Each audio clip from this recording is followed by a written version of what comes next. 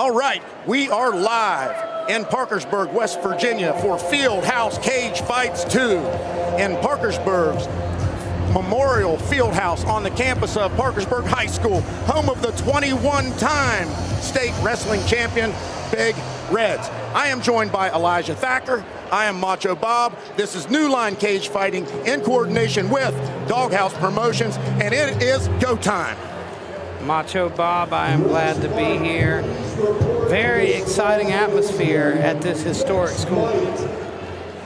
And you know what, Elijah? This is an historic school. This school has a member of the NFL Football Hall of Fame, and if you just walk down, that's Earl Greasy Neal, but if you walk the hallways of this school, you see banners and pictures of all staters, all Americans, all everything. Parkersburg High School has been around a long time, and that's why this is Titletown, USA, represent or relocate. Elijah Thacker, New Line Cage Fight. This is your first time in Parkersburg. I've got my eye on a couple guys here, Griffin Key and Chase Morgan, Eric the Goon Coon. Talk to me, man. What are you bringing in here tonight for these people from Parkersburg and everybody watching on pay-per-view around the planet? We've got about 20 New Line Cage Fighting vets coming in. So you've got Keith No, absolutely powerhouse promoter, combining with Mike Shepard, the most decorated fighter in West Virginia history. He's been promoting a long time too. You know, actually this is my second time here in Parkersburg. The first time I got to come and see a Dawghouse fight card. Got to meet a lot of really great fighters from up this way. There's a ton of talent and wealth of knowledge in this Ohio, Parkersburg area. You know, VO2, those guys, I got to meet them that night and got, you know, developed a relationship with them. But tonight, we've brought a lot of guys in that we're familiar with. Category 5 in Hurricane, West Virginia. We've got several guys on that team fighting tonight, including, you mentioned Eric the Goon Coon. He's a karate combat veteran. He's going to be taking on the always scrappy Cole Givens out of Mount Sterling and Kentucky. Speaking of Eric the Goon Coon, if you have not seen a dynamic striker with, I'm talking about spinning kicks, Superman punches and kicks and teep kicks and strikes from every angle, this is the guy you want to see right here, Eric the Goon Coon. That'll be fight number 6, a Bantam MMA bout. So, and he guaranteed victory via submission or knockout. I believe he believes he's going to walk away with victory tonight. Any other fights, Elijah, tonight you got your eye on, because we got a ton of them going on here that's going to be fantastic from start to finish. Let's talk a little bit about the main event of the evening. We've got a big rematch between two big heavyweights here. Jonah Atkins versus the hometown favorite Darton Wilson. That's a rematch from a title fight that happened not long ago. I think you were there for that one, weren't you? I was there for that one, and Darton Wilson was victorious. Now tell me about that fight a little bit. Now, you know, you can't make me jog my memory like that, Elijah, right now. I'm excited for what we're going to do tonight. It doesn't matter what happened then. All we know is that Darton Wilson walked away with the victory, and he showed that he's a very capable fighter. But let's talk about what he is. He is a big, strong lad that wants to go straight forward and fight. And your guy, Jonah Atkins, over here, he's a little more crafty. He might be the more defensive fighter, and he might want to kind of use some tactics to beat the bigger and stronger Darton Wilson. One thing I've always liked watching about Jonah, I think I've said this for a while now, he's one of my favorite heavyweight boxers to watch compete. And it's because he's a tactician. That's something you don't typically see on the regional amateur level. You see a lot of guys that like to bang, a lot of guys that are tough as nails, but you don't see guys that really know how to box at the amateur level with this amount of experience. Darton has a ton of experience on paper compared to Jonah. I think Darton definitely has more time in the ring, but Jonah's a guy who can figure out a way to win against tough opponents. That's why I like this fight so much. This is the stereotypical fighter versus the boxer. That's going to be a fantastic main event. Let's slide back up the card a little bit here and talk about a featherweight MMA title bout for the Dawghouse Promotions featherweight MMA title at 145 pounds. You've got Daryl Davis taking on Sheldon Starcher. Now, Sheldon Starcher, who fought Jordan Varney previously, is taking on Daryl Davis, the elder statesman. I think Daryl might be up there around, he might be between 35, closing in on 40. I don't know his exact age, but he is a very unorthodox fighter. He's not orthodox, he's not southpaw, he's all the things all at once. So Anything about either of these guys, Elijah? Sheldon is a guy I've pretty much watched his whole career. I think the only fight I didn't call of his was that one, the Dawghouse that he had recently. Sheldon, though, improves every fight. He's taken very tough fights, though his losses come against really tough opponents. And I like watching him because he evolves each time we see him. He's got a brother who also competes in Preston Starcher. You know, when you've got that dynamic, two brothers constantly training together, constantly pushing each other, you're going to see a lot of improvement. You see that in combat sports a lot, brothers excelling at it. And I think Sheldon has kind of surpassed his older brother Preston now. He's the guy that really has more hype around him. Preston's kind of hit a wall, and he's looking to find an answer for that. But Sheldon is a guy who's getting craftier and craftier. We saw him a couple fight cards ago at New Line land a beautiful high kick, close the show against Fritz Dariska. And I expect big things from Sheldon. Let's slide back down the card here towards the end, bout number 13. Let's talk about Tyrone Kenchin taking on Walker Keaton at 185 pounds. Walker Keaton coming down from heavyweight. This dude is ripped. He's powerful. He's going to try to take you down. Does Tyrone Kenchin have the striking skills to keep this fight on his feet? Because if it goes to the ground, I believe Walker Keaton is going to take care of business. However, we have yet to see Tyrone Kenchin on his back, fight off his back. So what's your take on that fight? Well, you've got to go way, way back to see Tyrone Kenchin take on a wrestler of the level of Walker Keaton. His very first fight at amateur, he fought up in Pennsylvania and took on a really tough wrestler. That was his first loss. He went out of the gate with a loss against a guy who stifled him with wrestling. He's changed a lot since then, though. Very crafty fighter. His last victory was against Eric Mon, and he had an impeccable game plan. He stayed long. That's what he needs to do in this fight. Keep on his bike, stay on the outside, and stifle that wrestling game of Keaton. All right, we're going to talk boxing now. Let's talk about this one. This is one of the most exciting fights of the night. The hometown favorite, Michael Brown, taking on the comedian, the funny guy, but a very well-rounded boxer, Duncan Pagano, light heavyweight boxing title, Dawghouse Promotions, 178 pounds, 3 3-minute rounds. What's your take on that fight shortly? These guys are both new to me, but they've got a ton of experience. Duncan Pagano, 11-7. That's a ton of time in the ring, and that goes a long way. Tell me about both these guys a little bit. I'll tell you what, Michael Brown's a dog, Duncan Pagano's a dog. It's going to be a dog fight. Two hungry dogs, one food bowl. We're going to see who wants that one. But let's slide back up the card now to Macho Bob's pick for fight of the night. Chase Morgan and Griffin Key. Elaborate, Elijah. You know both of them well. The ring announcer's in there. Talk real quick. I want to welcome everybody out to the Parkersburg High School Fieldhouse. Wasn't quick enough, Elijah. Where Dawghouse Promotions presents Fieldhouse Cage Fights 2.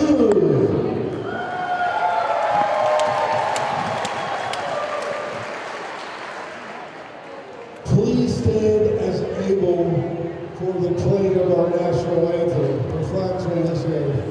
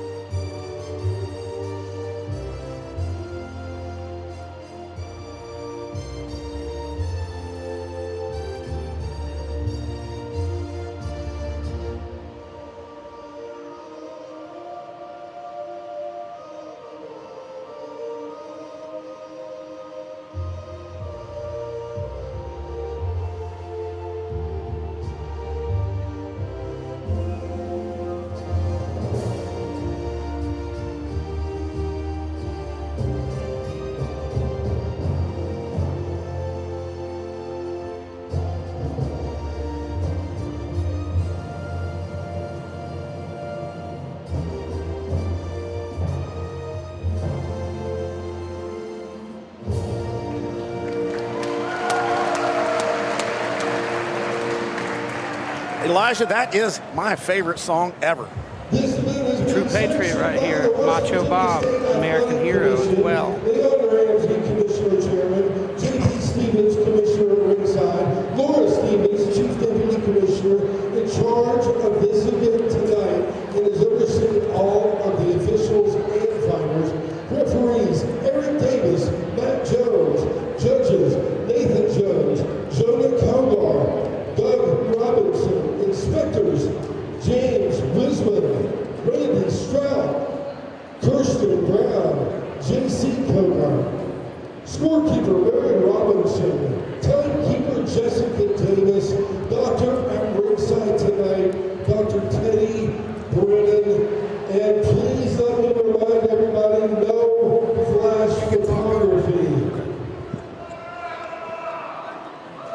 All right, here we go. It is showtime here in the Fieldhouse.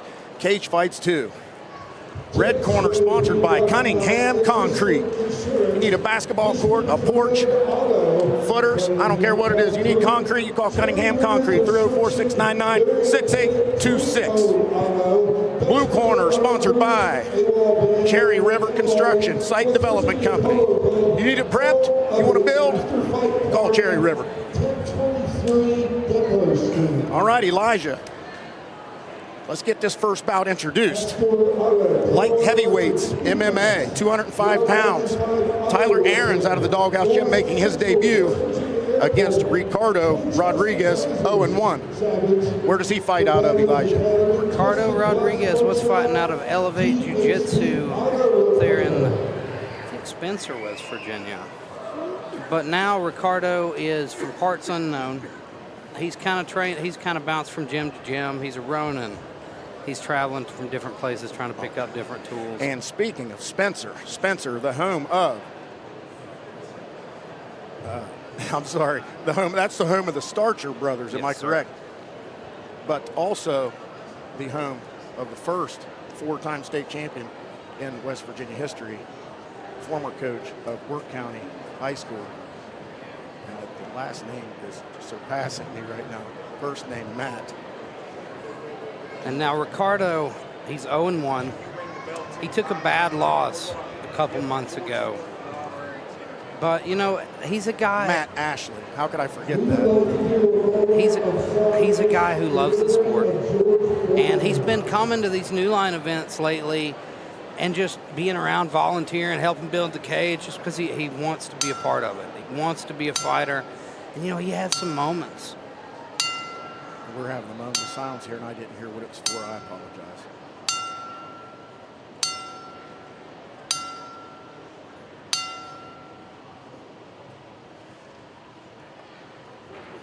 Thank you. Quite selfish of me there, but I'm kind of muffled here as far as what I can hear going on inside the ring. Ladies and gentlemen, who wants to see a fight? We all do, Danny. That's why we're here. We tell you every time. TJ, you're the bout. It does. Welcome to the show, Mike. And you are right, it does have an echo to it. And I missed part of the silence there. What was that for, Mike? George Foreman. George Foreman, of course, the two-time heavyweight champion, passed away recently. Today. Sadly, today. Okay. Hate to hear that. Another guy being in Parkersburg Memorial Fieldhouse. The recent passing of David Fleming, a former state champion wrestler here at Parkersburg, also weighs heavy on our mind tonight. But Mike, tell us about New Line Cage Fighting coming in here. What are they bringing to us tonight? Well, we've put together a mixed card, and I've been doing mixed cards in our 5-rope ring, but Keith and I were talking one day, and he wanted to do one here with me, so we just put it together, and here we are. Well, I'll tell you what, Mike, there's a little bit of difference fighting inside a cage and inside a ring. First of all, you can't get out unless you climb over the top of that thing. But the one thing I notice about fighting in a cage that's different as far as the boxing is concerned, if you get pushed to the ropes as a fighter in a ring, the rings give a little bit and that creates space. If you get pushed to the cage here, nothing's going to give. There's no escape route. There's no rope-a-dope going on here. There's no leaning back or creating space. No, but it's bigger, and there's no sharp corners to get caught in the corners, you know. Absolutely. It's an octagon, so they're really obtuse angles. They're Right. not 90-degree angles. Mike, so I'm not very smart. You're going to have to tell me, what does obtuse mean? it means it's a greater angle than 90 degrees. And that's why he's a high school teacher and I am not. Now, Mike, you fought all three styles, boxing, kickboxing, and MMA. Sure. What was your favorite? I liked them all. Just depends on how they turned out, you know. What did you find to be the most challenging of the three? All of them. I mean, all tough in different ways. Yeah, just.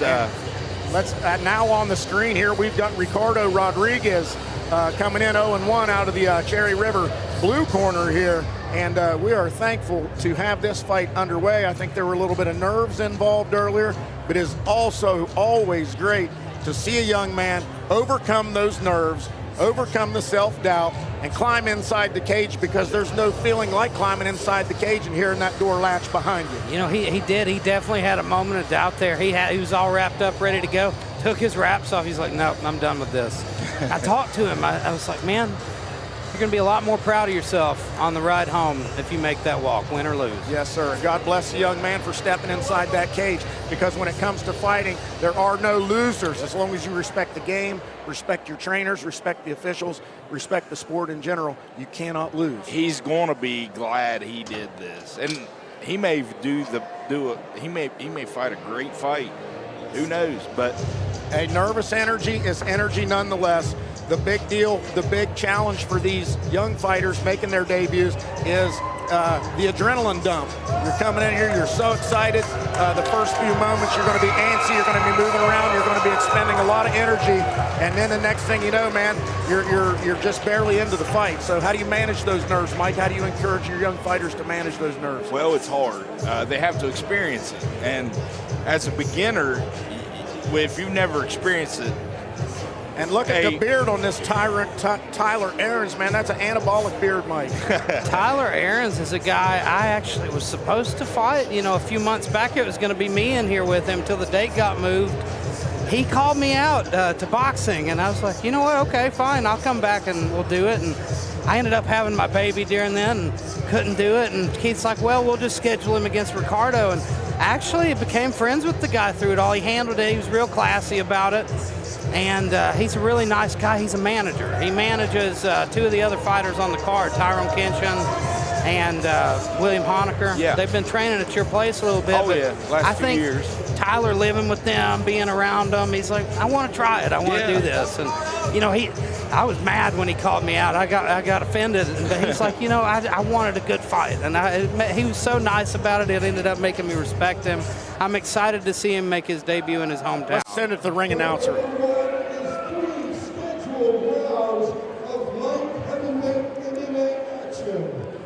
Introducing first from the Cherry River Construction blue corner, making his debut from Lewisburg, West Virginia, Ricardo Rodriguez.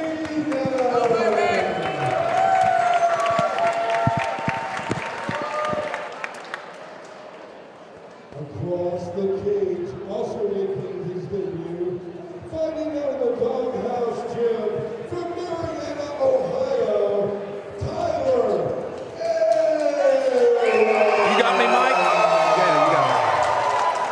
It's go time, Mike. First bout of the night, debut fight, light heavyweight MMA, 205, 3 2-minute rounds. Tyler Arens out of the red corner and Ricardo Rodriguez out of the blue corner. You can leave your nerves in the locker room because it is time to fight. And there's a front kick to the belly of Ricardo Rodriguez, who charged in. Nice work. Leg kick sweep. And Tyler Arens is on head-to-head here. Ricardo Rodriguez clinging strongly to the head inside double leg, taking big punches. Ricardo turns to his back. He's in a bad spot here. You can tell he's not got much experience he's in a guard. On the ground. He doesn't seem comfortable. Now he's going to get up. But he is in a fight now. And there he goes crawling in, looking for a leg attack there. Tyler choosing to let him up is an interesting thing. You know, once you get that top position, you'd think he'd be a pretty happy camper, but he's content to strike. And Tyler Arens doing a good job maintaining the distance, keeping Ricardo Rodriguez at the end of his punches, who does not seem to want to be in this fight, and maybe perhaps that is why the nerves were playing such a big issue early. He wants out. He seems unprepared, and the door will be opening soon, young man. God bless you for entering the ring. God bless you for overcoming your... I think he'll be proud. It'll be easier for him the next time. It will be easier for him the next time. It will be easier every time. He'll be more comfortable. It's tough to make that walk when you don't have a gym around you. I'd like to see him get in a camp, be able to get some coaching, and, you know, he wants to do it. He's just got, you know, you got a guy who's got a team around him. He's got teammates. It's a lot different. Yeah, sure. And a little bit of training. And like you said, he's going to be very happy with himself for getting in that cage. Now, right now, he might disagree with us, but I think in hindsight, he'll feel like, you know what, I did it. He did. Absolutely. He made the walk. He represented himself well. Clearly disappointed, but now he'll get back in that gym and train, and he won't be as apprehensive next time he walks in the cage. And Tyler Arens, excellent debut for the tall guy. Tyler Arens with the anabolic beard up there.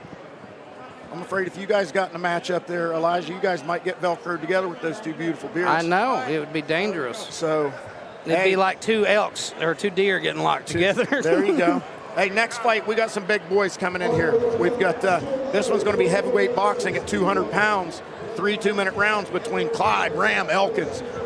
He's 1-2. He's taking on Adam Moore, who is 0-1. Adam Moore, another of those guys that has overcome some things in his life to get inside the ring and have enough belief in himself to do this. And like I said, man, it takes some cojones. Adam is a guy that I find myself rooting for him, not only in the ring, in the cage, but in life. Because it seems like, you know, he's taken some knocks. He's a guy, training means a lot to him because of that. He's up there in Ohio with Larry Barker. Larry has a great mind for boxing.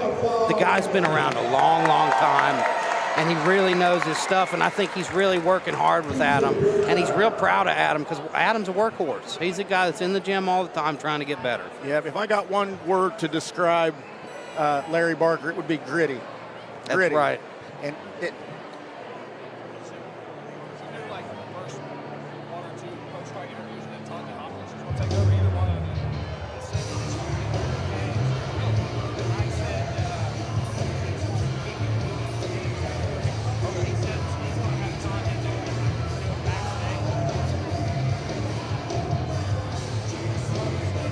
and here he comes, Adam Moore, out of the Larry Barker Fighting Systems gym,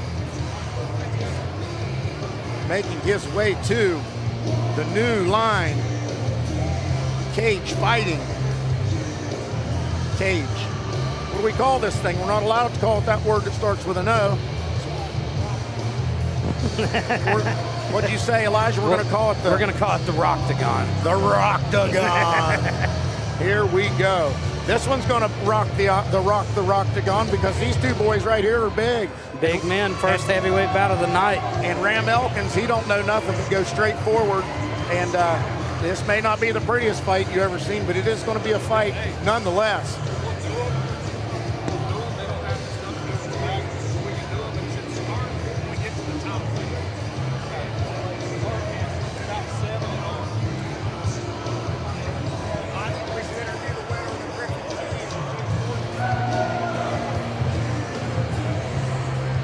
All right, we're about to go. Adam Moore in the blue corner, the Cherry River Construction Site Development Company, blue corner.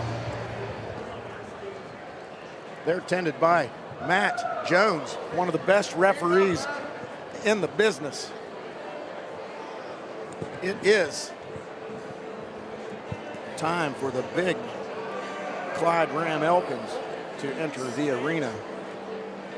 Ram Elkins from Ravenwoods, West Virginia, not too far from here. Ravenswood, West Virginia, not too far from here.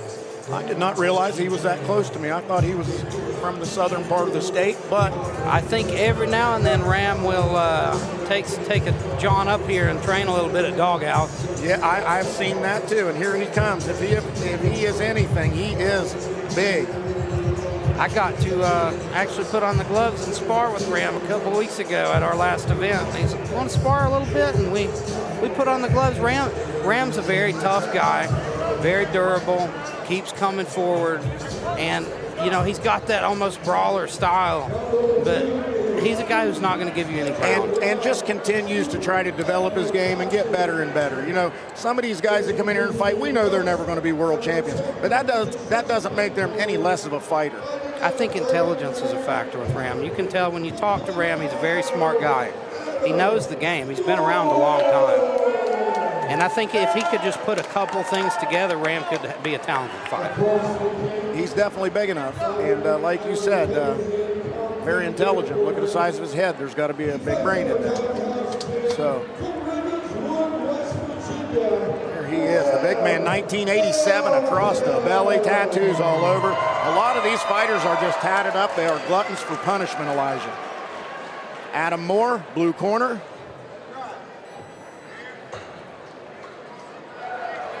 I'm interested to see who takes the center of the cage right now. Here we go. Who's going to decide to lead the dance? Both fighters orthodox. Adam Moore, blue gloves, gray shorts. Ram Elkins, black shorts, red gloves. Ram bullies him to the fence And here. that's his fight style. And this is good. It's smart from Ram, because you can tell Adam wanted to play that 1-2 jab, stay in long game. Ram's not going to allow that. He's going to march forward. You got to stop him. And this has got to be one of those things here where even though you've got him pushed to the cage, are you smothering your punches? Can you create an angle here? Can you create some distance or some separation to actually land some punches as opposed to grapple against the cage? Both men working the body, then Matt Jones separates them here. And we're back into the open. And it's a very important or a tougher job here for these boxing officials inside this cage. Two solid jabs from Adam, and then he tries to follow up with the right hand. Another good jab. And good length there for young Adam Moore with sticking the jab out there, because Ram Elkins' pace here in the middle of the ring has appeared to slow just a little bit. If there's anything I can say about Ram, he is slow. I think his best bet is to fight in tight, make this a dirty fight. Right, and keep it against the cage, make it dirty, and make it something really hard to score for the judges. You want to make Adam carry that weight as well. You want to wear him down, and that clinch work does that. The best work Ram's done so far was in that clinch, working the body. Yeah. Adam's looking great. There's on a the good right hand here. by Ram Elkins. That one landed. Now you see a flurry come and there. You see Adam stepping back. Ram knows he's got him hurt. Adam's smart there to get a hold of him. Clear the cobwebs a little bit. Clinching very smart, wisely there from Ram Elkins. Adam is still hurt, ladies and gentlemen. And lands a little left hand to the noggin of Ram Elkins. Still throwing here. And, funnily enough, Rex White and I were talking to Ram the other, when we sparred. He told him that overhand right's your best punch. You need and to throw unfortunately, we do not have a time clock here to see where we're at in the round here. But I will tell you this. This second round is going to be the gas tank round. I would be surprised if one of these men are not on the canvas by the end of this round. And, let's take a look at him in the corners. Looking at Ram, he looks pretty fresh. He really does. Adam's the one who's really labored. Larry Barker's working on him right now, trying to get some life back in his fighter. I wouldn't call him fresh, Elijah. Fresh for a man that's that big. Yeah, fresh for a nearly 400-pound human being. He looks like the fresher man here. He looks a little fresher. They're cornered by the Ken doll, Matt Denning. You see Kenny Watkins there poking his head in the cage. There's Adam Moore and Larry Barker over there, coach, fight team coach. I like watching Larry Barker work in the corner. He's a guy you can tell he's been involved in boxing. He's been around the game for a long, long time. And here we go, round number 2. Adam Moore, blue corner. Ram Elkins out of the red corner. Nice job. Good left to start it off by Ram Elkins. Welcome back to the show, Mike Shepard. Hi. Talk to me about this a little bit. Ram Elkins, straightforward. Adam Moore, a little bit better fighter out in space. Starting to get loose here in the second round. Yeah, he's got a little length on him. Big deep breath from Adam there after that combination, though. And again, I said this second round was going to come down to the gas tank because both guys are drawing some big breaths, more so from the blue corner and Adam Moore, who's moving backwards. And Ram Elkins is getting that wild-eyed stare and just stalking his opponent. Well, here's a fight where the not being in a ring is benefiting the taller fighter out of the blue corner, where Elkins could work him into a corner and get him trapped. But absolutely, Mike. Absolutely. It's more like fighting in a big circle. And you're right, Adam Moore is fighting backwards, not getting himself pushed against that cage anymore. As he should. And Ram Elkins constantly on the pursuit, just stalking his opponent. And nothing real significant from either corner has landed yet. Now, tell me this, Mike, as a fighter, what's more exhausting, chasing a guy or staying on your bike? Keep away. It just depends who's successful. As you know, if you're successful either way, look here. Yeah, you see some gas tank issues in the blue corner. Yeah, time to step on the throttle. And Ram Elkins should go straight forward. Would behoove him to step to his right and corner this man. He's got to cut the ring off. Ram calling him forward. Ram said, you can't quit. You're not going to quit. Get in here and fight. And that's what he's doing. Oh, man, he knocks the mouth guard out of Ram. Ram's hurt. Ram calls timeout to his own fight. Hey, I think he inspired Adam there a little bit. Whatever he said was very inspirational. That's the kind of opponent you want. The one that's going to lift you up when you're down. I felt like Adam Moore was kind of on the way out, and Ram Elkins said, no, stay in here. Come on, man. And you can do this. And he kind of woke him up a little bit, and then he lands one of those wild shots, and on the canvas goes the mouth guard, and now Ram Elkins does not look as fresh as he once did. You gotta wonder, did Adam steal the round there at the end? The mouth guard came out. You know what I mean? He really rocked him. He hurt him. He changed the dynamic of the fight with one And even shot. if he didn't get hurt, that looks bad for the judges. The judges are going to remember that moment in that round. This fight just got real interesting, Elijah. And like I said from the beginning, it's not going to be the prettiest boxing match you've ever seen, but this is a fight. I think Adam might be up 2 rounds right now. You know, he rocked him in that first round. It could be either way. The second round was, I think Ram was winning it up until that last 10 seconds when that flurry happened. Not much had happened. Yeah, Ram needs to get him on the mat, I'd say. I didn't get to watch the first round very close. It was pretty uneventful. Mike Ram pushed him to the fence, and it was more of a dirty boxing fight the duration of the first round. That's what Ram needs to do. The best moments he had were when he had him up against that fence and was working the body. He had that single collar tie. Hey, here we go, round number 3. Ram Elkins takes the center. Adam Moore, of course, on the back foot. There's a left by Ram Elkins. Another left sneaks through the middle. Oh, big shots from Adam Moore land. Some wild stuff from Adam Moore, some glancing blows, but there's a left that sneaks through to the cheek. Ram needs to change his lead. He keeps leading with the left jab. It's too late. He's seen enough jabs. He needs to change the lead and step into a right hand and keep stepping every punch. We work on that at the gym, stepping, step. When your opponent's retreating, you know, you hit the heavy bag, you go 1-2, it goes back. Well, if you're going to keep hitting it, you got to move your feet in, or you'll have to wait on it to swing back towards you. Shots land from both men right there. Ram Elkins encourages him again, and they both land. Check left hook from Ram Elkins. And Gas tanks are empty. Adam has got to just dig deep here. Like, he very well could be winning this fight if he could just hang tough. I know he's exhausted. Those arms are heavy. I'd like to see a body shot from Elkins. Like 10. Adam Moore can barely stand on his feet, hands on the waist. Body shot. If this was wrestling, I'd be calling for stalling. If Ram would There's grab a left hook from Ram Elkins. If Ram would grab that single collar tie like he did before and just start winging to the body, man, this might put Adam out. Both men are on E. It's up to who wants it more right now. It's all hard. Wow. Hands on the hips for Adam Moore. That cannot look good to the judges. 10-second bell.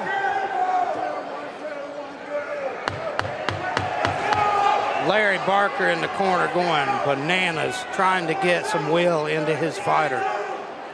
Ram's just following him around. He's got to cut the ring off. As opposed to turning him to the cage, and the fans are letting them hear it.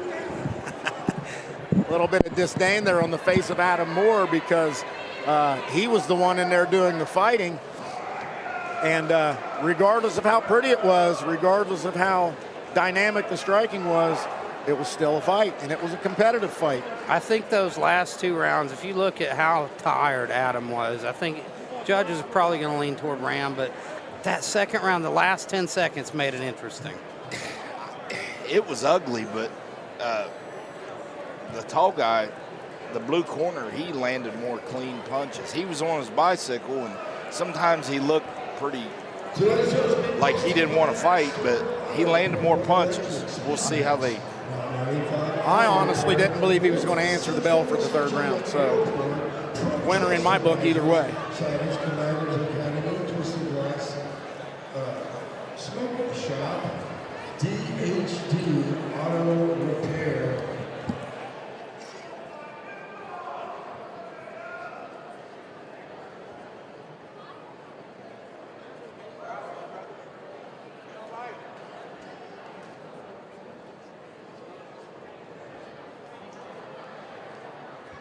as we await the decision here from the officials.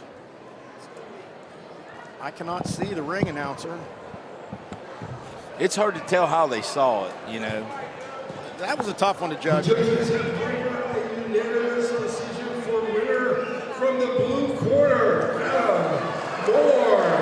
Hey, and you know what, Elijah, like we talked about before, what Adam Moore's been through in his life and the way that he's overcome things, and to see him step in here and get a victory, how good is that going to feel for him to get his hand raised in there right now? Adam's been chasing this win for a long time. I think we both know that. And, you know, as much as I like Ram, I like both these guys. It's great to see Adam get that first win. And regardless of what it looked like, regardless of what it was, they climbed inside the cage, they put it on the line, they fought 3 rounds, and Adam Moore walks out the victor, 1-1 now, gets his record back to 500. And I believe he said on his Facebook that if he won the fight, he'd continue fighting. So it looks like we'll see him back in the gym next week. I think it was one of those moments. It's like if I don't win this one, that's it for me. I need to stop.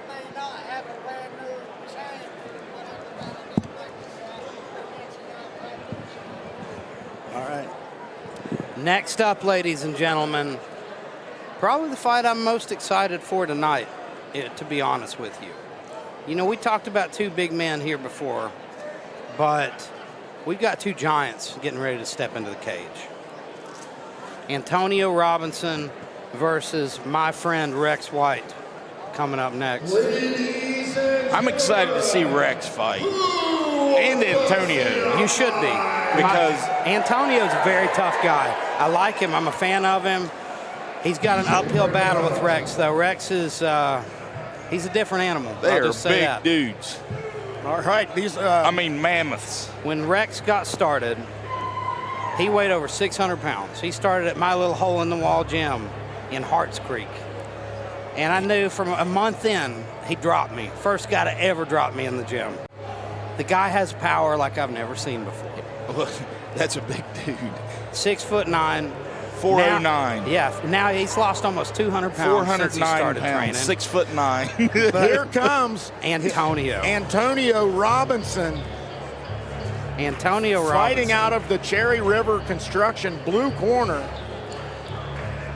And we are about to see the size of the opponent. This is going to be the battle of the Titans. Antonio Robinson is a guy who has a presence about him. When he is backstage, you can tell he takes his fighting career very seriously. But right here, we're looking at 0, 0, and 0 across the board. Is this a debut fight, Elijah? This is his first boxing match, but we've seen him in MMA.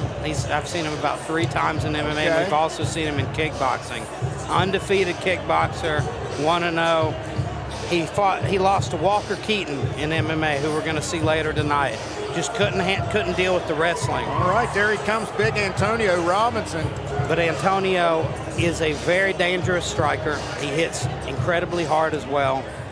And he can switch stances. Sometimes he'll come out southpaw. Sometimes you'll see him orthodox. Student of the game. And I'm excited to see what he brings to the table here. Never once did he balk. He has evolved. He's evolved into a man who is incredibly confident. I think he knows and he believes that he's the best heavyweight in the state of West Virginia at amateur. Well, I tell you what, he's going to have a chance to prove himself in here. And if he is anything, he's a heavyweight. A true blue heavyweight right here. And an interesting fact about this fight, his hero in the sport of boxing, he's a student of the game, obsessed with watching the sport, watching old fights. He's got an encyclopedic knowledge. His hero is George Foreman. All right. George Foreman passed away last night. So this fight may be going out to the former 2-time heavyweight champion, Big George Foreman. Rex White is in the ring. Heavyweight boxing. Introducing first, out of the Cherry River Construction blue corner, fighting out of Alderson, West Virginia, Antonio Robinson.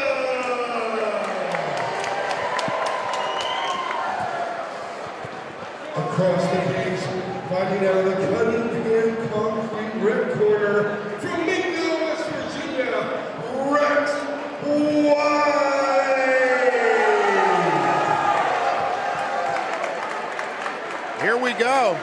Rex White, Antonio Robinson, total combined weight of a shit ton.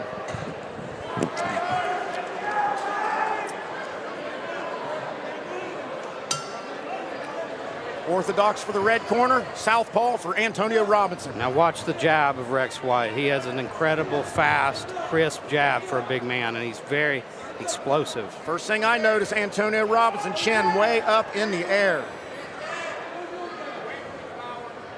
Right hand is tucked to the chin, but the chin is up Rex in the air. is walking him down, looking for that right hand. Switch stances for the blue corner. He's switching from southpaw to orthodox, and most certainly on the back pedal. Just misses that big right hook. And you see some decent footwork. A little bit of feints here, head feints from the red corner. Rex White with some head feints. Pawing with the jab, a la Big George Foreman. It's typical out of a righty versus lefty because their jabs, it's hard to do much good with a jab. Good jab from Antonio. Mike, it's that foot fight and keeping that power hand in the center lane, right? Yeah, you got to get your foot on the outside of your opponents. And land the right. And Rex White is doing a good job of that right now. Nice long jab. He gets it out there quick. But, you know, the cage, it's too much room. I don't like boxing in the cage, especially this one. This is a big cage, same size as the UFC, and it's a lot of room to work, especially if you're an outside fighter. Rex was talking before the fight about trying to trap Antonio. Antonio's doing a great job, though, of cutting angles, so making Rex chase him. Rex just needs to use his jab more and bring his feet with each punch. There's the 10-second buzzer. Rex is being very patient here, though. And that's what it's going to take to win this fight inside of this big cage, because if he can get him to the chain link and land one of those big swailing right hands. Well, you know, Antonio's leaning back, and I think eventually Rex is going to find him with it, and there's nowhere to go but down now. He just got to bring his feet. He's got to step in with his feet. There's the action right in front of us. Big shots there. Those are two big men right there. Now, Rex told me before this fight he wanted to carry him into the third round. He said, I want to be very patient because his first fight, he kickboxed. Rex kickboxed, kind of just to get his feet wet. Never threw a kick. And he came out and he knocked the guy down, I think, 6 times. But he was a little overexcited, a little overzealous in that first one. I can tell he's really trying to be more patient here. Antonio's looking good, though. Antonio's being patient as well, and Antonio's a good striker himself. Both fighters very patient for being a debut boxing match. There's some skill in there. You're seeing good footwork from both men.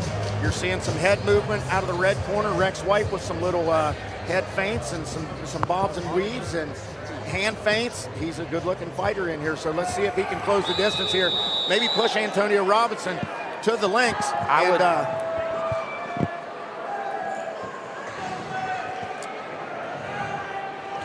Our next fight's actually going to be a scratch because William Honecker blew his shoulder out warming up in the back.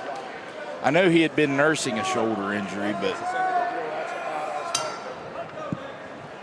And here we go, they touch Here gloves. we go, round number 2. If anything measures on the Richter scale this evening, it's most likely these two gentlemen in the cage. Because this is a rumble. There goes a little bit of forward movement from Rex White. But again, the big cage is benefiting Antonio Robinson greatly right now. I think Rex is being a little bit too patient as well. Oh, a big left hand by Antonio Robinson. That was Rex a beautiful White felt shot. That right in the middle of the face. Don't get wild. Oh. Now this might be what it takes. Rex White. I can't tell if I saw some blood leaking from the nose there. That was a beautiful shot from Antonio, and Rex felt it. That was a heavy shot, a straight left hand right down the pipe. But that has got Rex White's attention now, Elijah. Rex is overextending a little bit. Yeah, he was up on his front leg trying to... That's the game. Get your opponent... And right here, Mike, this is where he should. It would behoove him to move to his left, step outside of the front foot of Antonio Robinson. As he gets him near the cage here, make him go the other way because Antonio Robinson is nonstop turning, circling to his right. Make that man circle to his left. He knows that right hand's that power hand, and he's doing a great job circling away from it. That's going to take Rex White to step out here and force him to go that way. There's the 10-second buzzer. There's that right hand glances. That chin leaning back helped him there a little bit. But it's not going to work just one big one. It's got to be the second or the third one. Right, You know? yes, sir. And he's got to bring his feet to get himself close enough. Right now, there's big right hand. Now he's got him to the cage. Well, and he backs off. He had him right where he could have worked on him. And there's there goes a friendly glove tap there, showing some sportsmanship. They know they're in a fight now.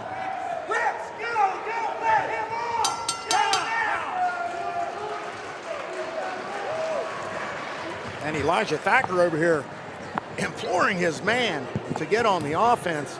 And I think we're going to see in the third round here, I think he's going to empty the gas tank, Mike, and see if he can get Antonio Robinson to the cage and put some of those heavy mitts on him. Well, he needs to.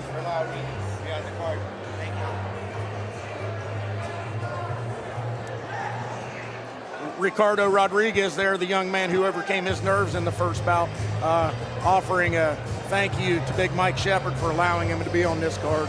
And that's what it's about sometimes, Mike. You can't win every fight you get into, but boy, it would really hurt you if you walked away and didn't fight. Yeah.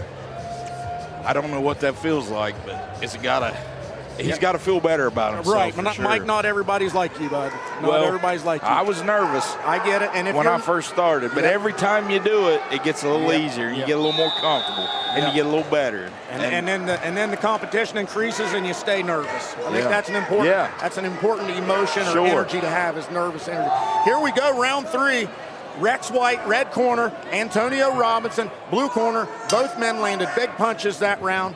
Elijah Thacker went over, offered some encouragement and some coaching to his buddy Rex White. So here we go, round 3.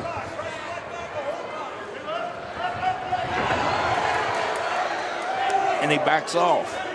That's what I tried to tell him. He lands a good combination. Not a single step back. He keeps backing off every time he lands. Well, he's in his head a lot, I think. When he steps back, he squares up.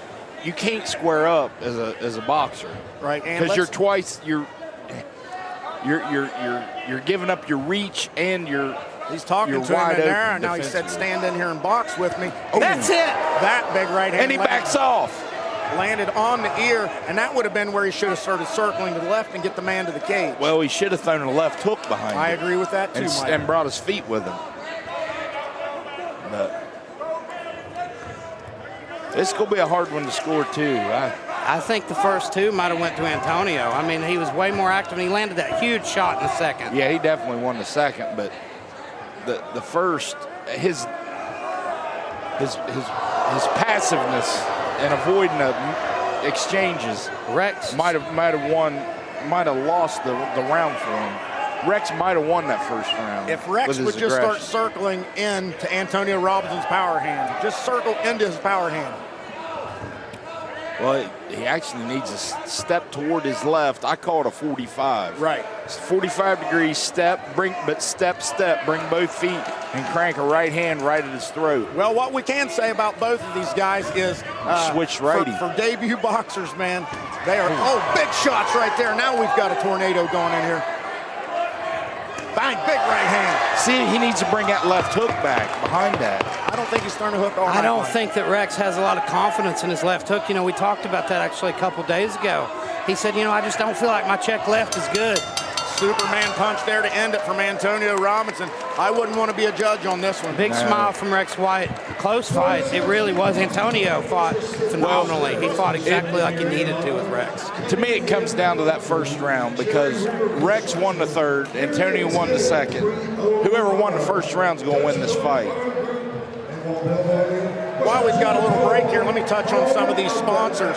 Interstate Insurance Agency, Astor Auto, Dutch Miller Auto Group, Dishman's Pre-Owned Autos, financing available, baby. Marion Tennant Pre-Owned Autos. I'm sure they got financing as well. Cherry River Construction. If you want to get faster, Speed Max, baby. And if you need some electric fix, Pro One Electric. And if you get arrested tonight, AWOL bail bonding.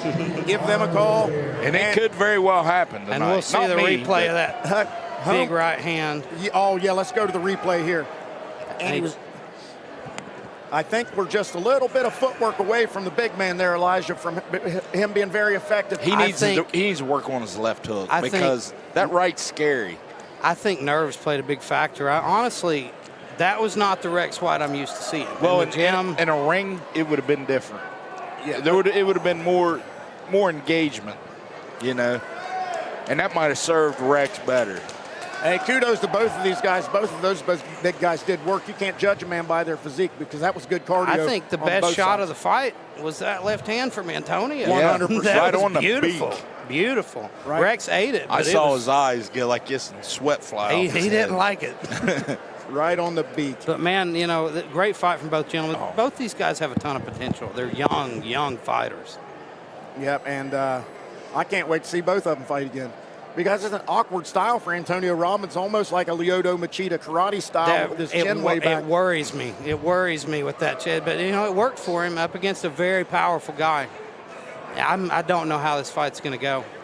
I just felt like both guys circled away from the power hand the entire fight. I think at some point Rex should have been like, I'm just going to go right. I'd like to see Rex get some work in with Mike. And we can't argue with that. Both guys can agree with that. That was one heck of a fight.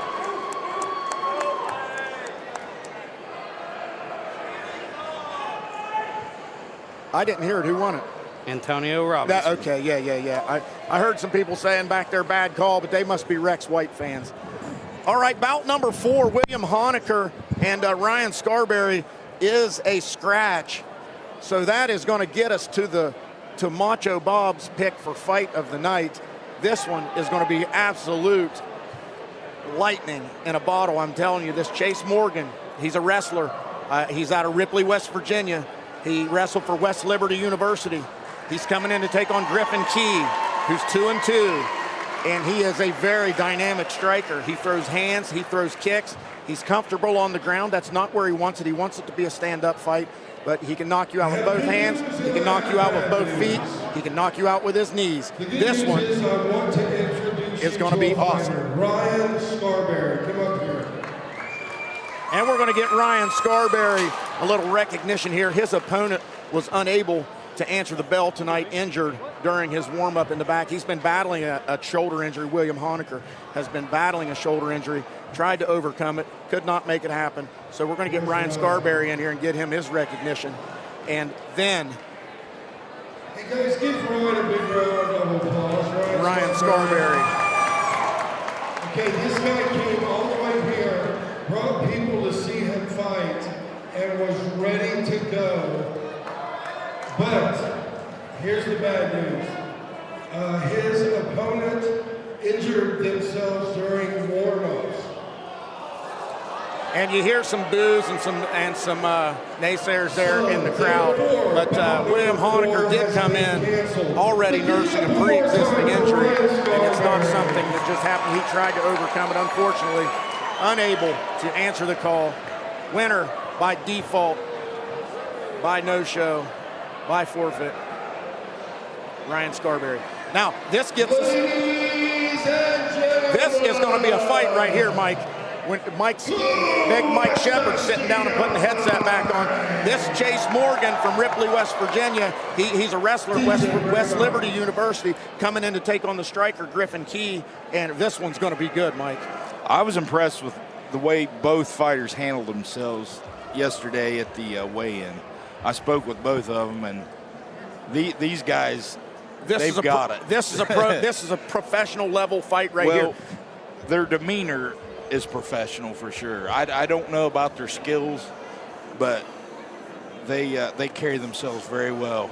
They expect to be professional fighters at some point, and they expect to be successful professional fighters. Welcome back, Elijah Thacker. This brings us to Chase Morgan, 1-0. He's a wrestler, but he's a dynamic striker as well. Now, that's what's interesting in Griffin Key's last fight. We saw him in a 5-round title fight against a really dominant wrestler. Good to see you, buddy. And the wrestling didn't really affect the fight until the final round. Absolutely. I think as they got tired, as they got into that deep water, the wrestling became more and more of a factor. But here, we have a 3-round fight. Griffin Key's been in a lot of 3-round wars.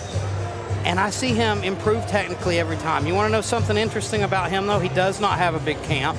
He trains at home with his best friend. They never spar. He said, I do not spar. He doesn't like to spar. He said, I have my friend mimic my opponent. He's real good at mimicking different opponents.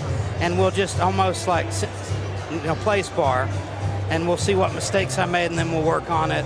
And so far, he's improved every fight. It's really wild to see a guy who's not training at a big camp getting better and better. I'll tell you this, it would be very hard to mimic the fight style of Chase Morgan, who is not only a collegiate level Division II elite wrestler, but his striking, when you see it, it's on the same level as Griffin Key. He's very explosive, and this is going to be awesome, Mike. I can't wait. That's actually something I asked Key about, before the fight, because I'm like, how do you deal with wrestling? How do you get better at wrestling and grappling if you don't spar? He's like, well, that is the one thing I do. He's like, I'll go to different gyms, travel around, and grapple.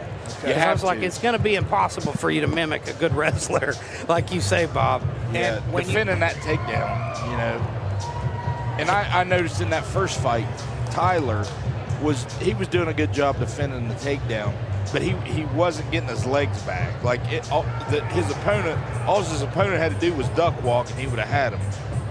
But he just dove in and. But a wrestler. Here comes the young man. Collegiate wrestler. Here comes the young man from Ripley, Chase Morgan. Greetings with the camp there. Shirt comes off. Is it Appalachian Combat Club? Is that their... Appalachian Combat Club. All right, let's look at the list here. Yeah, Chase Morgan, Appalachian Combat Club, and Griffin Key out of Cedar Grove, West Virginia. I forgot I had this list over here. Mike, thank you for bringing this to me. Now, it really shows how high people are on Chase Morgan. The fact that he's 1-0 up against a guy with 4 fights like Griffin Key. And he expects to win. I spoke to him earlier. He expects to come in here and win the fight. Not just win it, but he expects to win it definitively. Well, that's when you know that a camp really believes in their fighter. When they're giving him tough fights right out of the gate. They know this guy's the real deal. Well, and at this amateur level, it's not about protecting a zero. It's about developing your skills, taking on the best you can find. That way, when you go pro, you are prepared. That's how it should be, always. That's as an amateur, but we don't see that, do we? At the regional level. And you see Chase Morgan there blatant, just disregard circles right through the corner of Griffin Key. Maybe a little bit of bad blood and angst here, a little show of athleticism, a little gymnastics going on over here out of the Chase Morgan corner. You're going to see a dynamic athlete tonight. I just called a fight. A fight, yes, sir. That's an interesting thing about this fight is both men, collegiate athletes, both of them have that competitiveness. But you can tell they're consummate competitors. They've got a similar energy when you talk to them backstage. You can see the energy, you can feel the energy in this cage right now. Both men very confident, both men very determined, and both men ready to get it on. And we've seen some good fights so far, but it's definitely a step up in the tension. I definitely chose this as my fight of the night straight out of the gate. If you come to watch cage fights, this is what you come to see. And I expect we're going to see a little bit of everything in this fight. We're going to see great striking as well as good grappling. All right, again, Chase Morgan, red corner. Griffin Key, blue corner. LFG, Elijah. Let's freaking go. Now, Key said a lot of this camp, he's been focused on getting back up off the mat and wrestling defense, working on cage wrestling especially. And you see already some dynamic strikes, leg kicks, good hands up top, and good misses with the big left head kick in the southpaw stance for Griffin Key, who's beautiful back to orthodox. To the front headlock, knee up top. That knee up the middle. Mike, tell us the rules on knees. You can knee anywhere but the head. You can knee to the body, even on the ground. Even on the ground. There's a front headlock by Griffin Key. Look for a little darce underneath. Griffin's doing a great job snatching that front headlock to sprawl on that takedown. And Griffin Key showing supreme takedown defense here. Now he's got one, finally. He stays on that single leg and drags him to the mat. Let's see if he can keep him there. Gets him set to his butt. And this is where Khabib will turn the man to the cage. Now, already, traps the legs. Key getting taken down this early in the fight is a big moment for Chase. And in Griffin Key's defense, it took 4 attempts to get the takedown. That's what makes a good wrestler, though. You chain it together. Yeah, here we are in the half guard. You've got guys like Khabib. That's what makes them so good, is they don't stop on the first takedown. They keep going until they finally get you down. That's what Chase did. Here's what a good grappler's going to do. Move you to the fence and eliminate your... yeah, but he just got put in guard, too. He did get back to guard. Now, let's see if Key can get his feet to the hips and Cage won't get back up. That's what he's looking for here. Guard. Key talked to me right before this fight and said, I need to work on not conceding the position and staying down when a guy takes me down. Delivering some shoulders and now some ground and pound. Now to the full mount, and the offense is coming on. He's trying to work his way back to his feet. He better hurry, though. He's got to watch his neck, though. A good expenditure there to solidify the first round victory there for Chase Morgan, who stepped over into the mount, the waist-high mount, delivered some punches, tried to finish with a choke, and good gas tank. That was a nice high-level round, amateur MMA. That was a very good, like I said, this is professional level fighters right here. I expect to see both of these guys fighting at a very high level. I think we definitely will. You know, and they both are getting better and better. This is 2 fights in for Chase Morgan. This is second fight. Yeah, but you're talking about a collegiate athlete. Yeah, it's a different animal right there. These wrestler, collegiate wrestlers are bred for MMA. When I met him earlier, what stood out to me, this kid is supremely confident. He's I don't know how old he is. They both are. Or they were last night. Yeah, these are both grown men athletes here. Here we go. Round number. There's a replay of a little bit of ground and pound Chase Morgan delivered, but here we go, round number 2. They meet in the middle. Griffin Key comes out southpaw. I imagine he is a left-hander by nature, but he switches stances I wonder how soon we'll see Chase go back to the well with that wrestling. I think it depends until the first time he gets clipped, maybe, because he's confident on his feet as well. He wants to come in here and put on an exciting fight as well, go for a finish. Beautiful job there by Griffin to answer that spinning kick with his own. Yeah, and that landed to the rib cage of Chase Morgan. That's one of those ego moments. So, oh, you're going to spin? Yeah, I'm going to do it too. And here comes some hands out of the red corner. Oh, big punches there. Beautiful combination from Griffin Key. Right now, I think Chase is fighting Griffin's fight. I think he needs to get back to that wrestling. And I think you'll see that. He got the takedown late in the first round. I think you'll see that attempt here come as we get into the latter part. That's a veteran move from a guy good uppercut starting out. Now that's going to inspire him to look for a takedown. Pushes him to the cage. Now the underhook for the red corner. Good defense here by Griffin Key. Using that instep there. Try to stop that leg attack. I can see a little ankle pick there, but you see the left hand for Griffin Key kind of preventing him from making that level change and grabbing that.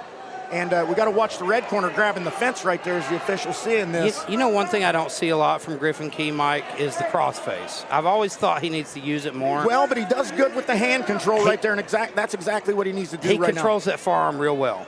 Because as soon as he goes up to the head, he's going to get that ankle picked, and to the mat they're going to go. I can see a little back ankle trip here from Chase Morgan there too. Right now, Morgan's winning the head fight. He's got his head. He has good head position. He's winning this round again. I'm not so sure. Well, the punches earlier started, but this is control. This is ring generalship. But he's not done much with it. He's not done any damage. Those shots earlier from Griffin Key were significant. That one combination was the biggest moment of that round. So I'll say, let's say 1 round apiece. Can we agree at 1 round apiece? But you never know. Yeah, it's hard to how tell these judges are going to see it. That's why if you're a fighter on the regional level, whether you're in West Virginia or Kentucky, you really don't want it to go the decision. No. I want to see these guys empty the tank right here. Because people see fights differently. And I've seen them from the stands and then watch the video, and somebody else over here sees it different on the other. You know, that's why the judges are all around the ring. But, and what are people looking for? That's exactly. I think each judge, they've got different criteria. They've got, some people might weigh takedowns more heavily than leg kicks. All right, here we go. I would say Morgan won the first round for sure. Definitely. And Key probably won the second round, but it could have been either way. You know, Morgan's got the crowd behind him as Third well. and final round. That's a big glove thing. tap, show of sportsmanship, and here we go. You've got to, there we go. Early on, he goes for that shot. That's what I was going to say. You got to think he's going to try to get this fight to the mat now. And that, oh, beautiful left hook from Griffin. and Griffin Key's hands are looking sharp from the middle of the second round on. There's a dive in, good takedown Now defense. he needs to get out of there. He's got a deep bite on that neck, but he bails. Good job by Griffin Good Key. job by Griffin Key to keep the fight where he wants it to be. Now, this is not necessarily where he wants to be, but he is melting clock without taking damage. See if we can see some kind of offense come out of here for Chase Morgan. Breaking contact back to the center. And Beautiful. There's the high crotch. That was very well done. That entry was so beautiful, the timing on it. That was high level right there. Now see if he can maintain the position. Good scramble here from Griffin Key. Back to the guard. And He's got to get out of the And guard. he rode that arm triangle in this last time they had him on the ground here, but never tried to jump over to that side, Mike. Griffin has got to stop him from passing right now because he's in a bad spot. Now he's a little bit safer. Griffin Key desperately trying to get to his feet, potentially giving up his back here. He's trying to work his way to the cage so he can wall walk.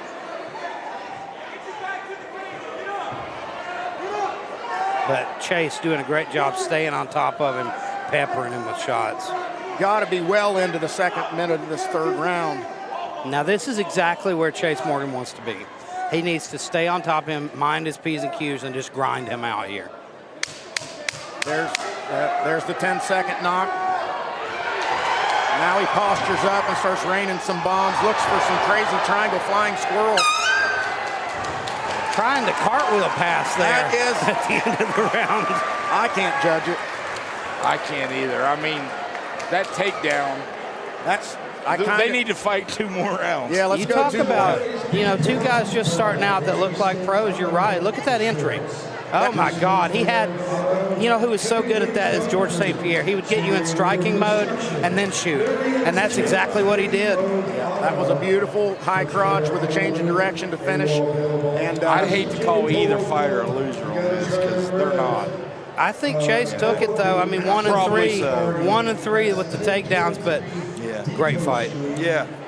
I'd like to see more. It would have been great to see a 5-round fight. Route 95, auto repair, North Central West Virginia Airport, Pro-Trust Advisor. while the ring announcer's in here talking about our sponsors, I will as well. Route 95 Auto Repair, Pro One Electric, AWOL Bail Bonding, Twisted Glass Smoke Shop. Man, you need something to smoke your tobacco out of, you head on down there. They got glass pipes. They got everything you need over there. Interstate Insurance Agency, Astor Auto, Cunningham Concrete, Cherry River Construction, Marion Tenant Pre-Owned Auto, Savage something. I cannot read this little tiny logo, but it looks like a Viking on there, and that's pretty savage. Pro Trust Advisors. I don't know what they do. They probably manage money or something. I don't know. But they'll advise you on something. Give them a call. I need some advice. I need just life advice. I'll call them up. I do too. All right, here we go to the ring announcer for the decision.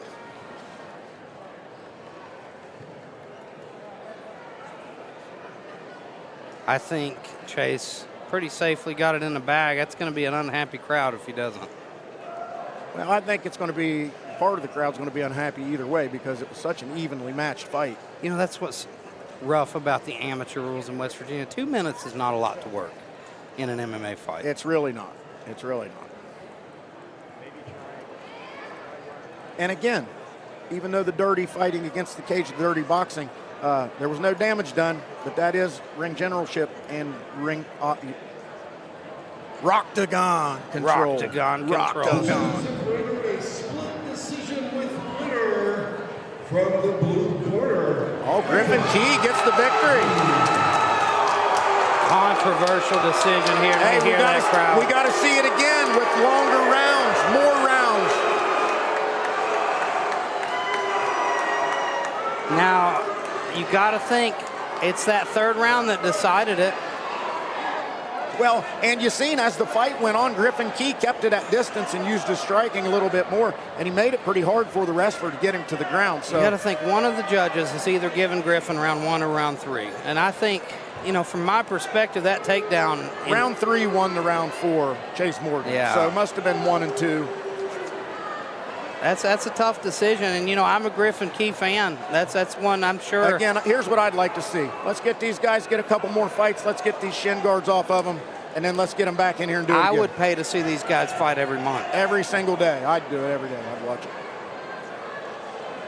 All right, up next, if you like that fight, you're going to really love this one. Eric the Goon Cooney. He's only coming in with a 1-2 record, bantamweight MMA.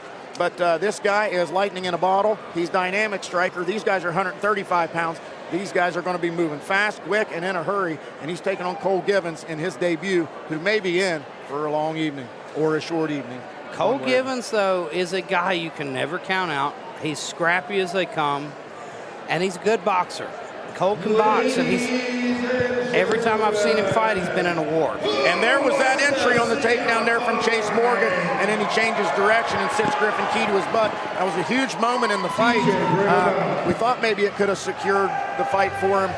The judges seen it differently. That's a fight that we want to see. What did you think about that decision, Mike? I had it the other way, but I can understand, you know, it's like maybe 1 or 2 of the judges weren't taking into account the effects of the takedowns and the ground and pound, but like, I don't know. I think I'm with Macho Bob here. I think that would be one I'd love to see him run it back. Yeah, well, they were talking about it up there because the Morgan boy wasn't happy. Nobody lost that fight. No, that was a great fight. They need to fight about twice as long. We talked about it. We said we'd pay to see him fight every month. Yeah. Tried to hit him with a cartwheel pass. They're going to get better, too. Yeah, man, that was some high-level stuff. I wouldn't try that. And here comes Cole, Complete Chaos Givens. This is his debut fighting out of Frenchburg, Kentucky. And again, this bout is bantamweight, and that is a 135-pound limit. So these guys are going to be speedy. I think Cole Givens knows that he has a tough fight in store for him tonight, but he didn't balk at the challenge. You know, he was a guy, he's down to fight, and he's ready to go. Like I say, he's a scrapper. He's a boxer by trade and doesn't have that much grappling experience. I honestly think that's going to be Eric Kuhn's X factor because, you know, Eric Kuhn's a world champion in karate. He's got incredible traditional martial arts. Wow. He's fought for Karate Combat. In his debut, he fought in that Karate Combat tournament and actually did really well. You know, he went to the decision in all his fights. And he's got a huge chip on his shoulder. The kid is very confident. You know, it's one of those things we talked about. At that whole gym at Category 5 in Hurricane, they have this self-belief and this almost cockiness that they carry themselves with at events. They're cocky. Oh, yeah. But, you know, you meet them, they're really nice guys. But at first, you're like, Jesus Christ, these guys are intense. Especially Roman. Roman Belcher is about it at all times. Yeah. Mike, talk to me about karate, man. What's your experience? You ever do any training? I know you learned. How'd you learn to kick? Well, my trainer taught me. He was a kickboxer. I started with him. Then we got with a Thai guy in Las Vegas, Master Toddy. Okay. And he really took me to the next level on the Muay Thai. All right. It really helped my kicks, you know. And let's not forget, Mike, how many world titles did you win kickboxing? 2 or was it 3? 4. Now, that one big title fight, I think you told me about the one in Australia. That was my last one. What was it like traveling down all that way fighting? You know, most of these guys... 27-hour trip.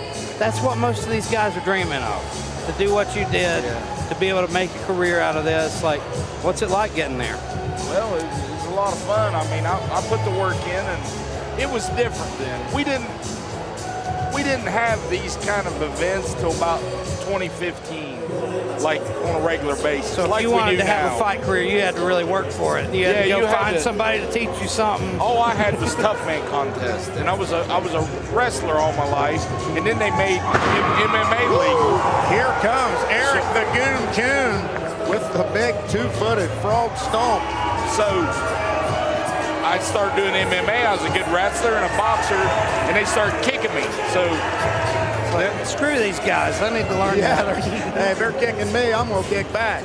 Hey, Eric Coon. Speaking of 2015, Mike, that's when the inaugural Fieldhouse Cage Fights was, October 2015. And we hit 2015, and here we are for round number 2. Eric Coon.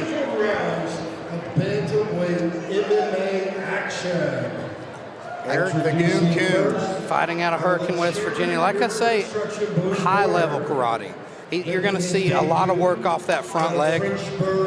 But he's also got some really good jiu-jitsu. That's something, when he took that first loss in MMA, you know, he came out with a lot of confidence. Took a loss in MMA. I think he learned a ton from it. Started working with these guys at Category 5, focusing on jiu-jitsu, and now he's got the full package. He fights out of Category 5 BJJ in St. Albans, West Virginia. Eric the Goon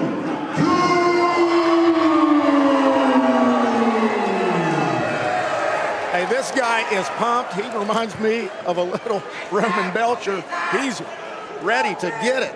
They have the same energy, the same confidence. This is gonna start quickly. Cole Givens better have strapped his equipment on tight.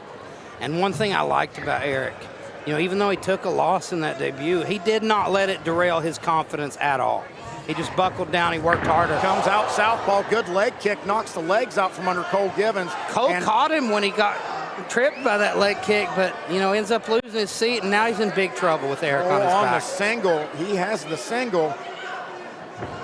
He's still holding on to that single. He needs to hang on to that leg for dear life, ladies and gentlemen, because Eric's working to get that back. Try to get him set to his butt, but he's in danger of getting like a top mode triangle here, like a reverse. I'd like to see Cole just try to get out the back door and get back to his feet, because he's at a significant disadvantage. He's got on the left leg trapped with his left leg. I can't see what's going on underneath there, Mr. Cole's still hanging on to that leg for dear life. Eric Coon is raining down some big punches now. Now Coon's got his hooks in, and he's in big trouble. Yeah, this is not a good place to be for Cole Givens with a guy with limited ground experience. And there's the rear naked choke. Yeah, now it's going to be. And Cole fights the hands there. He's trying. Nah, it's in deep now. And now he readjusts the grip, gets the gable, and that's going to be lights out, folks, I believe. Yeah, what good. He fought the hands, but now he's catching the hands again. Like I say, Cole Givens dog tough. He's got no quit in him, but he's got to get out of here, ladies and gentlemen. Yeah, this is where you kind of got to, I don't know what you do here. There's the 10-second buzzer. Thought I heard it. And he's back under the neck, and now it's tight. There's a tap. Eric the Goon Coon showing us why he is so highly touted, and Cole Givens showing us why he is renowned for being so tough and resilient. And grappling wins the day for Eric Coon. I think he knew he was going to have the big advantage there, and that's coming from a guy who was, I think when he started, a little one-sided. He's a karate guy. Now you can see he can grapple. He's got some slick jiu-jitsu. We remember what you said, baby. Eric Coon, you know, he talked about, he said he wanted an interview after this fight. I won't get a chance to, but here's what Eric Coon. We can bring him down here and sit him down with us. Here's what Eric Coon wants the people to know. He's ready for that title. He wants Eric Sanchez. Eric Sanchez was his opponent in karate combat. We just saw Eric come to New Line at the last event in Catlettsburg and get a great win over his former rival, Mitch Vaughn. He said he's going to get this win against Cole, and then he's going to call out Eric. And that's a fight I want to see, ladies and gentlemen. I'd like to see that guy fight anybody. He's lightning in a bottle. There's your winner, Eric the Goon Coon. Don't let the record fool you. He might be 500, but he is 500 miles per hour. And we'll grab him and we'll pull him over here in a moment so you can hear from the man himself. I'm sure he's got something to say. If he's anything like his training partner there, Roman Belcher. Nice showing there from Eric the Goon Coon. And again, supreme toughness shown by Cole Givens to go in there and take on a very difficult fight with limited grappling experience. He's got good hands. He's got a good future in the fight game. And we will have the winner, Eric Kuhn, over here momentarily once he passes the ring doctor's inspection, his post-fight inspection.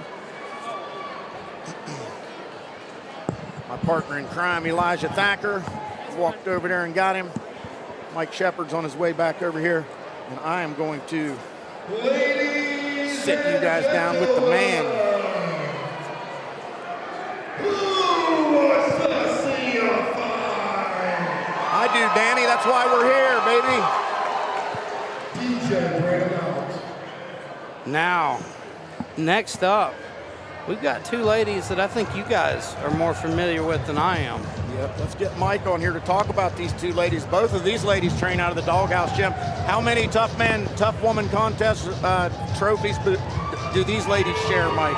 They've each won 3. They've each won 3, so 6 of them. They fight out of the same gym. Do they train together, Mike? No. No. They've never. I've helped them both, and they're both pretty good fighters. You know, I've seen that happen a couple times. I've always wanted to ask you about it. It's not the first time I've seen two Dawghouse fighters fighting each other. Well, one challenged the other one. One said, hey, they want to fight, and there's Can't not a lot of find girls anybody around. else. And she's like, well, what about her? And So is it bad blood, or is it no, just I don't looking think for so. a fight? Just, beating Just trying to somebody? get experience. I'll tell you what it is. It's 2 hungry dogs and 1 food bowl.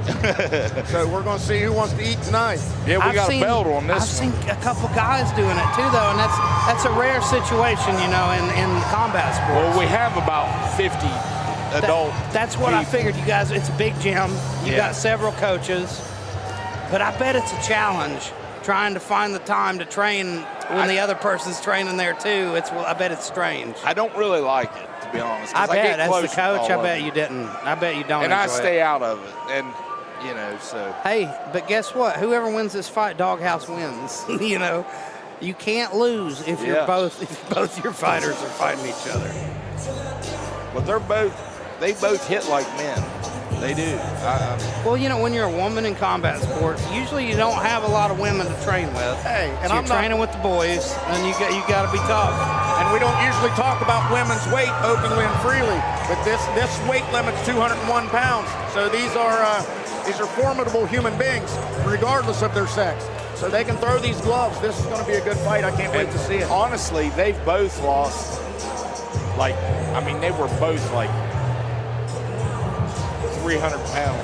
So when they started, was it a fitness thing? Wanted to get into it for that, and now they're like, you know what?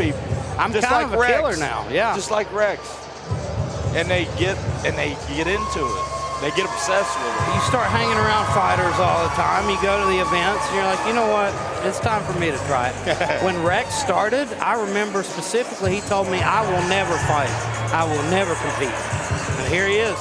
All right, here we go. Let's set the stage. Brittany Stricker out of the red corner. She comes in at 6-0. Parkersburg, West Virginia, Dawghouse Gym. 3 tough woman titles. She's taking on Mercedes Trescott, also Dawghouse Gym out of Parkersburg. She comes in 3-1, and she's got 3 tough woman titles. So there is some pride on the line.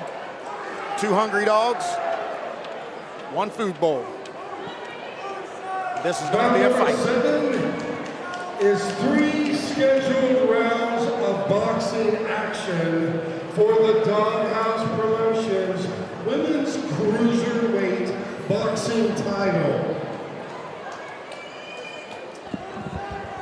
Introducing first, out of the Cherry River Construction blue corner, fighting out of Dawghouse Gym, 3-1 from Parkersburg, West Virginia, Mercedes Trescott.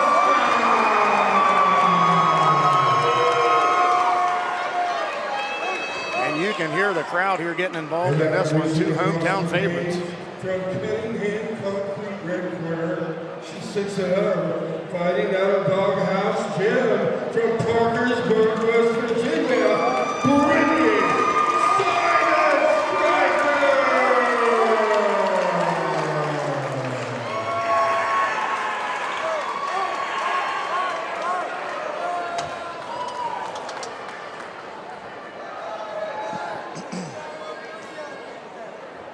right, all right, all right. So now, is this one of those fights where the loser has to leave town? This might be one of those. You got to relocate. You got to move to Belfry, Marietta. Both these girls hit really hard.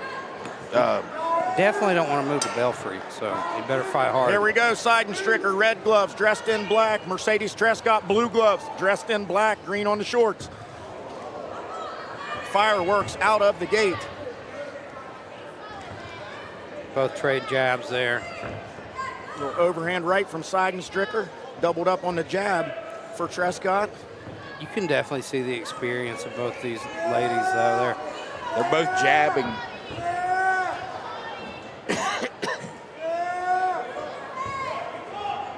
Evenly matched fight to this point. I like the chin better on Trescott. Brittany Seidenstricker's chin is tending to flail up, but I guess that's because she's catching jabs to the nose. Seidenstricker looks looser, though. Trescott looks real stiff. She's throwing stiff jabs, though, and they're landing consistently. And she's measuring the distance. You see the head snap back from Seidenstricker. Overhand misses, and then one lands right after it. And she is throwing a right over top of that jab. It's kind of a flipping type of punch. Doesn't have a lot of sauce on it. And you see Mercedes Trescott more straight down the middle, a little bit tighter punches, but they're just trading jabs straight to the beak. Trescott is the one tending to march forward as well, but now she's on her back foot. Now they're just standing there trading. Zero head movement. The only head movement's backwards when they get hit. That jab is stiff. And she is just throwing it like a piston, Mike. And there's the straight right, the straighter punches from Trescott. She's got Brittany Seidenstricker on the back pedal. Everything she throws set up off that jab.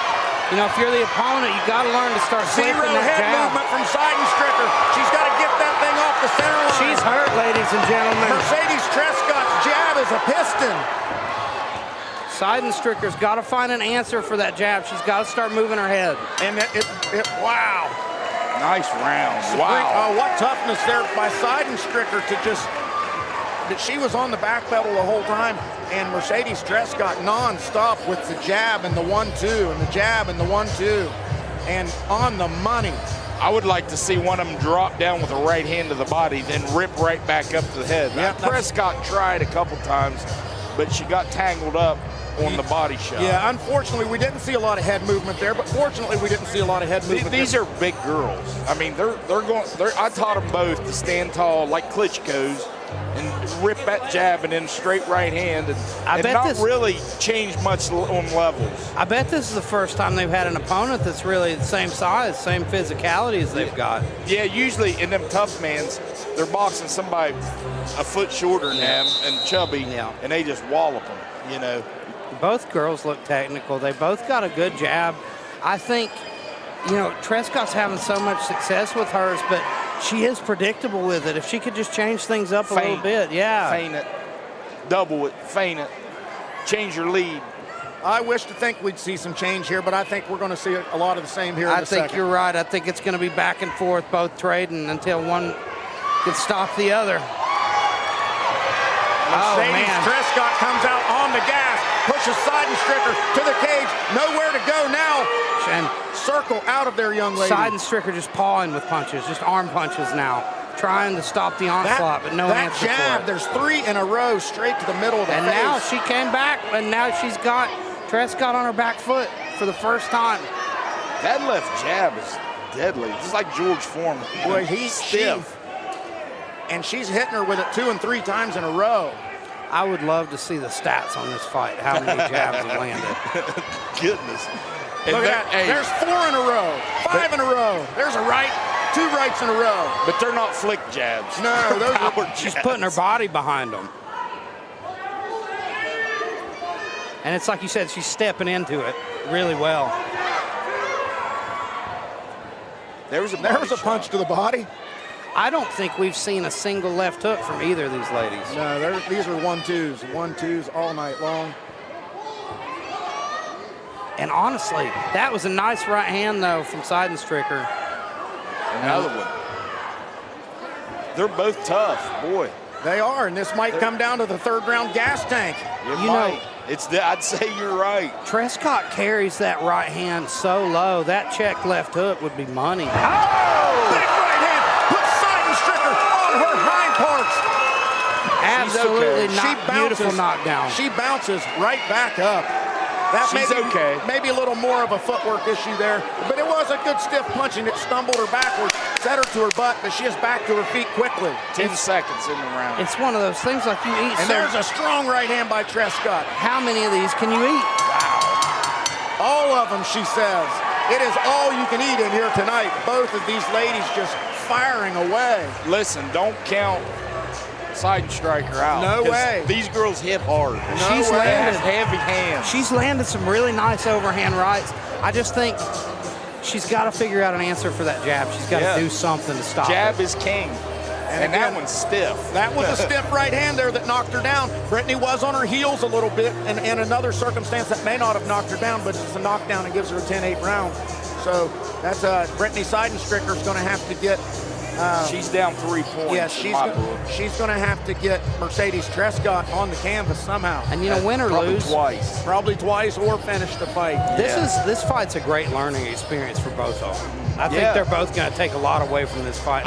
Neither one of them have fought anybody like this. They're never. The opponents are never this technical. I think it would serve both these women to be training together. Yeah, and we will. All right, here we go. Both fighters on their feet, ready to answer the third round bell. And you've got to think, if you're Mercedes Trescott, you've got to have a lot of confidence coming into this third. And she starts with a 1-2 and continues more of what she was doing in the second round. And Brittany Seidenstricker just wading straight into the storm. And continuing to throw. One thing we've not seen in this fight either is the clinch. No clinch. There's no clinch in this game. They know they're boxers, not wrestlers. Well, they've been taught to only clinch when you're hurt, but to defend a clinch too. Clinching isn't fighting, but there's a time to clinch. Right. But in these shorter rounds, not much of a time to clinch, but they've not been around long enough to really learn and to get that far. And they're used to those 1 minute tough man rounds as well, where you just pour it all out. Both of these ladies are just firing away nonstop in the middle of the ring. It's good work from both women. Tough. I'm impressed. Oh, there's an uppercut from Trescott. And it hurts her too. You can see it hurts. She got wobbled there. A big right hand by Seidenstricker. Another right hand by Seidenstricker. Mouthpiece nearly come out of Trescott's mouth. Seidenstricker's firing back late in the third. Man, Seidenstricker's almost stifling herself by stepping in a little too much when she throws. I heard the 10-second buzzer there, I believe. This bell needs to ring.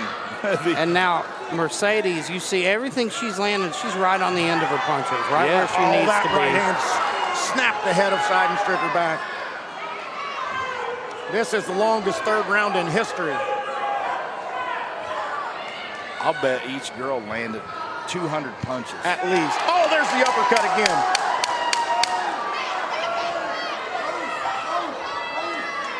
And really a dominant performance from Trescott. The gas tank of the red corner is dwindling. And there it is. Right. What an amazing fight, boys. If you love fighting, that's what you love to see. Two combatants come in and throw punches from start to finish, first bell to final bell. It's hard to pick a winner. It was all heart. Both women had their moments, but really Trescott marched forward constantly, pressing with that jab. And I think it's going to win her the day. Yeah, I think she had the punches. She kept them more straight down the middle, where Seidenstricker was throwing a little bit of more looping stuff.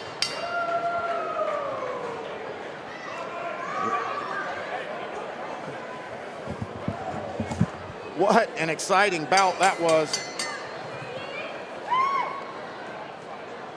I'm going to call it unanimous the way of Mercedes Trescott, who stayed straight down the middle, stayed very disciplined, kept her punches in nice and tight.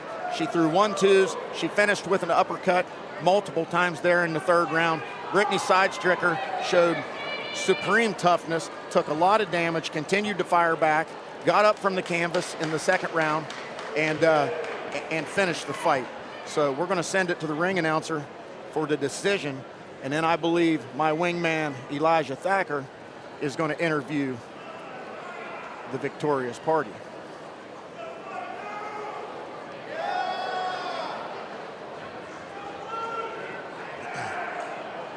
What an exciting night we've had so far. We've seen a little bit of everything. We've seen good, we've seen bad, we've seen ugly, but it has all been exciting. I think the judges have gathered the scorecards, just awaiting. Here he comes. Here comes Danny Ray, one of the best ring announcers in the game, if not, definitely the smartest. Highly intelligent man there. Here he comes, Danny Ray with the decision. The judges have rendered a unanimous decision. Winner and new champion, Mercedes Trescott. Very well-deserved victory there for Mercedes Trescott. Ladies and gentlemen, give it up for the champ, Mercedes Trescott. Mercedes, congratulations. I want you to talk me through that fight. You had a very, very tough opponent.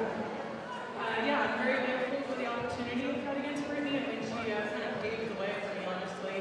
I remember watching her at Pitman, getting kind of inspired by her doing it, so very thankful to see her have the opportunity to share her ring. So what was that like? Fighting somebody you know so well from your own hometown, your own gym? Was it a little strange? I think anybody in those situations would have faced that as well. We are at the same gym, but her and I both have access to really great trainers and coaches, so again, just very thankful for the opportunity to have this one. So now that this fight's over, do we get to see you guys as training partners now working together? Because that was a great fight. You put on a show. Yeah, I mean, anytime we're in the gym, I'm sure we'll be working and sparring together and getting more practice in. One last thing. What's next for you? I'm going to Olive Garden. I'm going to Olive Garden, she said. This was a lot of training and putting into this, so I'm really excited to take a little bit of time and just spend it with my daughter. Ladies and gentlemen, give it up for the champ one more time. She's on her way to getting us pasta and breadsticks. Hey, Mike, nice performance there by both Wow. ladies. Brittany showed supreme toughness. Mercedes Trescott showed us that she can be the real deal in here and win some fights with that 1-2 little uppercut. Let's get working on a little bit of a hook. Got a project there, Mike. Both of them. Absolutely. They both impressed me. I didn't know they were, either one of them were that tough. And let me give a shout out to Brittany Seidenstricker here. I was at the pool with my grandson one day, and I didn't take any snacks, and the snack bar was not open. Guess who rescued me? Brittany Seidenstricker had extras. She's a nice girl. She's very nice. And tough as nails. Tough My as God. nails. Now, Wow. this is a fight, ladies and gentlemen, I'm very excited about. Yeah, Bobby Johnson's coming in 4-1. This is a featherweight kickboxing title fight. New line cage fighting featherweight kickboxing title on the line. 5 3-minute rounds at 145 pounds. We know Bobby Johnson. We know what he's about. Or do we know anything about Will Pitman? Will Pitman is a guy, you know, on paper you look at 1-0 versus 4-1, like what's going on here? But Will has almost 15 MMA fights. I think at least 15. I think maybe 17. Guy's got a ton of combat sports experience coming into this.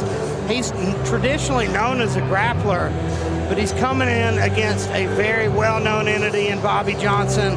I always like to give Bobby Johnson trouble for being so old. You know, he's a guy who got into the game almost 40 years old, but he's a military veteran, trained with Ground Zero in Morgantown, and just a class act, one of the nicest guys in the sport, but he's a savage. I always like seeing him compete. I met him last night, and I'm a fan.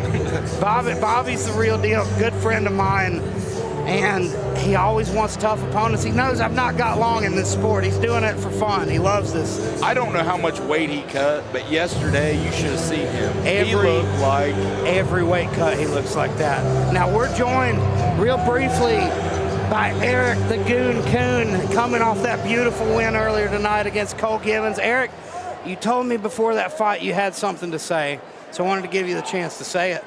Yes, sir, I did have something to say. I I have fought all the toughest guys with New Line. I have fought the toughest guys that come from karate combat, making my amateur debut against some of the top-ranked Muay Thai world champions, kickboxing world champions, and MMA world champions.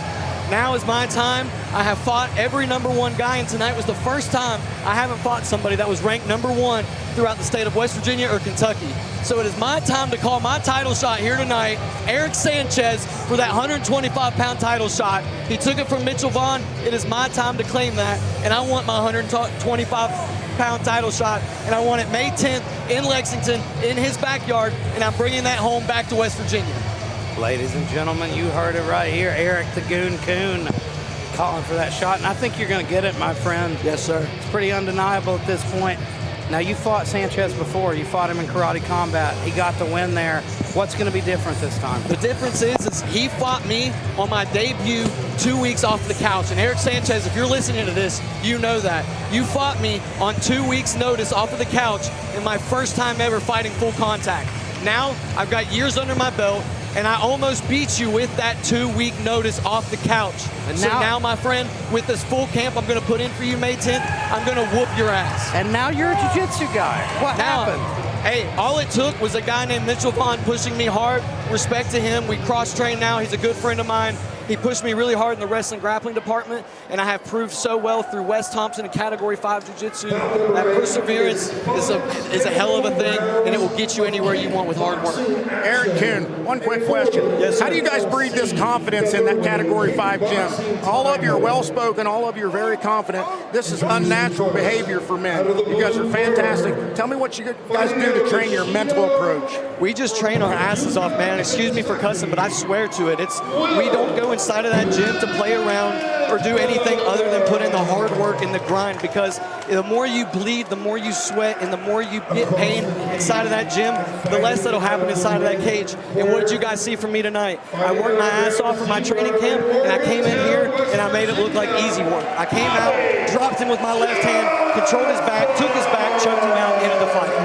All right, Eric the Goon Coon, we can't wait to see you again, my brother. Good luck to you. Thank you, Elijah. Thank you. Eric Sanchez, don't run. I'm coming May 10th. So here we go. Bobby Johnson and Will Pitman. These are two very experienced fighters, and they touch gloves. You know, Bobby came up short in his kickboxing title shot earlier against James Barney. He had a lot of issues in that fight with the headgear and Kentucky rules. Like, it kept going over his face, and it's a rough fight for him. He's not the type of guy to make excuses, but I know that was a big challenge. All right, here we go, kickboxing with the shin guards off. This is what I like to see. Bobby Johnson, the 4-1 veteran. How do the shin guards come into play with the rules here? Will Pitman, if you have over 3 fights, you can go without the shin guards. He must have some MMA fights. He does. Oh, man, did you see that spinning back kick right there? Excellent work from Pitman, but Bobby staying right in his face. Bobby has that traditional Muay Thai, Dutch kickboxing kind of style. And he's got a little bit of a height advantage, a little bit of length there. Good left hand over the top. Joining me right now is Randy Shrout. See if he has time to sit down. Throw the headset on. Beautiful inside low kick from Bobby Johnson. Welcome, Coach Shrout from Cumberland, Maryland. Combination Boxing Gym. Welcome to the show. I see you wearing a badge there. What's your gig tonight? Oh, I'm just an inspector this evening. All right, okay. Let's inspect a little bit of action right here. What do you see from Bobby Johnson here taking on Will Pitman? Bobby Johnson, very schooled in here, red gloves on. Yes. Both of these guys are landing really good stuff. He looks like he's been around for a while. He has been around. Elijah Thacker knows him well. He's been in the NLC, New Line Cage Fighting stable for some time. Bobby was a guy, you know, it was strange. And when I saw him in his debut, I thought he looked like a guy who'd had 5 or 6 fights. He's always technical. He's always sharp. And he's a guy who got into the sport at 40 years old. And you can see military some redness. background. Okay. And I think that's that approach. You know, you see guys from the military come into the sport, they've got that discipline. You can see he's been very effective with that kind of thigh kick there. The left leg of Will Pitman just above the knee is red and swollen on the outside of the leg. You've got in Will Pitman what looks like a traditional martial artist. He's throwing a lot of traditional martial arts kicks, spinning kicks.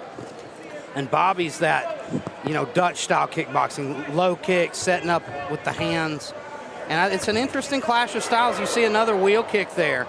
Bobby's got to really mind his P's and Q's. He doesn't want to get caught with one of those. Mike Shepard, welcome back. You got to be loving this one. Both of these guys very skilled, and they're throwing a plethora of punches and kicks from every angle, spinning wheel kicks, teep kicks, all kinds of good stuff going on in here. And we were talking about it, Mike. It's that clash of styles. You've got a traditional martial artist versus that Dutch-style kickboxing. Sorry to talk over you there, Elijah. He is wearing out that front leg of Will Pitman. You can see the redness on it, and that's beautiful work from Bobby Johnson, because that's going to pay dividends later in the fight. And it's going to limit that front leg movement of Pitman. Now he's right here Beautiful in front of shots from Bobby Johnson. You can see that it's red clear around behind the knee, so that's going to limit the mobility of Will Pitman going forward here. Bobby Johnson seemingly taking over here late in the first round. Incredible work from a very old and sick man. So I don't know about that, but he's being successful. And he's got a pretty good background in MMA.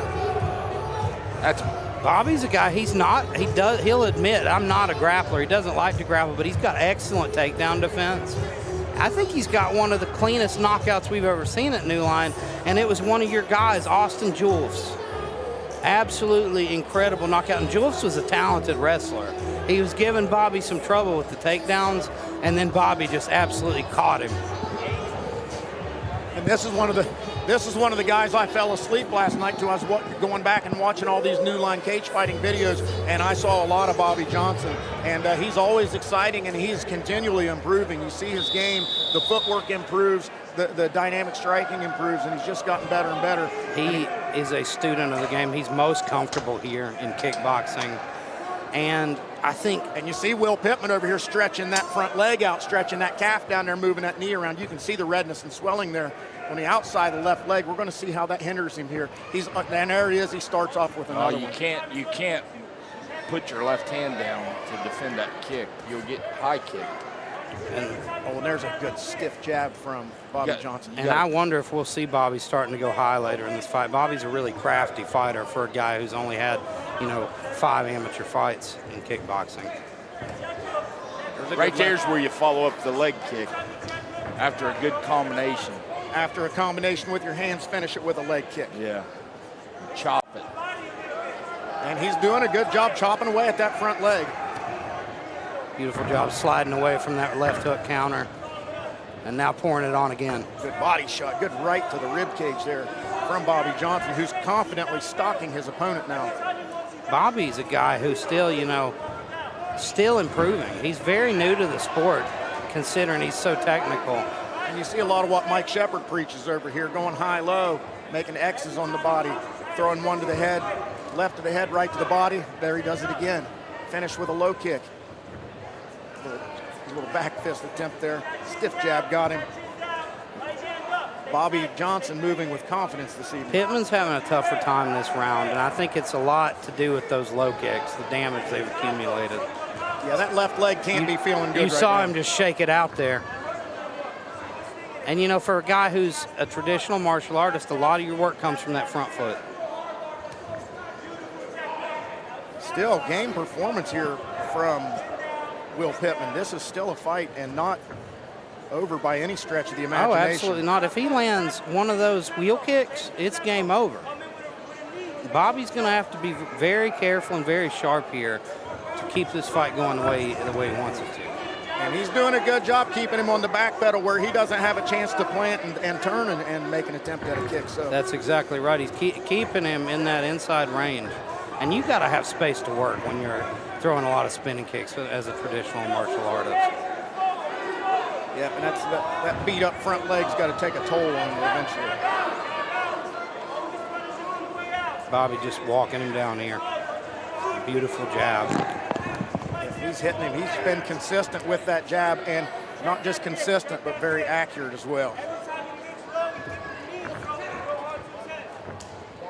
Another inside low kick, punishing that front leg of Will Pitman. And let's talk about gas tanks here. Both of these guys, there's a spinning back kick, but not as much on that one, not the right distance, a little bit smothered and a little too far inside.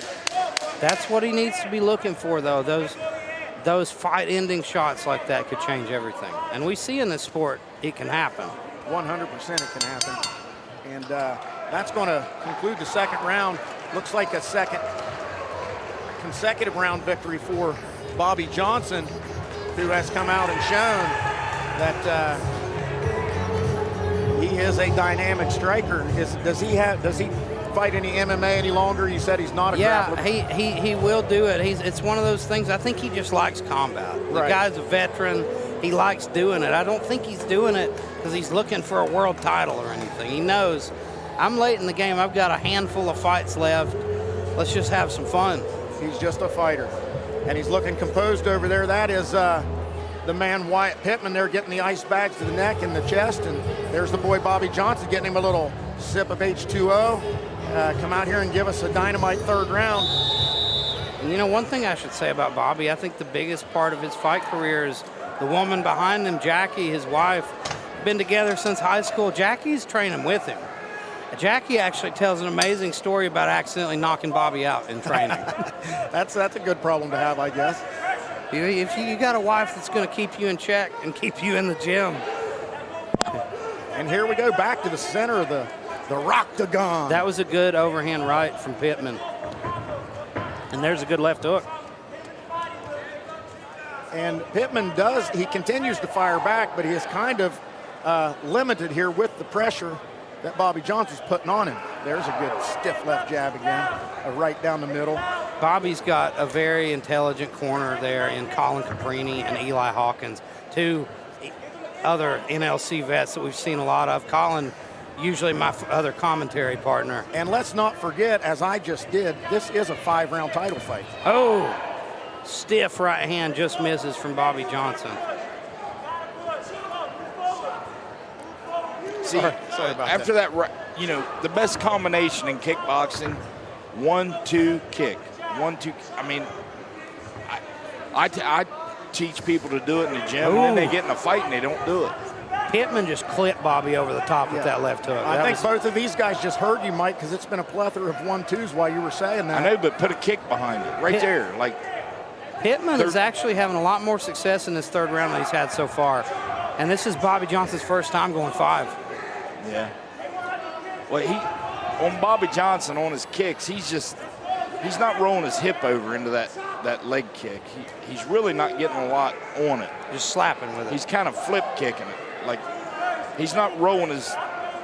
Really turning it over. Yeah, he's not twisting his plant foot, you know? Yep. But it's still effective. It has been effective. And you can see the damage there on the outside of the leg. Mike, is that a technique issue, a distance issue? What?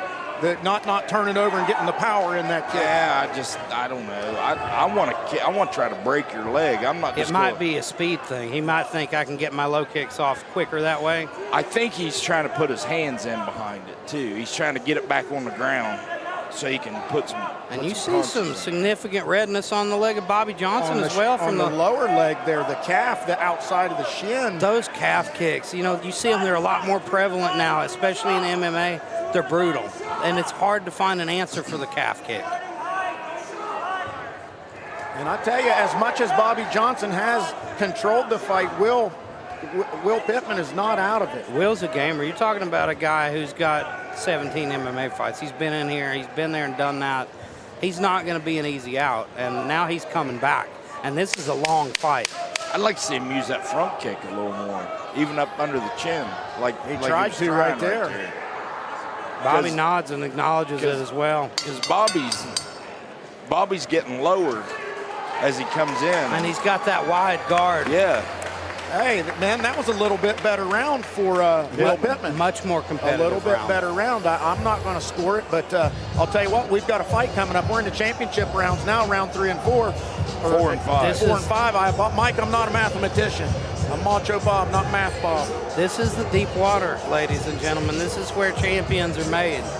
How about Macho Math Bob? Mathematician, yeah. I can teach about the first 3 days of elementary school math. I bet you can't now. I think they're teaching them different stuff now, like confusing. So I've been told. I don't know. You know how I learned math? Wrestling. 2 for a takedown, 3 near fall, 1 escape. You added them up. Add them up. You'd have to take your shoes off to figure that out. I did sometimes because I was offensive, man. I wanted to score a lot of points. Okay. So, All right, here we go. Round number 4.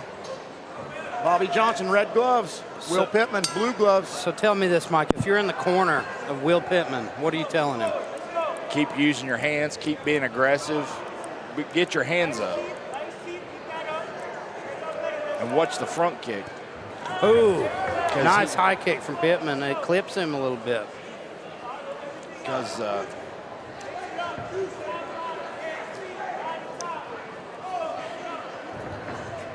every time your opponent kicks at you, whether you block it or not, I punch him.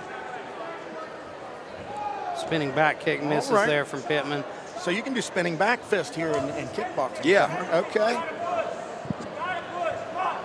Nice right hand up the middle. And there, Pitman is coming on strong in these later rounds. he has come on midway through the 3rd round. He started being more effective. But Bobby's still coming forward and landing his own. Continues to weight him down, walk him down, pursue his opponent with supreme confidence.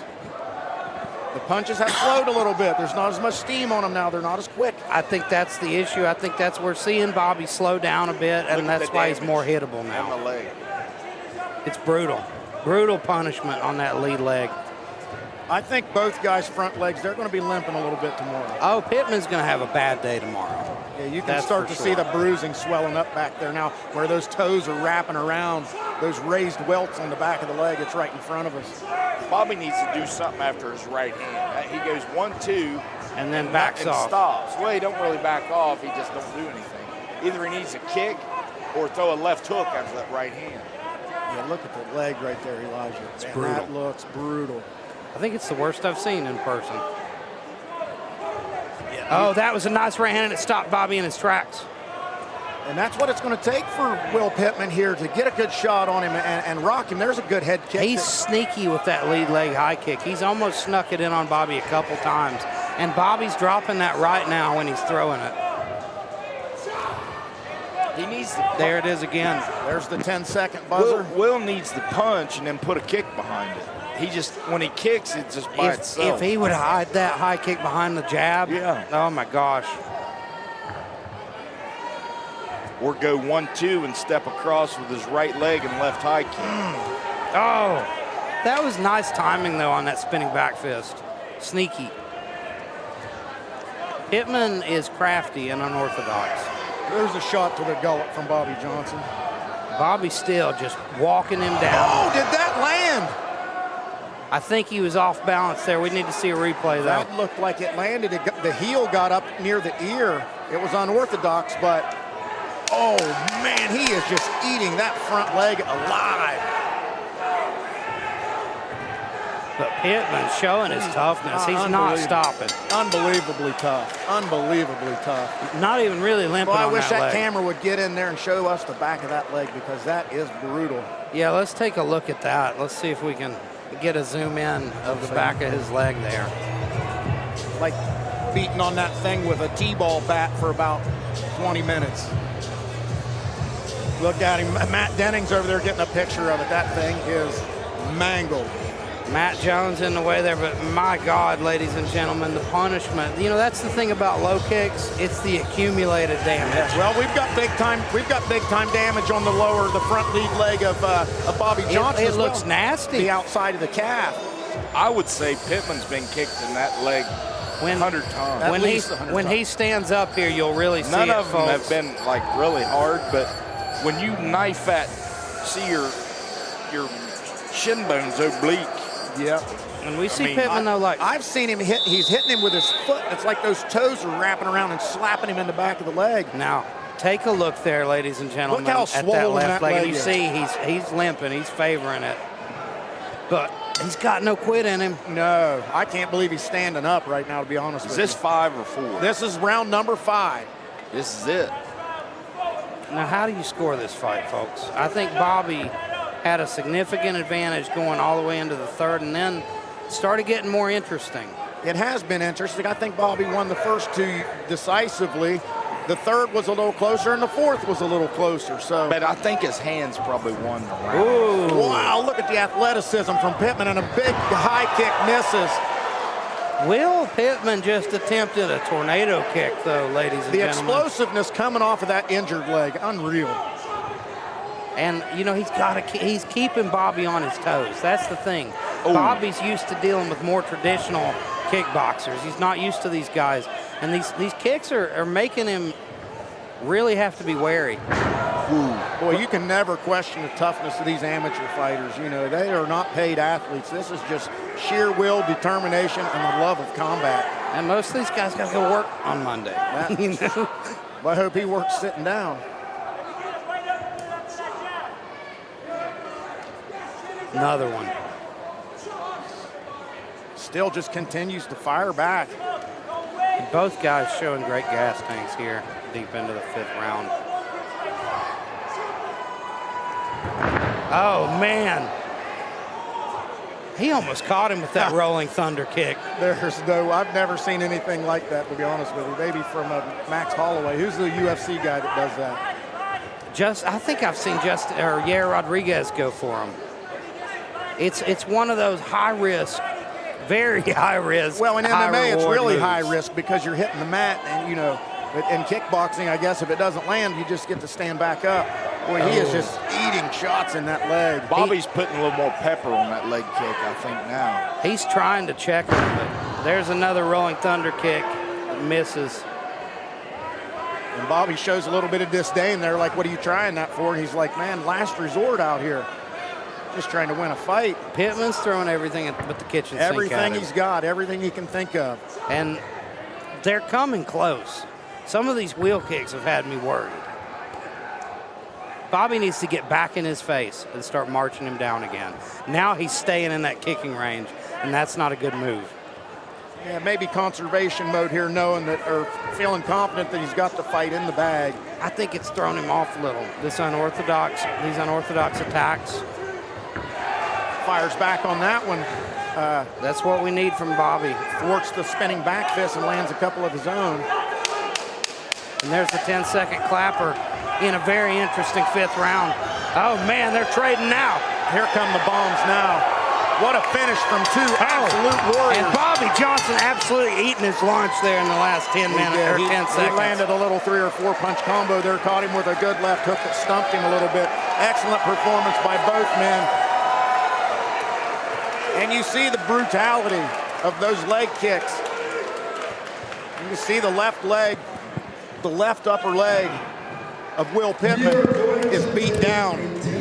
The lower left leg of Bobby Johnson is beat down. But right now, guys, I want to congratulate PHS Wrestling Program, runners-up in the state this year. They have 4 state wrestling champions. Make some noise for PHS Wrestling. That's right. Big shout out to Parkersburg High School Wrestling. State runners-up this year to a very good university program.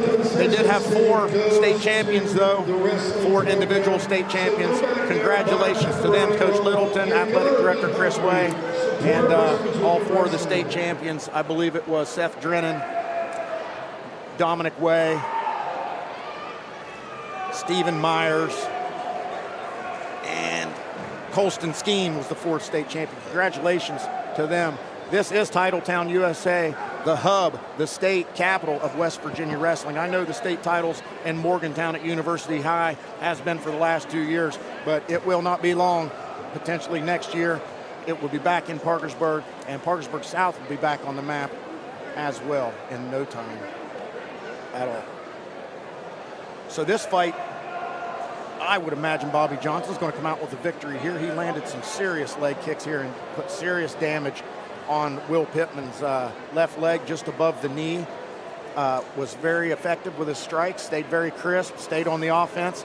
But I've seen some crazy things from these judges, so looks like the ring announcer's collecting the scorecards now, and we will have a decision momentarily. Where the glove boys go. And big shout out to Keith No, owner and promoter, New Line Cage Fighting, for joining forces with Big Mike Shepard and bringing cage fights back to Parkersburg for the first time since October 2015. Here comes the ring announcer. Looks like we're going to have a decision.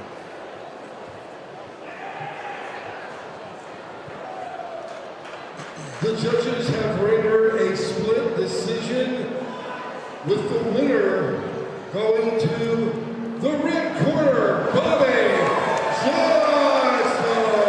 Yeah, I think we can all agree with that. He put some serious damage on the lower body of Will Pitman. Boy, his left leg is going to be sore. Ladies and gentlemen, give it up for your champion and my friend, Bobby Johnson.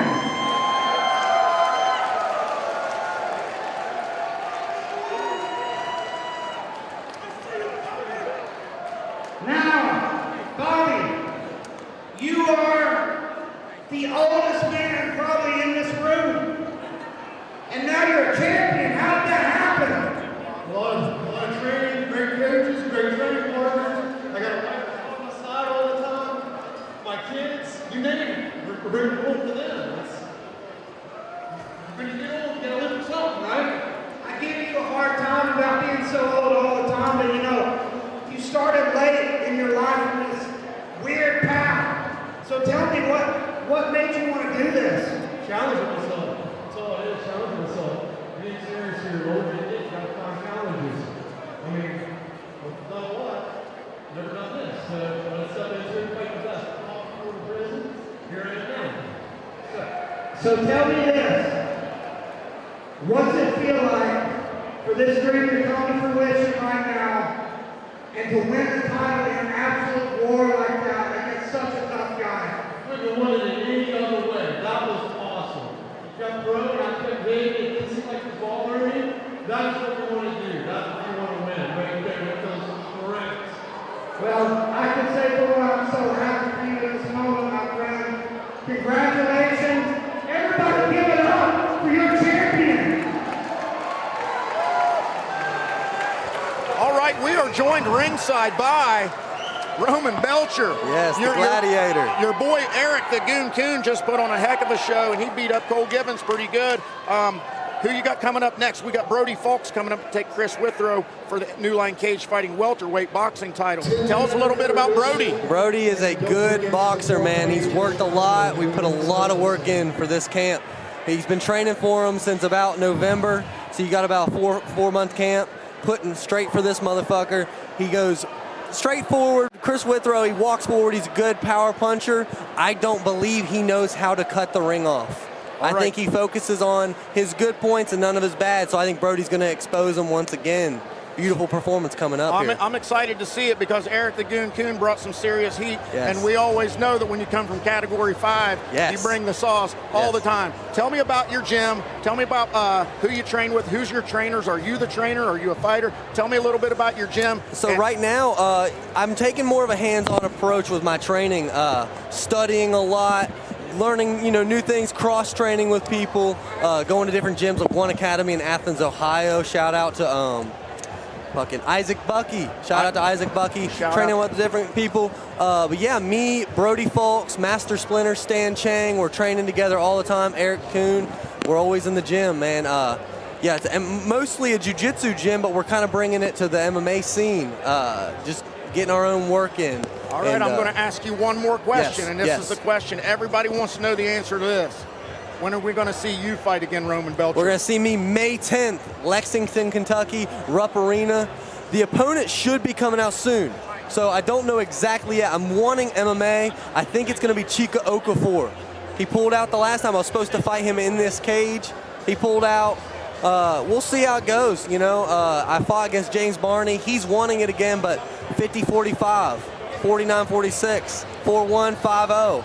How are you going to get a rematch immediately off that? But it's okay. Hey, I'll tell you what, Roman, I got nothing but respect for Category 5 Brazilian Jiu-Jitsu. Yes. You're one of my favorite fighters, Hey, man. you're one of my favorite commentators, brother. I'm not afraid of anybody, but you're a scary individual. Yes, I come to fight. I cannot wait to see you fight again, my friend. Thank you for joining me. I appreciate and you. good luck to your fighter, Brody Fulks, in the next fight against Chris Withrow. Yes, it's going to be a barn burner. Stay tuned. Much love to you, my friend. Much I'll love, see you soon. Yes, be safe. Thank you.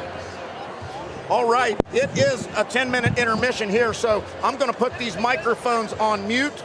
I am going to step away for a moment, refresh myself, powder my nose, and we will be back for 1, 2, 3, 4, 5, 6, 7 more barn burners, baby.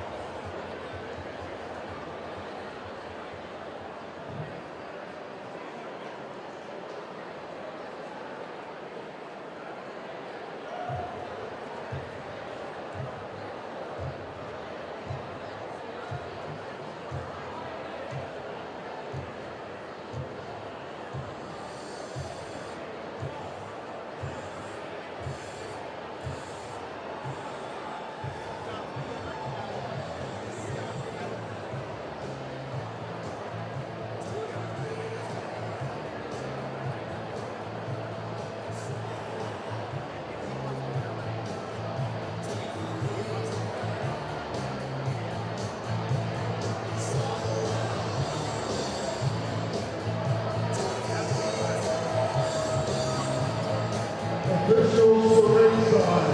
Officials to ringside, please.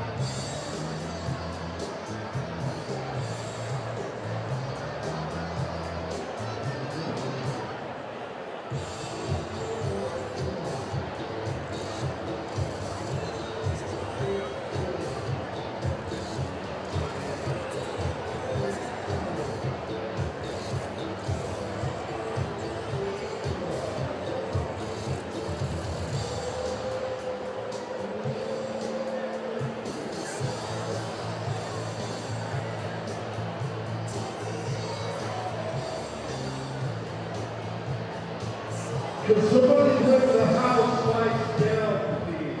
The house lights. Tonight's show is being brought to you by Interstate Insurance. All right, we are back for the second half of this show.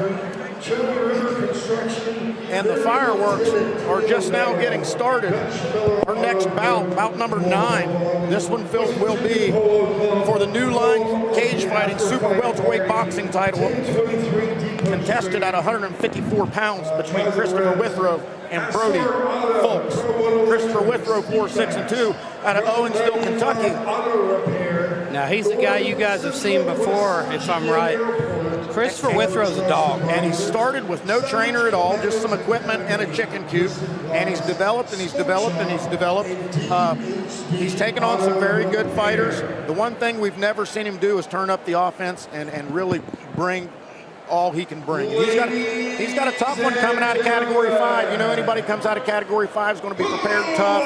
And this is going to be a good scrap. 3 3-minute rounds at 154 pounds for the New Line Cagefighting welterweight boxing title. Brody Folks, really tough guy. He's, you know, in his debut, I was very impressed by how technical he was. He came away with a knockout over Cole Givens, who we saw earlier tonight against Eric Coon. And then they beat Isaac Buckey by decision in his second one. Third time's the charm, though. Here he comes against Chris Withrow. Isaac Buckey, I think, probably coming in as an underdog in this fight, but in his mind, he's not the underdog. He's looking to shock people here and take Chris Withrow out. Brody Folks. The last time I seen Chris Withrow fight was against Roman Belcher. And Rome was just too long and had too good a feet and was really just too big for him, I believe. Now that's got to be a big advantage for Brody coming in, because his teammate and his kickboxing coach has already got a win over Chris. Right, and Christopher Withrow, there's nothing fancy about him. He trains in a barn. Yeah, the chicken coop. It started in a chicken coop, and he has the bags, and he's got buddies that train with him. He's plenty tough. And he's in shape. He trains hard. It's not going to be an easy fight for either man. So here comes Brody Folks. Fancy black and white trunks, and the fancy white looks like those are title boxing boots. And you see he's wearing the Muay Thai Fairtex shorts. Yeah, no kicking in this one. You see that kickboxing influence there on Brody Folks. Yeah, and all these guys that come out of that Category 5, they've got all the skills. They'll fight on the ground, they'll kick you, they'll punch you, they'll choke you, bend your arm, they'll do whatever they need to do. So That's a good fight, Jim, right there. I like seeing a guy like Brody who's willing to compete in multiple disciplines as well. That's something you did. You did quite a lot of, Mike. Yeah, I had probably four different times in my professional career. I boxed, kickboxed, and did MMA in a month, all three. Like, I mean, if I didn't get injured, I'd go somewhere the next weekend. So what made you do that? Just the love for the game? You like combat sports in general? And I wanted to make money. And I just loved it. I felt like I wanted to test it. Yeah. Why not? You're not going to find out how good you are if you don't go try. And Mike started out with the ground game, two-time state champion, is that correct? Yeah. Two-time state champion at Work County High School, 160 pounds ago. Yeah, well, 100 pounds ago. Plus, yeah. Now tell me this, Mike, as a guy who's got so much experience, something newer fighters, I think, struggle a lot with is just learning to get comfortable in there. So where does that come from? Is it just time in there, spending more and more time getting It's more all fights? about comfortability. Really about any sport, especially combat sports and wrestling. The more you do it, the more comfortable you get, the more relaxed you are, the easier it is for you to do what you're trying to do. You got to practice it enough and drill it enough where it becomes second nature. Yeah. You know, and you're always going to resort back to what you practice the most. That's why you got to drill properly. You got to use proper technique, train with good coaches, and you can't just bank on your toughness all the time like Chris Withrow tries to do. So this is going to be an interesting matchup right here. Brody Falks coming out of a very good gym, and Christopher Withrow coming out of his chicken coop. But he is a fighter. Withrow looks like he might have put on some muscle. He has. He's been hitting the weights hard. He works hard, man. And I follow him on Facebook. And what weight is this? 154 pounds. I always wonder about Chris Withrow's shoulder. You can tell he's had a pretty serious shoulder injury. Yeah, the first time I ever seen him fight, I thought his clavicle popped out. That's just how it is, man. There he is, Brody Falks, Hurricane, West Virginia.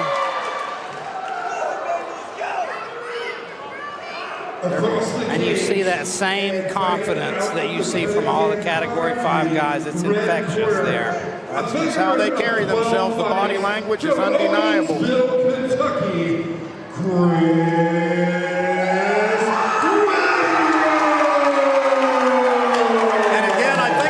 What tends to hold Chris Withrow back sometimes is the fact that he doesn't have regular sparring partners and he doesn't get as much time in the ring. But he's got the record now. You know, he's got 12 fights now. So let's see what happens tonight against the Brody Falks.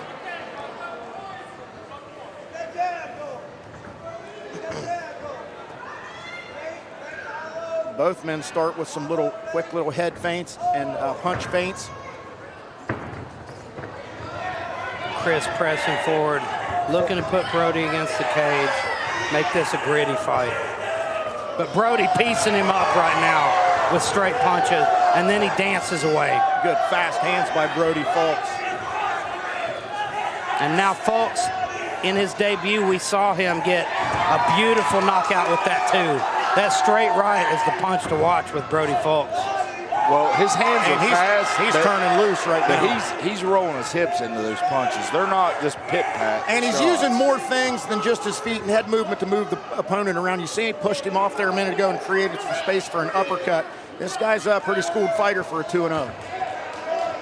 Now, Mike, what does Chris need to do to stifle this style?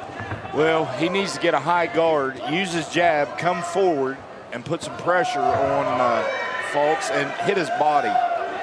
And you see Falks fights a lot like Roman Belcher. He keeps Chris Withrow at the end of his punches. Well, but he's engaging a little more, which gives there's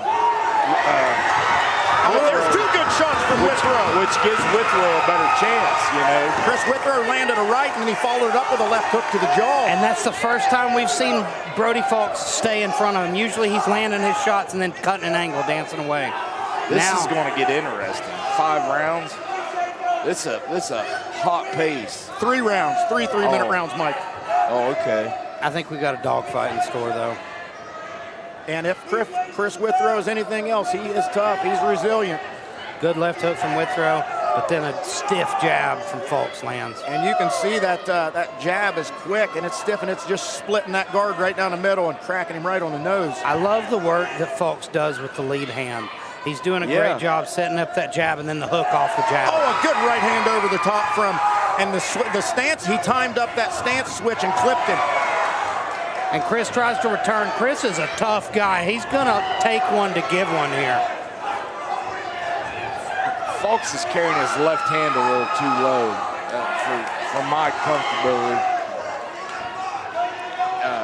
Yeah, you see that return when he throws it, it's coming back to the hip. Yeah, Withrow would step in with that right hand after he blocks a punch.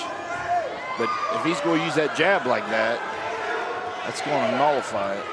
And that is the pace setter. That's the tone setter right now, is the jab of Brody Fulks. Seeing Brody on the inside, he's standing tall. Absolutely doing work here.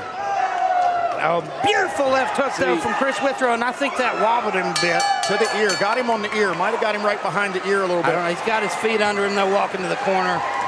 Brody Fulks won that first round with some volume. Chris Withrow hit him with some good shots. Mike, talk us through it. Well, yeah, that was a great round. Look, you know, that pace, can Fulks keep that pace up? But he's open for a right hand. And we see the replay there. Chris landed a beautiful left hook there in that exchange. Yeah, but Fulks stands way too tall when they're inside. When you're on the inside, you got to get low.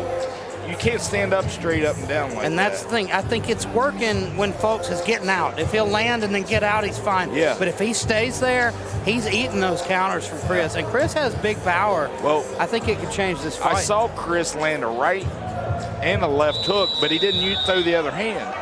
He didn't he didn't make it a combination. It was one punch.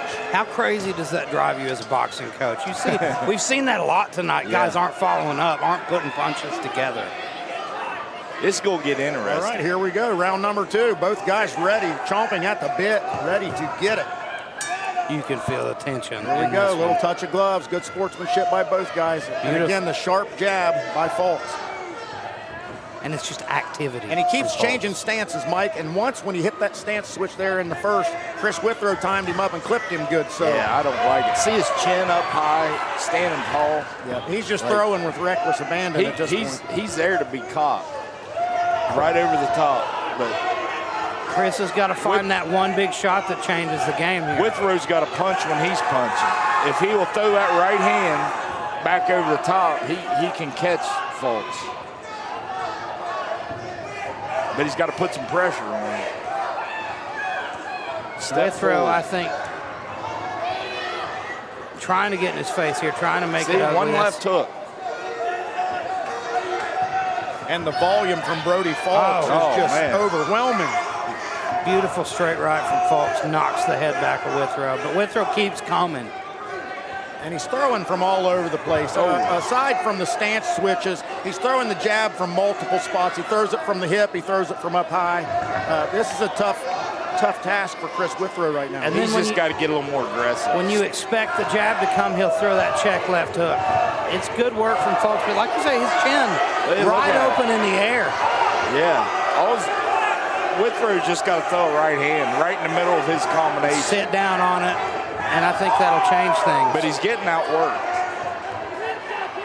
See there? See how tall he is with that chin up in the air? There's a good left hook that lands, but nothing behind it. Another left hook, nothing behind it. Good jab, nothing behind it.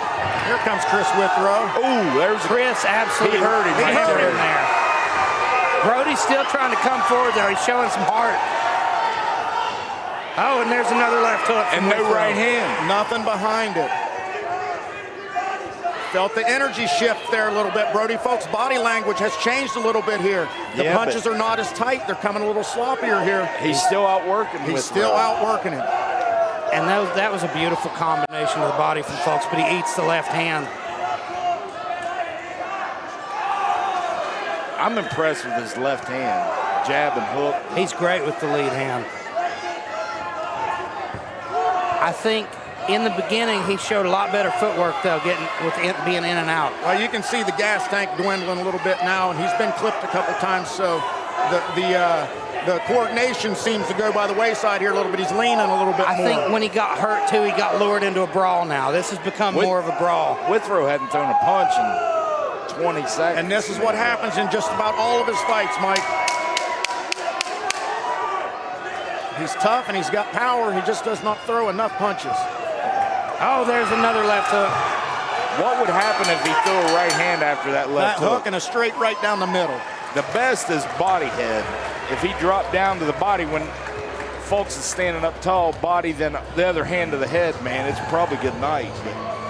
All right, here we go, third round. We've got Chris Withrow sitting on the stool over here, getting some attention from the coaches, a little instruction. We've got Brody Falk standing, one leg up on the stool, hand up on the top of the cage, getting some instruction from his trainer, Roman Belcher. This is going to be an exciting third round. I'd like to see a little more offense from Chris Withrow. He clipped Brody Falks, had him. I wouldn't call it hurt, but he got his attention there in the second round. Chris is going to have to take risks in this fight in order to stop him. Yeah, he's got to step forward.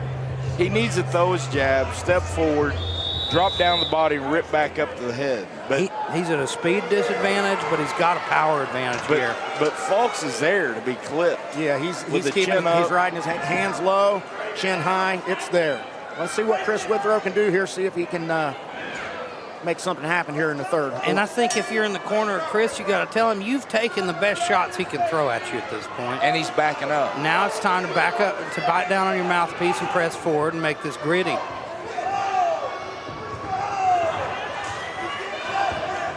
Folks, going to work again, though, with great volume. Constantly putting work in and putting punches together. That's the difference. Crowd getting behind Brody Falks here. You can hear the energy. And nice little left hand catches Falks, but he keeps coming.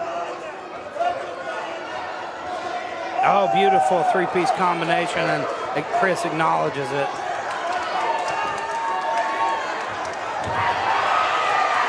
Little slip there, tripped, but Brody Falks tried to take advantage. What's happening here is Brody is drowning him with volume. Yes, he is. And he's got Chris standing flat-footed almost in front of him with the high guard up, and there's just no offense coming out of there. Beautiful uppercut from Falks, but he gets caught with a counter. And I think that's what Chris is going to have to do. He's going to have to take one to give one back. Because for every 5 or 10 punches Brody Falks throws, Chris Withrow's throwing one. Nice body shot right there by Falks.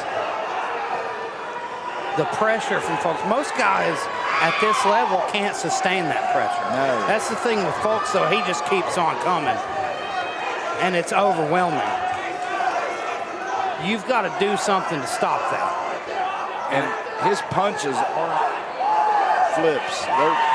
He turns his hips into his punches. Oh, you can see it. You can see Chris is that's why he is so defensive, I think. He's almost hesitant to throw now because every time he opens up, he's eating 3 and 4 shots. Saw a little shoulder check there from Withrow. He was like, get off of me, man. Because Falks is just relentless. And, you know, I know you guys aren't big proponents of the clinch, but I want to see him do something different. No, I didn't say a proponent of the clinch. I'm saying in the 2-round fights where you need to fight. There's something that he's got to change right now to make something happen. And whether that's landing body shots in the clinch, getting a hold of him. There's a good right hand that lands, but just one punch. Man, he just got to throw punches instead of one left hook or one right hand. Yep, you're right, Mike. I wonder if it's a cardio issue because you know that with that camp at Category 5, Brody's putting in work all the time. He's putting in rounds, and he's got so much more gas. He can sustain this pace constantly. Man. And he's probably getting thumped on every day. You know? I'm sure all those fighters. What a fight. That was a good fight. What a fight. I had it a shutout. I had it a shutout. Win, lose, or draw, man. They left it all in there. The toughness of Chris Withrow made it interesting. Well, and I'll tell you this about Chris Withrow. He don't take easy fights either. You know, He just shows up, gets his hand wrapped, and fight whoever's out there. And, you know, I'm probably going to be talking to Brody Folks here. That's impressive for a guy 2-0, third fight in boxing. He takes on a guy who's got over 12 fights. He's very composed, and I'm impressed, especially with his left hand. I think he needs to stay righty. I don't know. I like him better righty. He got caught a couple times in that stance switch, and Chris clipped him a couple you square times. up in the middle of it.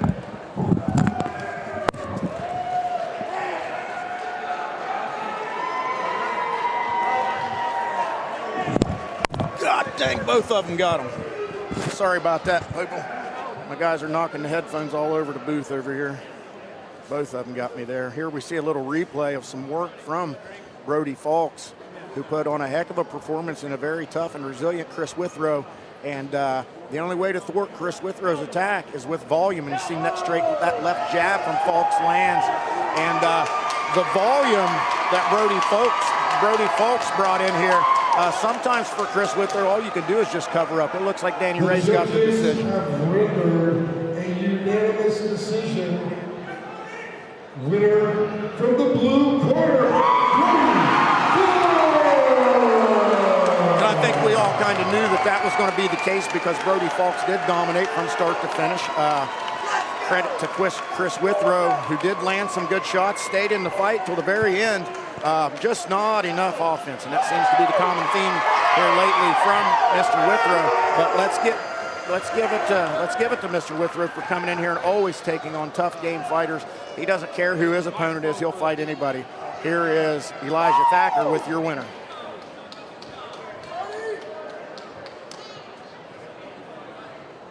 Now here is Elijah with your winner, Brody Folks. If Brody doesn't leave the ring, he was trying to get out of there. He wants to go get something. Ladies and gentlemen, give it up for your new champion, Brody Folks. Brody, big moment for you. How's it feel carrying that strap? Feels amazing. I feel like I deserve to put my hat off. Hell no, thank you, everybody. All right, thank you. Good doing that. So, I want you to talk me through this fight. You had a really tough, ready opponent in Chris, but you showed beautiful work. You ground him with volume. That lead hand looked beautiful. Talk us through it. Yeah, I knew he'd come. I knew he'd hard. But I know one of his mistakes makes money. He's sitting very still, and he can't get it from me. I'm going to eat for a while. So, what's next for you?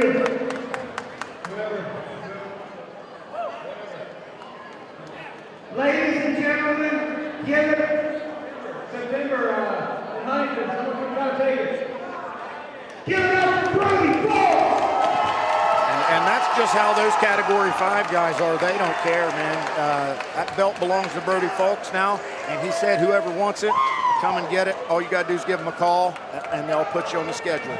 So, again, Category 5 BJJ with their leader over there, Roman Belcher. These guys are warriors, man. All they do is fight, and most of the time they win. So excellent job there by Elijah on the microphone in there. We're going to have some pro boxing coming up next. Catch weight at 150 pounds. We've got Justin Milum, the Dawghouse fighter, coming in for his second professional bout. He came off of a nasty knockout loss in his first fight and against a very game competitor. And I do apologize for not remembering his name, and I could not find it in my homework. But he's coming in here tonight, 4 3-minute rounds against Justin Taylor. So it's going to be nice to get Justin Milum back in here. He's a veteran of the kickboxing scene, but since a knee injury, he's turned now to just straight boxing, and this will be his second pro fight. Elijah Thacker, do we have anything on Justin Taylor? I don't know much about Taylor. Taylor's an unknown quantity for me. Justin Milum's a guy we both know real well. And what's interesting about Milum, you know, he came up and talked to me before the fight today. Milum's first fight was on the very same card that I had my first fight, and it was New Line Cagefighting 1. All right. Which was a good long time ago. 136 years ago. Feels that way. Justin Taylor, though, fighting out of... Is that in Newark, Ohio, I believe? Oh, VO2. He's not from VO2, just Newark, Ohio. It would behoove him to get over to VO2. I thought so. I thought he was because I thought I saw Eric Slocum there in the corner. I saw a VO2 shirt around here a little bit ago, but I have not seen him sporting any VO2 gear. So, and that's one of the best fight camps around. His corner there, he's got a VO2 shirt on. VO2 shirt. I believe I'm blind as a bat, ladies and gentlemen, so bear with me. I believe that's Eric Slocum in the corner, the awesome possum. All right, Justin Taylor here. In here ready to take on Hands of Stone, Justin Milum. So you know this guy's coming out of VO2, he's going to be legit. They've got a lot of tough guys out of that gym. Yeah, and under the tutelage of Teddy Bear himself. I see 2 VO2 shirts over there, so hey, no slouches out of VO2. And you know, Eric Slocum there, he's a pro fighter himself, got a lot of experience. Also a Street Beefs celebrity, Street Beefs heavyweight champion as well. Right. But here we go, Justin Milum. Class act, one of the nicest guys you'll come across in this sport, and he's tough. He is tough. He's tougher than a pine knot. He loves to fight, he loves to box, he loves to coach, he loves to train, he corners everybody, he shows up every fight. He just loves the fight game, that's it. And he's been at it for a long time. He's very skilled, he's quick, he's fast. And again, like his last fight, in his pro debut, he took on a buzzsaw and got beat up and got knocked out. But hey, that's who Justin Milum is. He's going to get back up, he's going to get back on the horse, and he's going to ride around a little bit. We're going to see what he can do against Justin Taylor tonight. There are so many great fighters who have began their pro career with a loss. It's not something, if you're really in this game, you know a loss is just a learning experience. And that's what Justin did. He went back to the drawing board. I'm sure he's worked on a lot here. We're going to see a different Justin Milum. We both talked about we're getting old. We're old men now. That's a sweet tattoo he's got there on his left pec there. It looks like a set of brass knuckles. And I think that'd be a good nickname for him, Brass Knuckles Milum, because that's the kind of dude he is, man. He'll fight you in the parking lot or in the wrestling room. It doesn't matter. And I'd like to see him come out here and put on a good performance and bounce back from that devastating opening loss. I think it's safe to say Justin Milum's one of those guys that's got that dog in him. He's got the dog. He's definitely a doghouse fighter. And again, he's one of those guys, not only does he continue to train every day very religiously, but he's in the gym training other fighters, helping other fighters. And that's an excellent way to get better at fighting yourself, is to teach others. Now, this is a guy you've known for a long time, Mike, Justin Milum. Tell me about him a little bit. Oh, he's been around for a while. He started out doing MMA, kickboxing, injured his knee, been boxing since. But he's been around a while. Taylor's been around a while too, and used to be a heavyweight. Really? Yeah. I can see a little bit of skin there around his belt line. It looks like he's lost a bunch of weight. Yeah, I think over 100 pounds. This is going to be a good fight because both these guys are going to stand there and punch. You know, we've talked a couple times tonight about big guys losing weight and cutting weight, and the kind of determination and mental toughness it takes to cut weight, because losing weight is not easy. And then once you lose that weight, it takes you a while to get adjusted. Right, right. Your agilities. All right, here we go. 4 3-minute rounds, pro boxing, catch weight 150. Justin Taylor, blue gloves. I can tell you one thing about Justin Taylor. From a guy, when I made my debut at 165, I'd lost over 100 pounds. Your power that you carry, once you lose all that weight, you feel like a superhero at that lower weight class. Right, feel a little quicker, a little when you're faster. used to being with the heavyweights, now you drop down, you feel like, okay, I can actually rock some people here. And I would say your legs would have to be really strong after carrying all that weight. And you see Milum here in the orthodox stance, Justin Taylor with the blue gloves as a southpaw. Here comes Justin Milum with a little offense and a good right to the jaw. That was good work from Milum. And that's what Milum does. He'll explode on you, hit you with some combinations. Let's see if he can manage this gas tank. He's got some agile, nimble feet on him. He moves well. Milum's doing a good job working behind that jab. Yeah, that was a nice right hook over the top, though, from Taylor. And then he's getting that foot on the outside. Taylor putting punches together beautifully there. A good counter left from Milm at the close of the exchange. Taylor had a lot of success there with those short hooks in tight. And I will say sometimes if Justin Milm did have a weakness, it's the fact that when he's taking fire, sometimes those feet get a little stationary. He just covers up and the feet become concrete. Well, it's something we talked about. You know, he's a dog. The guy likes to brawl, and Yeah, he likes to exchange. Once you get into that mentality, you know, it's hard to get out of it once you reach that professional level. He wants to stand inside that white and he's doing that line now. there and standing on the logo. He's going to have a hard time hurting Justin Taylor. Justin Milm is. He's just a bigger man. Justin Milm gained weight for this fight. So I think it's one of those things he needs to do what Brody did, beat him with volume here. Yeah, he's doing a good job, not attacking and then not staying in there, not engaging too much and using his jab. Great head movement there from Milm. And you can see the experience from Justin Taylor. He's composed in there. He's not bothered by anything Milum's doing. That's what's interesting is Milm knows how to box defensively. We just rarely see him do it because he likes to brawl so much. Well, we've been working on it in the gym, and the righty-lefty thing. He knows what to do. He likes exchanging. Another slick job slipping that shot from Taylor. Taylor has some really sharp hooks. Do you remember Taylor at the Braxton County Brawl, Bobby? He fought the debut kid out of Jerry Thomas's gym, and he took a beating, but he was right there the whole time. I'd have to go back and watch it, and I'll tell you what, Justin Taylor landed a couple sharp shots right there at the end of that round. That was a very competitive round. I think Taylor might have edged it. I mean, it was close. Yeah, I don't know. They both had their moments. I don't know if I can pick a winner or not. I'd be happy to see it. Honestly, I'd like to see more draws. We don't see a lot of draws. I think there are certain fights where a guy shouldn't really take a loss. Like we saw those wars earlier, like those MMA fighters. Yes. Man, hate to see one of those guys lose. And you don't see a lot of draws in MMA. You see it more in boxing, but you don't see it a lot in MMA. I think we should. See Justin Milm there, wide-eyed, taking some big, deep breaths, trying to get some oxygen in those lungs and to those muscles. How's his conditioning been looking this camp?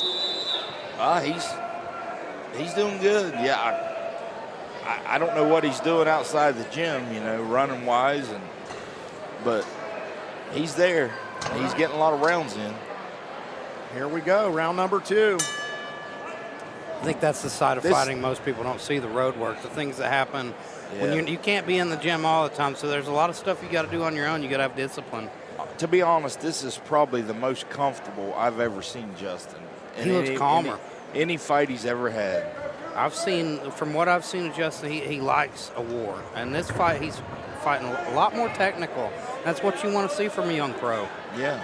And he's got some good little pivots and step-offs to create some angles there. He's built. He enjoys fighting in there tight. And level change and goes to the body there.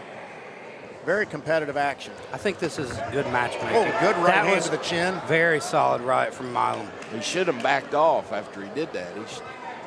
He should have turned an angle. It looked like he caught him while Taylor had his mouth open a little bit, and that's when you really feel him.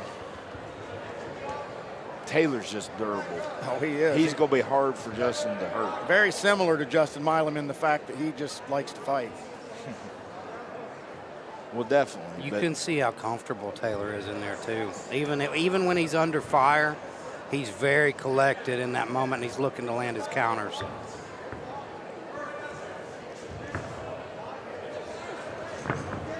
He has a really interesting right hook. He dips into it. He dips super low and throws that right hook almost whipping over the top. You talking about Milm or Taylor? Taylor, that lead right hook, he'll dip super low. And you see them both just pawing out here trying to measure the distance. See how Justin's stepping outside his foot, throwing that right hand to the body? Excellent work. And attacking when he gets that angle. Now, I think Milm is having a real solid round here. So he needs to step, after he gets done, he needs to step behind him and pivot.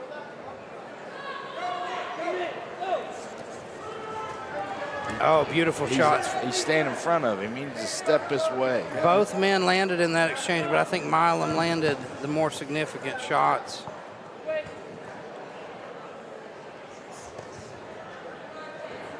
So competitive, it's hard to break it down, and neither guy has had an advantage thus far. Milm walked into that left hook. And Justin is a durable. Who's that guy he fought last fight, Mike? The one that knocked him. That dude was good. Oh man. I think Taylor smells blood here. Milum's backed up in the cage, and that's not where you want to be. Something got through earlier there, and it put Milm on his back foot. And I think Taylor senses he's now hurt. Instead of inside that white line, it's taking place outside that white line. And you see there the eye. Cut.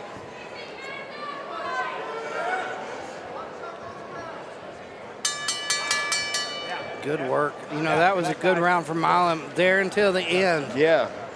And then he got in some trouble. Looks like it's under the eye on the cheekbone. Could not tell exactly, but that's what it appeared. Thought it might be the brow. Depending on where it's at, we're gonna know if vision's gonna be an issue. They need to get some pressure on that. Some grease. We got the team at Dawghouse working on Justin Milm here. And I didn't see when the cut happened. I saw him. I missed it too. Something got through there. Yeah. I don't know if it was a clash of heads or a shot, but it hurt Milm and it put him on his back foot, and Taylor sensed it. Yeah. He did, and you seen as soon as he did that, the location of the dance changed. It went outside the circle. Milm hung very tough though. That overhand right that he threw, even though it missed, it got him off of him. It was a bomb right hand he threw. Get that camera guy out of the way there. Let's see if that's on the cheekbone or on the brow. We'll see here. It looks like they've done a good job working on it. I don't see any bleeding right now.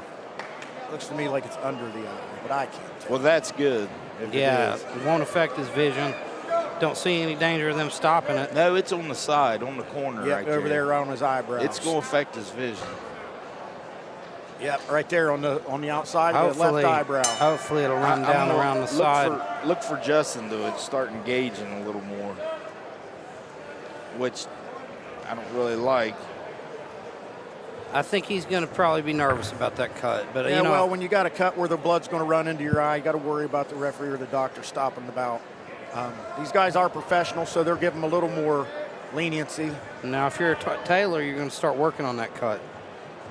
But if I was Taylor, I don't think I'd do anything different. He's been pretty effective so far. Gas tank looks good, and it always feels good when you got your opponent leaking a little bit. Until the end of that round, I thought Milm was controlling the round, looking really good. I did too. I thought he was taking the round, and then those last few staggered seconds. him a little. That right staggered him, Mike, and then the left landed too. And you see the toughness of Taylor. He shakes his fist and then comes after him. Oh, now we got to fight. Milm misses with that counter, but those big bomb counters are keeping Taylor at bay, and I like that. Some heavy punches coming out of the red corner right there against the cage. Big misses. I like any time that Taylor starts getting ahead of him, Milm sits down on a counter that's going to make you think about something. You have to make a guy respect you. You can't let him walk you down. Milum's doing a good job there. Taylor, though, is dog tough. He's eating some big shots and keeps coming. But again, he doesn't appear phased. He got hurt there a minute ago on the side. There's a good right hand by Milm. That's what's so tough about fighting a guy like Taylor, because you hit him with your best shots, and then he's still right there in your face looking to take your head off. Good body shot there. Good level change. He shot the body, change it up a little bit. He needs to bring that back foot with him. Yeah, he's leaving that right foot behind. You think that's a fatigue issue here? Well, just, I don't know. He's got to get that jab going and bringing his feet forward when he steps in with that right hand. That was a nice jab from Taylor. Taylor's doing a good job of making Milum walk into stuff. Luring him forward, then popping the jab.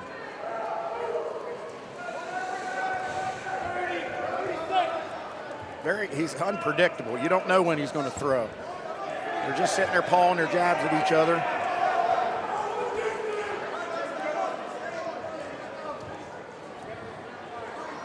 Again, tough one to judge here, Elijah. Absolutely. Tough fight to judge. It's going to look different from every side of the ring. Both guys trading here. Nobody really landing anything clean there at the end, but they're swinging. That was a very hard round to score. That was a tough round to score. Was that round 2? That was 3. That was round 3. Yep. So one more. See if they can keep him in this fight, that cut. They did a good job stopping the bleeding there, and he did a good job of not getting clipped on it and getting it leaking again that round. I thought Milum did enough to win that round. Maybe the first round he won. He's been more active. He's been moving Justin Taylor around the ring, but like you said, nothing really significant aside from whatever caused that cut. We've seen a lot of split decisions tonight. Seen a lot of scorecards that are a little funky. This is one of those fights you don't really want to leave it up to the judges here. But both these men are very tough.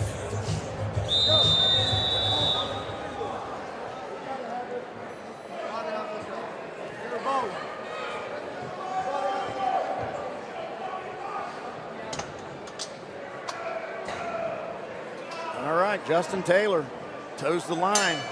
He's ready to get it. Here comes Justin Milum. 4th and final round. Who's going to take over here and leave an impression on these judges? Nice body shot.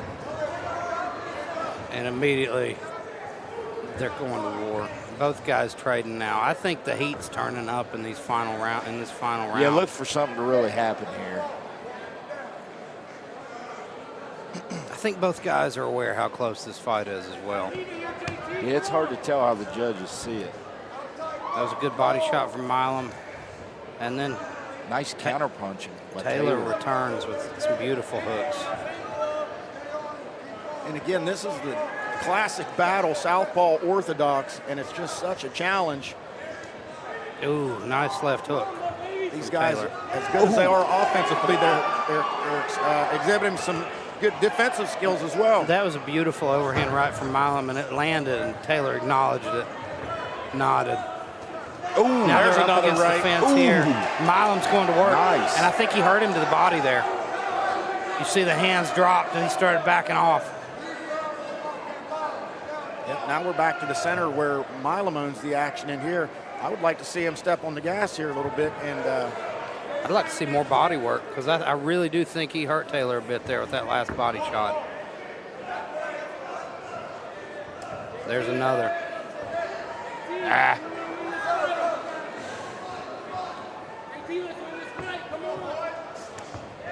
There's another right to the body. There's another right to the body. And there's a beautiful right hook to the head to follow it.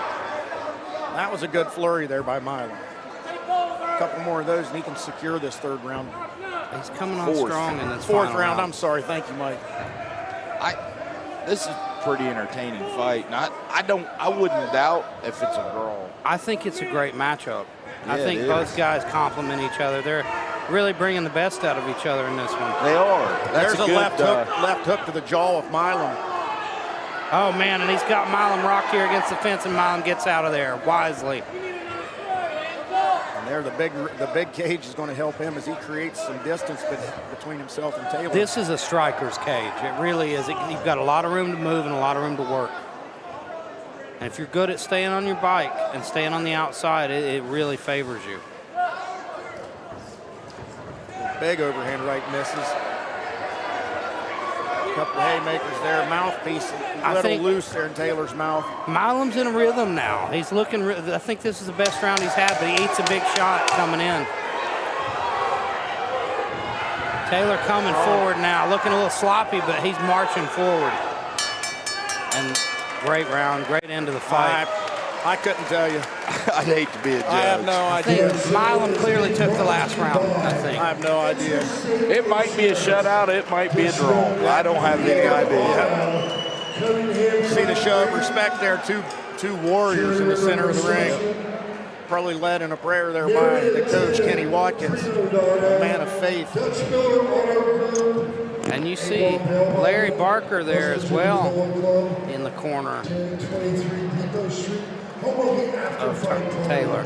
Hey, game fighter there, Justin Taylor. Despite the 0-3 record, man, he came in here and showed that he's no joke.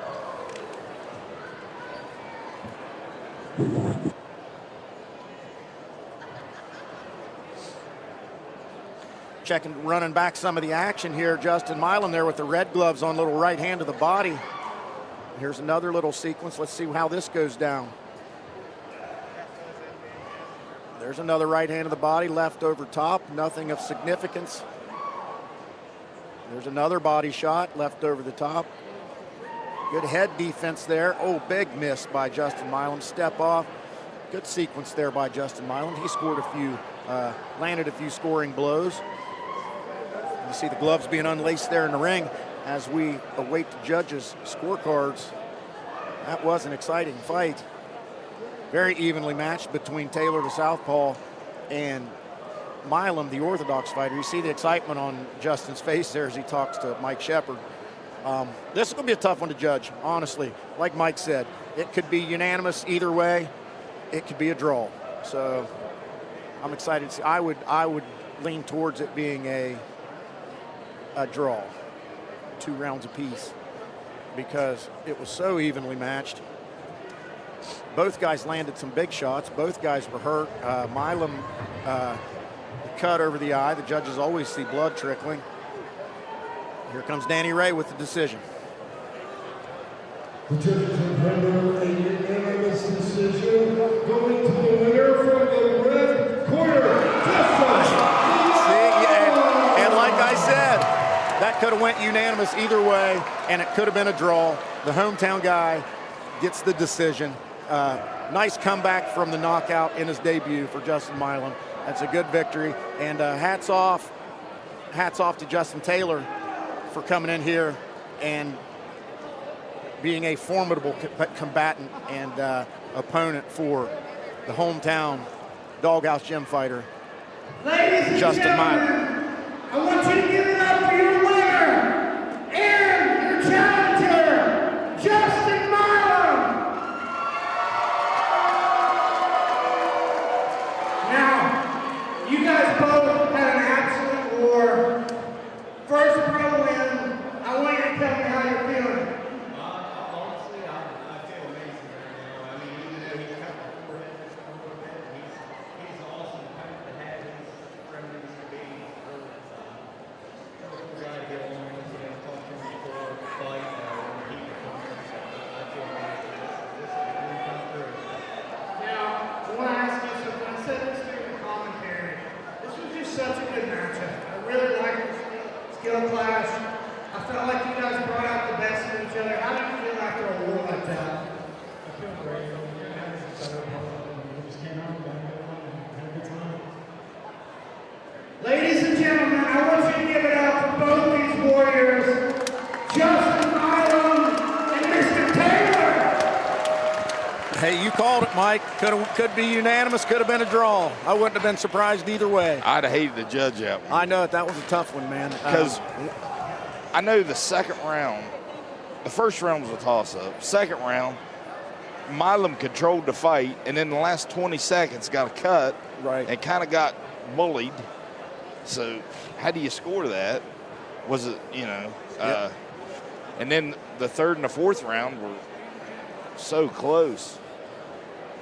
All right, that brings us to another amazing MMA matchup here, Mike. Your guy, Daryl Davis, he's unorthodox, he's wild, and he's coming in here taking on the younger of the Starcher brothers, Sheldon Starcher.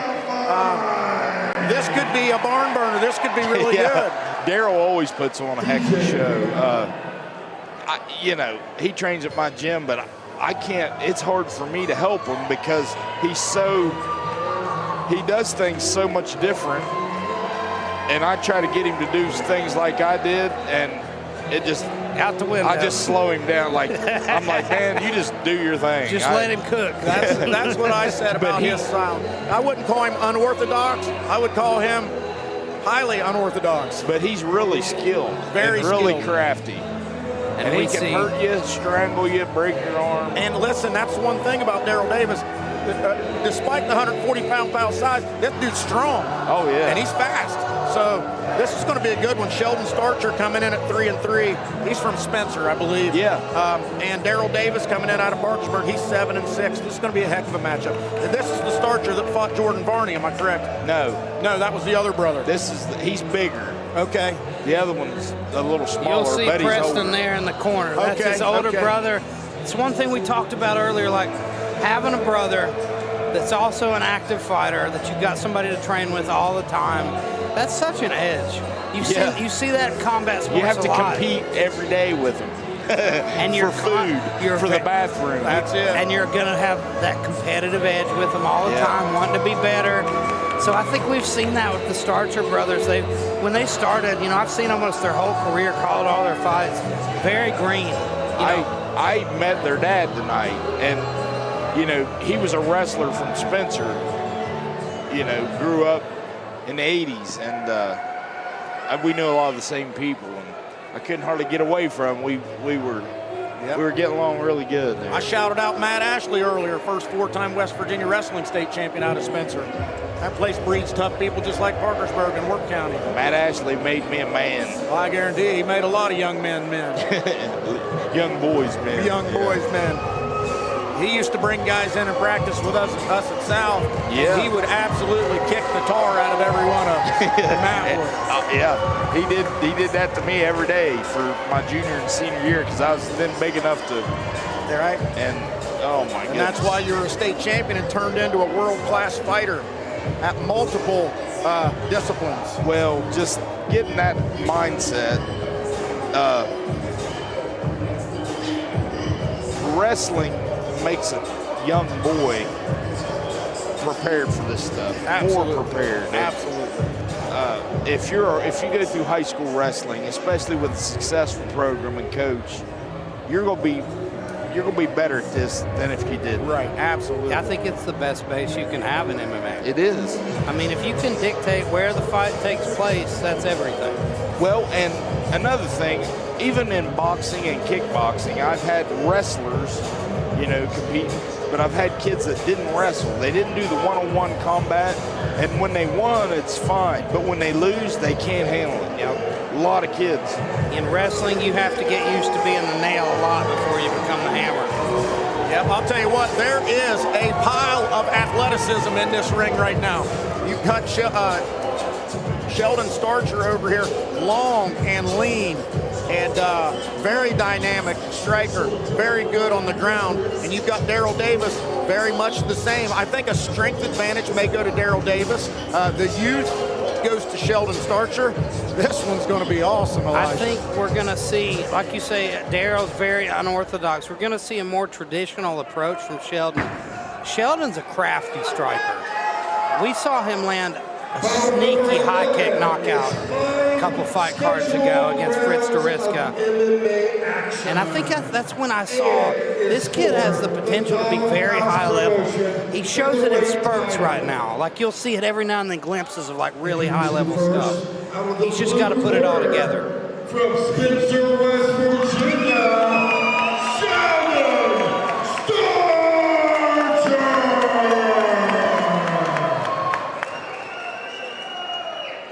Across the cage. There's an absolutely wild energy between these two Dawghouse tonight. Gym in Parkersburg, West Virginia, Daryl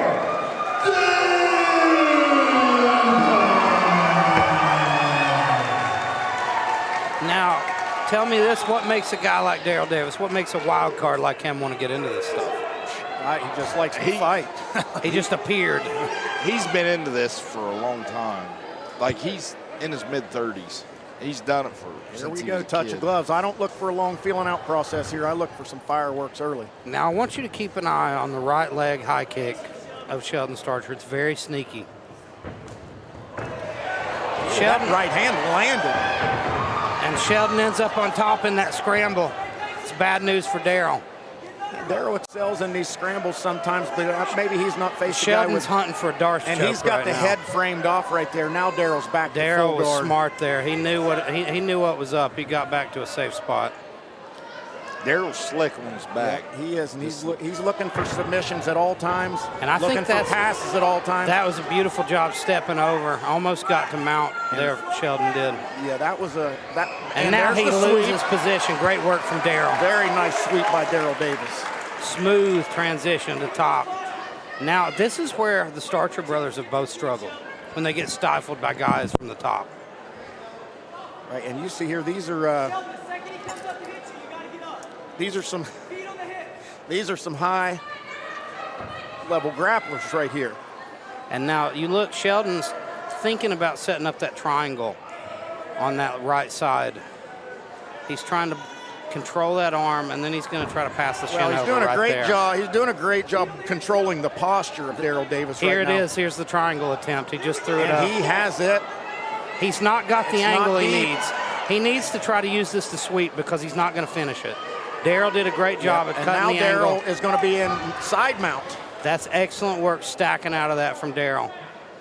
We knew it was coming. And you see Starcher here. Oh, and he's got under the chin. He's in a bad spot. Arm triangle gonna- is locked up. This is a bulldog choke right here. This is the rear Oh, he naked does. with no hook. Sheldon's got to get belly down, and he does. He's And he safe. does. I'm sorry, I thought he had an arm triangle locked up there, but you're right. That was just a side naked choke. He tapped him out And with he it. hangs He on to tapped the him net. out with it. Hangs on to the net, and I thought he was out, but he wasn't. He hangs. Oh, that was a beautiful bulldog choke. Daryl Davis sinks the choke in, Mike. And when Sheldon Starcher went to his side, Daryl was very patient, very relaxed. He let the man turn right into it. A lot of guys get too interested in getting those hooks in. If you can get a lot of the times you can get under the chin in transition like that, and you catch a guy sleeping, and that's exactly what he did. What a performance by the Dawghouse fighter, Daryl Davis. Beautiful job snatching that neck. Yes. Excellent job by Daryl Davis to not only take a chance on that choke, but to stay with it for what I thought was perhaps too long, and he gets the finish. That's why I'm in the booth, and he's in the cage. See Mike Shepard in there, getting ready to award the medals. And here comes Danny Ray will be in here momentarily with the decision. Take nothing away from this Sheldon Starcher. He is a warrior to the core, and he will be back. But what a fine performance The referee called this fight round for Daryl Davis. Due to rear naked choke tap out. And the winner in the red corner,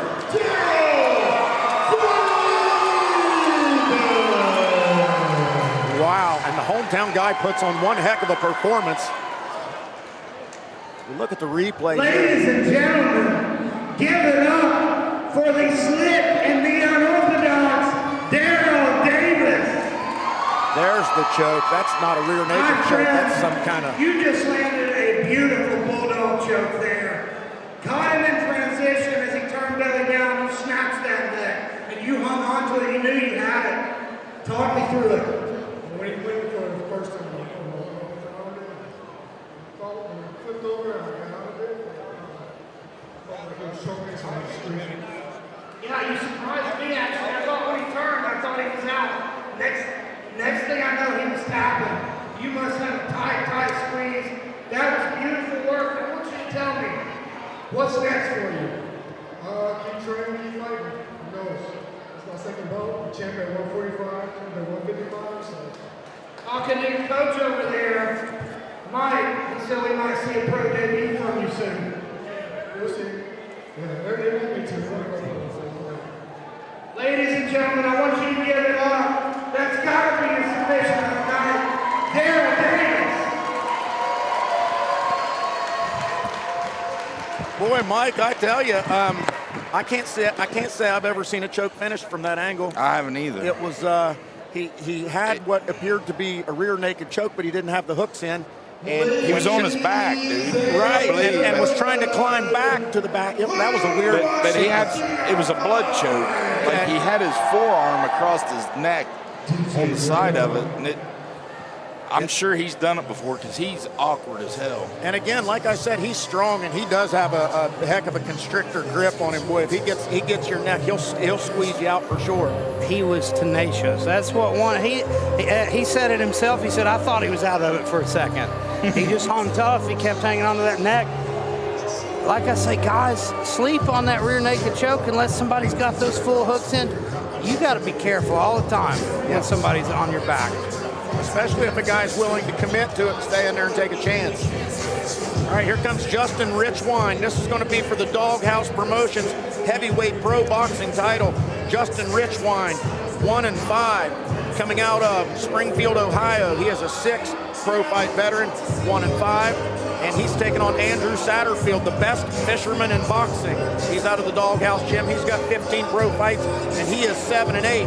And Mike, he's been in with some of the best. He has, and so Richwine has been in tough too. You can't judge Richwine by that 1-5 record. No. Richwine's a guy I've seen, since I first started calling fights, I've gotten to watch him compete a lot. He's dangerous. He knows his stuff. He's a veteran. He's sneaky. I watched him a Braxton Brawl against Earl Collins, and he's sneaky. He knows what he's doing, but he'll box, kickbox, or fight MMA professionally. And I think he's most comfortable kickboxing. Is he? He's got beautiful low kicks. He's real good at kickboxing. He actually kickboxed Teddy Bear. Yeah. And it was the first time Teddy Bear had ever been, in kickboxing, ate his legs up. Like bad. But Richwine is also one of the nicest guys I've met in this sport. He's a class act. And tonight, he told me before this fight, he said, this is it. This is my last one. Win, lose, or draw. He said, I'm hanging him up. Too.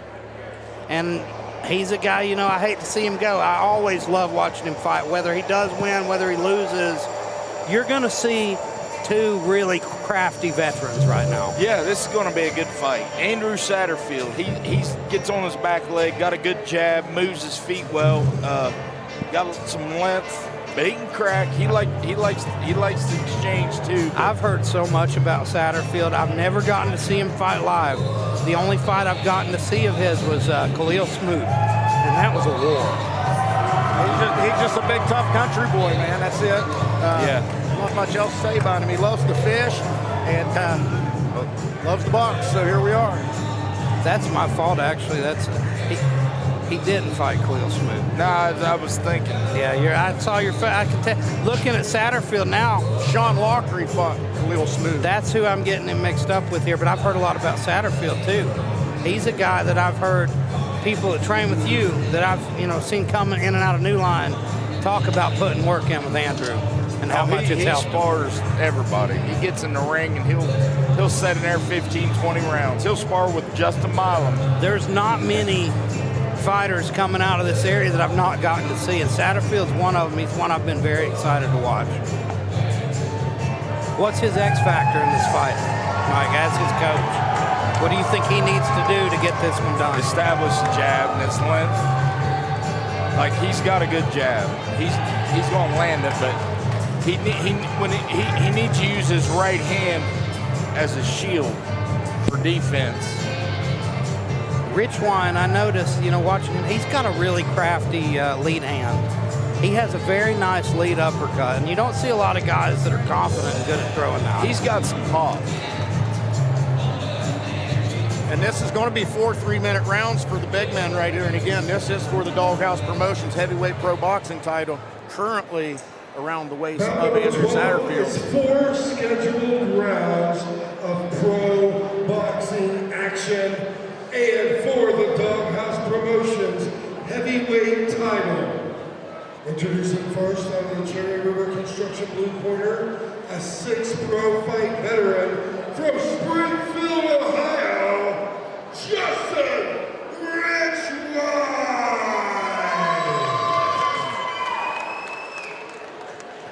Across the cage, out of the red corner, a 15 pro fight veteran fighting out of Dawghouse Gym in Parkersburg, West Virginia, Andrew Satderfield. Hear that crowd cheering for the hometown guy, man. Both of these guys went to the barber and got that hair tightened up. They know this is a big fight right here. It's go time. This got to be a big moment in Richwine's mind, knowing this is the last time I'm ever going to make this walk. He's impressed me, the 2 fights I've had him. He does what he says. You don't have to talk him into anything. He always has excellent footwork for a big man as well. Beautiful body work from Richwine. Yep, and you see Andrew Satderfield there in that little Philly shell type of defense. And there was a nice straight right. And another. I think they bumped heads. Yeah, both men, what you will see and find out throughout the duration of this fight, they're very durable, tough dudes. Is this a 6-rounder? 4 rounds, 4 3-minute rounds. And I expect, talking to Richwine before, I think working the body is a big part of this game plan. And you can see that's part of his game plan early on. He has changed levels and gone to the body a few times. I think he expects to have a better gas tank than Satderfield. There's a jab to the jaw by Satderfield.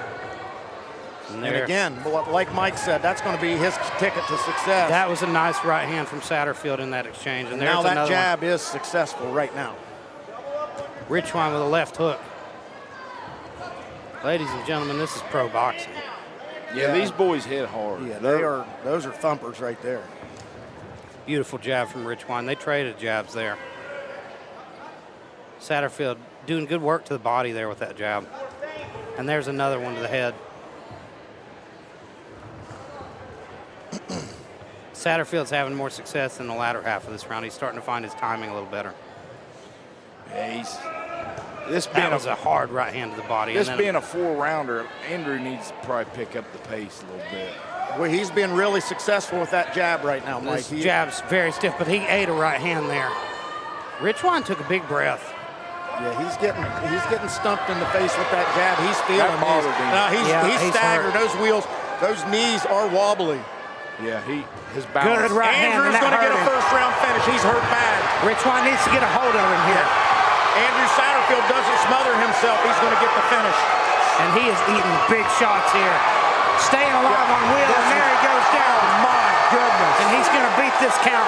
Boy, that is a sturdy cage right there. Because he's got to turn around. He's got to get his wits about him here. If he's going to get through this round, I'd love to see how much time is left. He wants to answer. He's waiting to hear a time here. I don't know, but he's smiling coming in there. That's a tough, resilient dude because that's a veteran. He took some real meat right there. And he eats another one. And another. This is bad news for Justin Richwine. Started off the round looking good, but now he's very hurt. Yeah. Richwine needs to pull back and play defense. And he survives the round. I'll tell you what, he's going to have to recover if he's going to answer this bell in the second round. Yeah. Because he's beat up bad. He will. He's a guy who's been there and done that. And this is his last ride. Boy, how sharp did Andrew Satderfield look there during the second half of that round? He started off slow. It had me worried a little bit. And then once he started finding that timing, he knew. It's like he knew I could hurt this guy. This is heavyweight boxing. Yeah, those are big boys. Those punches cripple guys. Now tell me, I've seen this guy doing a lot of corner work. Tell me about your coaches here. Matt Deming, he's a pro MMA fighter, got about 35 pro fights, and he's probably going to be boxing pretty soon. He's been around. He's from Maine. He moved here a year ago and joined our gym, and he helps us coach MMA, and he's a good guy. He's a hungry dog. He fights about every other weekend.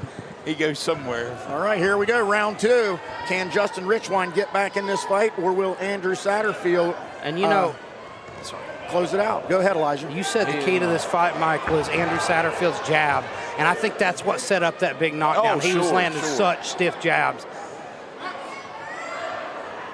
Well, it's quick. I mean. Oh, vicious right hand lands from Satderfield. And there's a left behind it. That's called changing your lead. Richwine is in big, big trouble.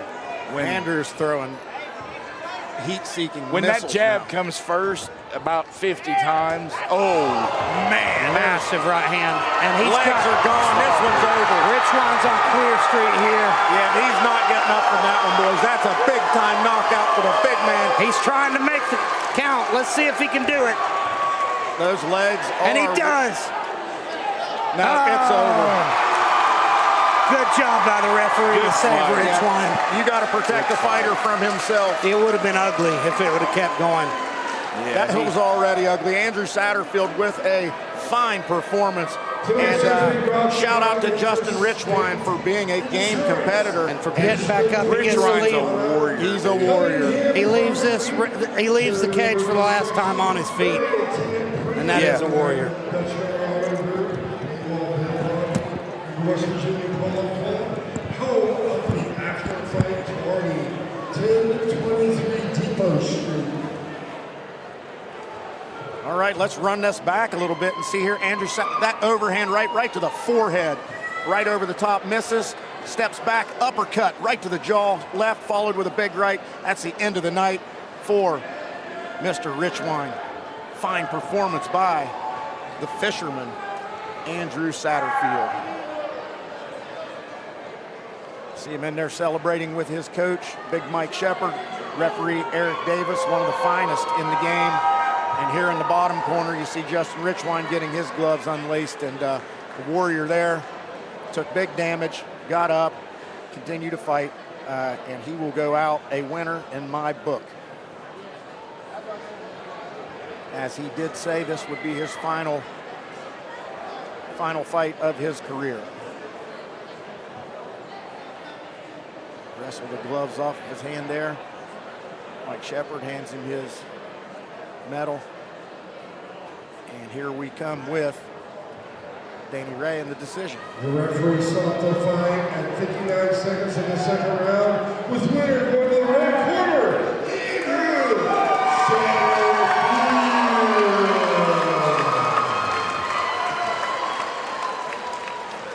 Satderfield. Andrew Satderfield, the victor.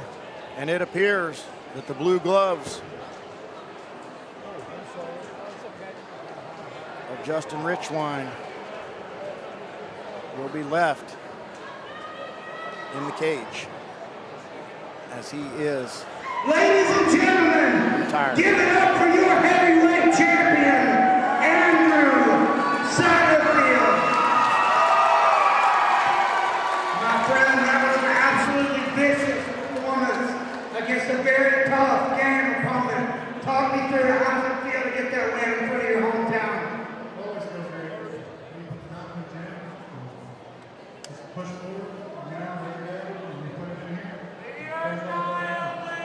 So tell me, Andrew, you've been there, done that in this sport for a long time. What's next for you? State title. Not too long in the making. Needs to come to me. Lady, you got anything you want to say to this hometown crowd before we go? Thank you all for the support for all these years. I appreciate it. Ladies and gentlemen, give it up for Andrew Satderfield. Now I want to take a moment with a man I've got to watch a good amount of your fight career lately, and it's been an honor and a privilege for a long time to see you compete. You're one of my favorite guys to watch. You're a true veteran of this sport. I love you, buddy. I think you got something to say here. I appreciate everybody. My family, my wife, I've been through this shit for 11 years. Over 37 fights. MMA, kickboxing, boxing. This is my last fight. I made a promise and I'm gonna keep it. So, ladies and gentlemen, I want you to give it up. It was the last ride of the warrior, Justin Richwine. We thank you, my friend.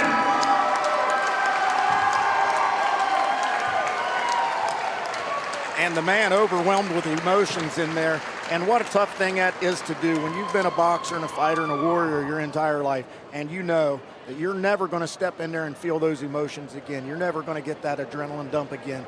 You're never going to get in there and take the big shots and show what a champion at heart you are again. But he made a promise to his wife and to his family, and he left the gloves in the ring. So congratulations to him and to the to Andrew Satderfield in retaining his Dawghouse Promotions heavyweight title. And like you said there, hey, Andrew Satderfield said he wants a state title. So I think he's earned it with that one. I think he's earned the opportunity to get in there and fight for West Virginia state title. And I believe that belongs to Sean Lockery, if I am not mistaken. It's gonna be a very interesting one, isn't it? I wouldn't want to fight either one of them. And Sean Lockery, one of the craftiest southpaws there is. He knocks out heavyweights. He knocked out Khalil Smoot. He knocked out another big heavyweight previous to that. And that Khalil Smoot fight, what I was so impressed with him in that fight was he had to dig deep. He got in some trouble in that fight, and he had to work his way out of it. I was calling that fight, and it was in Sean Lockery's home gym at the Signal 12 down at the Steve Neal show. Red Devil Rumble. Yes, and I was sitting there honestly trying to figure out what I was going to say on the broadcast because he was on his way out. But he was like Lincoln Hawk in Over the Top. He turned, flipped the switch, and he put Khalil Smoot's lights out. And Khalil Smoot is a big, big man. I couldn't imagine being there live to see that because that hometown energy, to see him rally for that victory, that's a guy that's got heart. That was one of the greatest comebacks I've ever seen in boxing or any combat sport because he was legitimately hurt and on his way out. And I think some guys would have checked out. Some guys would have said, all right, this is, it's not my night. Hey, some guys are not Sean Lockery. I've seen this dude wad up a KX 450 jumping a triple on a motocross track, messed his neck up terribly, laid up in a hospital bed for a few days. 2 weeks later, he's fighting a 6'10" heavyweight on ESPN. So built different. Built different. Speaking of built different, look at the head on this man coming in here right now. Walker Keaton, who's cut down from heavyweight. Look at the back on that man. This dude is jacked, stacked, and I'll tell you, Tyrone Kenchin's takedown defense better be in order. I think Walker learned a lot from that last fight. He took a loss against a very tough guy, but I think he kind of was a blueprint for him. It was because Tyrone Kenchin's built very similar, except smaller version of his last opponent. I think he got to watch that fight, though, and find out this is what I need to work on. He's dude's big for 185. Huge. Holy moly. And absolutely shredded. Comes from one of the preeminent gyms in Kentucky, Reaction MMA in Lexington, under Rob Nickerson. These guys always come out in force. They take the business very seriously, no nonsense. And this is for the New Line Cage Fighting middleweight MMA title, so this will be a 5-rounder, 5 3-minute rounds. And again, this will be contested at 185 pounds. And we should see Tyrone Kenchin, the Dawghouse fighter, coming in here momentarily. And this is a vacant belt, so whoever walks away today is going to be the new champion. Tyrone Kenchin has been wanting this title and hunting for this title for a long time now. Hometown favorite here, fighting out of Dawghouse. Tyrone is the guy, at New Line 6, very first fight I ever called was Tyrone Kenchin. And he's a guy on the entire card, I think I saw more potential in him than anyone. Beautiful grappling, but I think primarily he's a striker. He wants to keep this fight on the feet, and that's the opposite of What's interesting, though, his greatest win, or his greatest fight, was probably that fight of the night performance with Eli Hawkins. Eli took the victory, but it was a hard-fought split decision. And what won Tyrone the day was his grappling. So it's not like Tyrone's a slouch on the ground either. And no, not at all. I'm more speaking of the offensive approach of Walker Keaton. I think Walker's going to be trying to drag him down this whole fight. Tyrone needs to stay on the outside. He has wonderful front kicks. He used them to his advantage in the fight with Eric Mon, who was the shorter man. And that's what we're going to see here as well. Tyrone's got to stay long, and he's got to really keep off his back. This is really going to be a great matchup, and this will be our final MMA bout of the night. And boy, I have been pleased with the competition we've had on the MMA side of this fight card, and I'm excited to get more of these cage fights throughout West Virginia. Absolutely. I think you're going to see a lot more of us. Bout number 13 is 5 scheduled rounds of MMA action and is for the NLC middleweight title. Introducing first out of the blue corner, fighting out of Dawghouse Gym from Vincent, Ohio, Tyrone Keaton.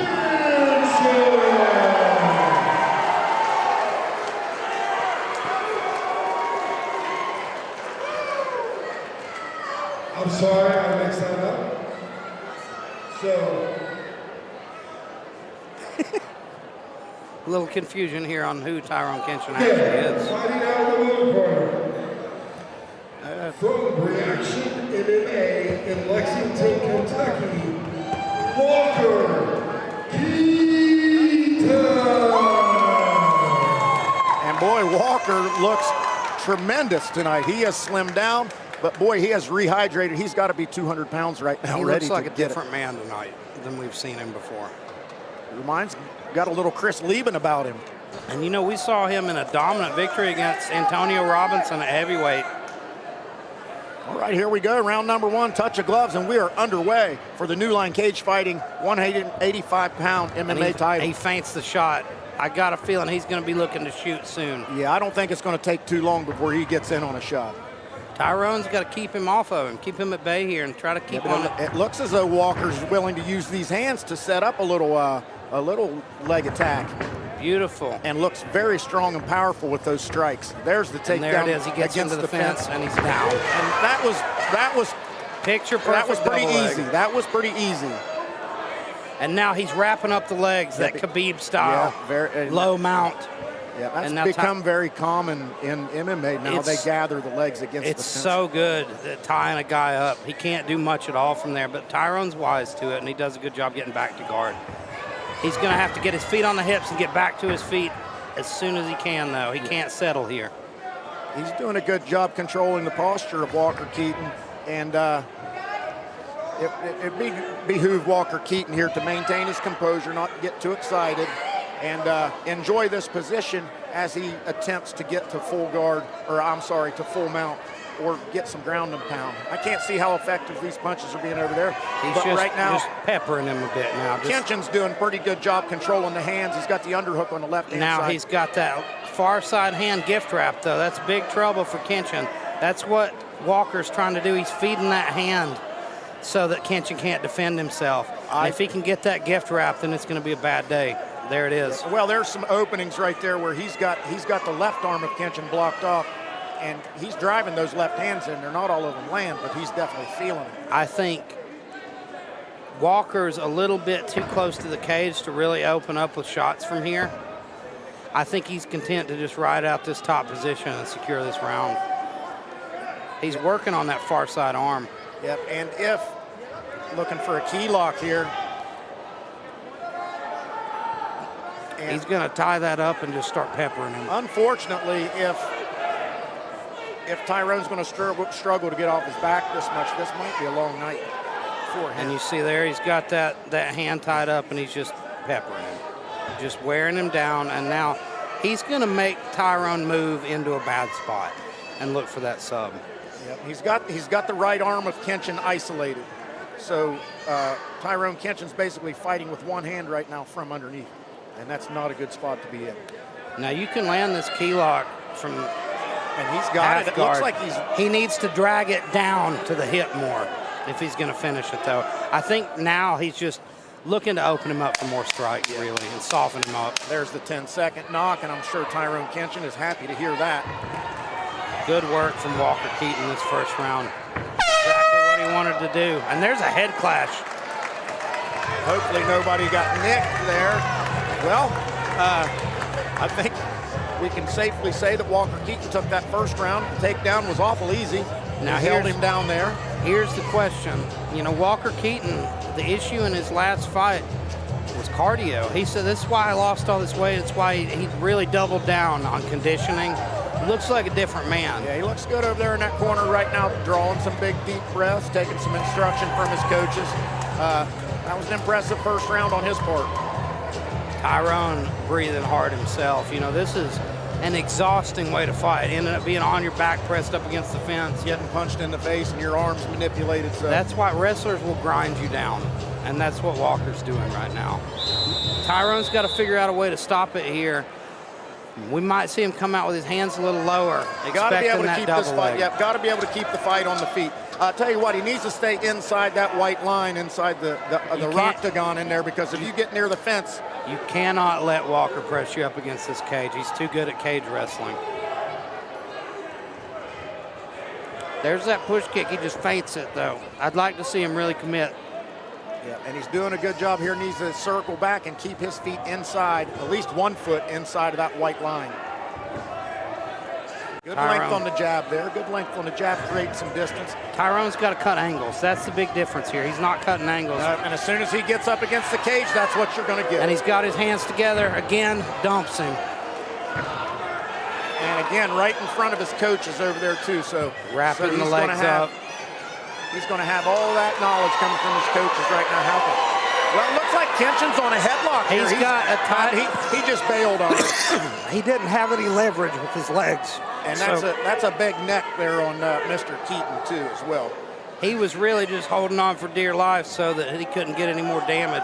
And you can see underneath there that Walker Keaton's just using his head and driving it straight into the face. If you're Tyrone Kenchin, you've got to start pushing his hips and getting your legs Easier out of there. said than done, where he's got the legs figure four there. Now he gives up the figure four on the legs.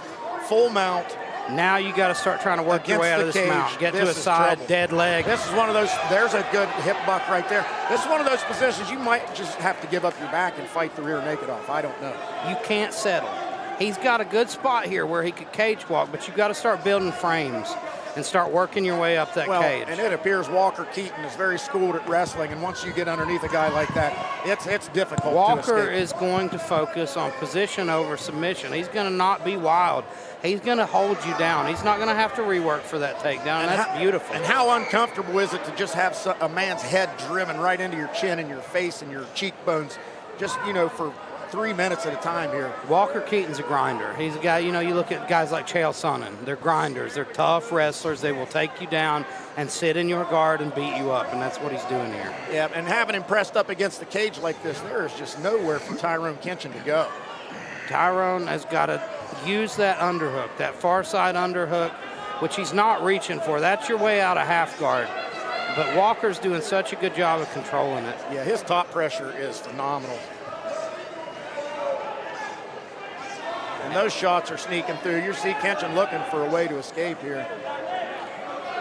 And, this is one of those things, the crowd might not like it, but this is a dominant performance. He's grinding, and he's going to wear Tyrone down until he does something stupid. And there it is. He's got that locked up. He's got it bent. Oh, and he needs to get it down to the hip. There's a lot more flexibility in your arm there when you're up high. You want to get it down here. That one was close, though. That one was close. Tyrone There's the arm triangle. This is going to be it, ladies and gentlemen. Yep, he's in off the side. Here comes the tap, and it's over.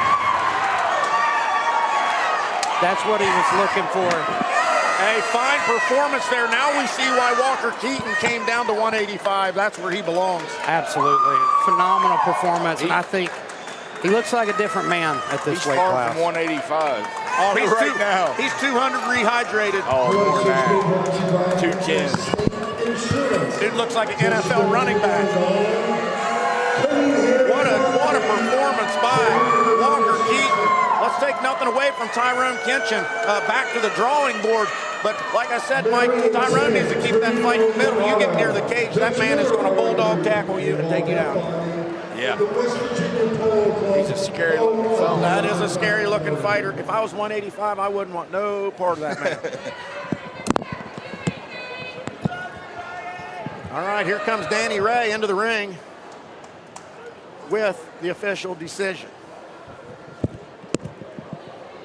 Referee called this tap out at 58 seconds of the second round with the winner from the blue corner,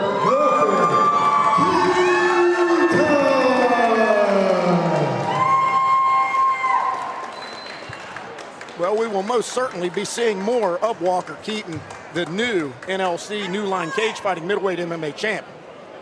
And we will shortly hear from him with my wingman, Elijah Thacker.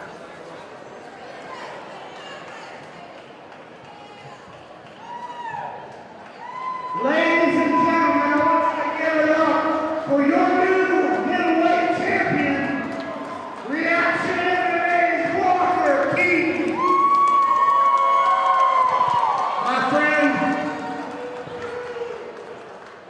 Tonight, this victory belongs to the Lord. This isn't my victory. All my reigns, glory goes to Christ himself. He's been with us all week during this camp. It was some rough times, man. Hey, we got me and my whole team. We believed in Christ's plan. And at the end of the day, we came home with the hardware and I was a champion long before this fight.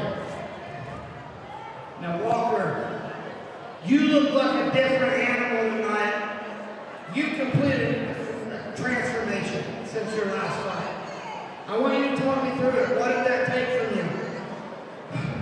It was God's plan. Sometimes it doesn't seem like the best thing in the world. You never know what's good or bad. I lost that fight.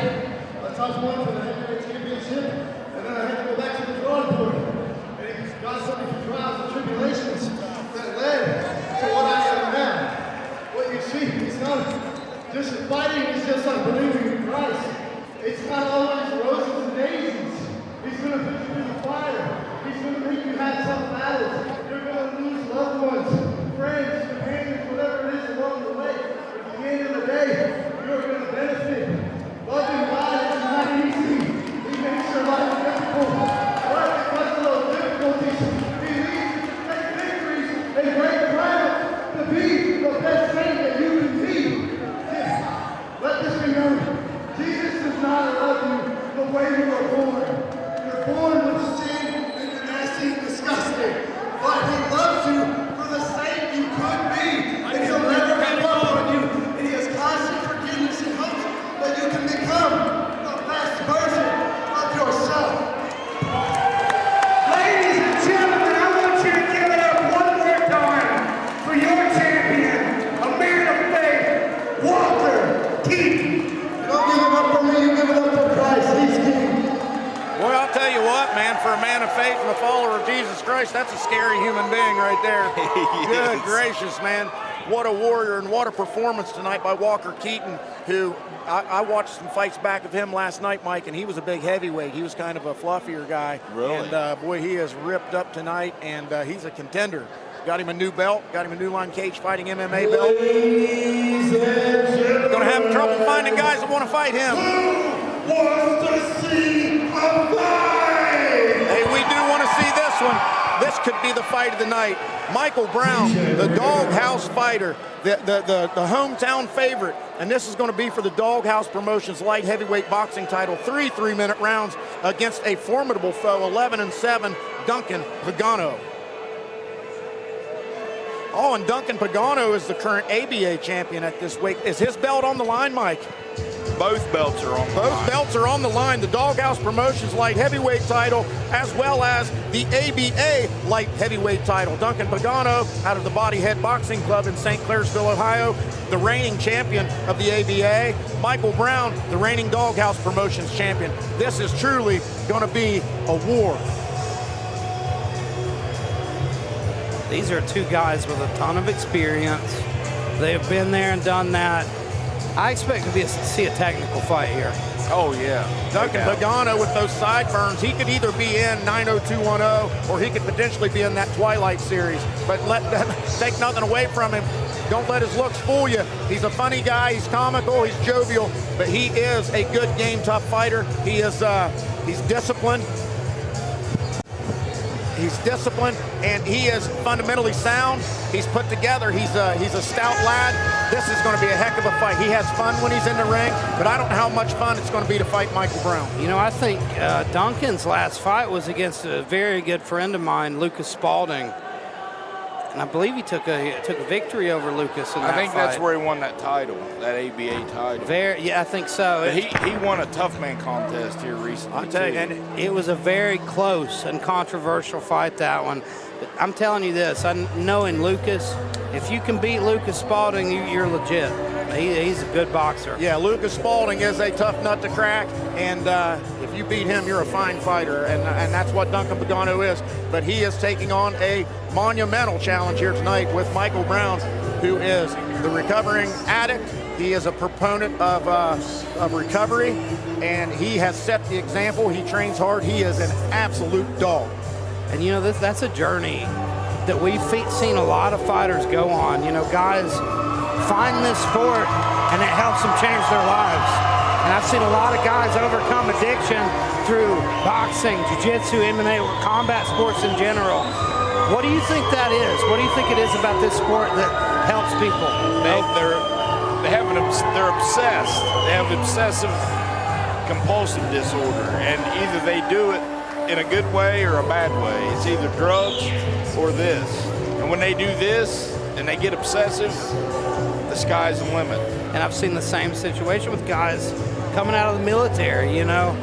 Head's not quite right. They don't know what to do with themselves after it. They find this sport, and then they take to it like a duck to water because it takes discipline. Well, you see, a lot of fighters, a lot of great fighters come from very tough backgrounds, be it home issues, be it drug addiction issues, alcohol, whatever it is, trouble with the law, but they want to escape that path, and this is the way out right here. I think you meet a very strange group of people in this sport. They're the best people I've ever met. They're all savages, though, and they've all got a story like that. They've all been through something. Here he comes, the man of the hour, Michael Brown, dressed in black. He's a man of faith as well. He's very open and vocal about his faith. Michael Brown there with the red gloves on, dressed in all black. He'll be taking on Duncan Pagano over here with the blue gloves, and he is dressed in red shorts, red boxing boots. And this one is going to be exciting. Danny Ray's in the middle of the ring, waiting for his opportunity to introduce these two combatants.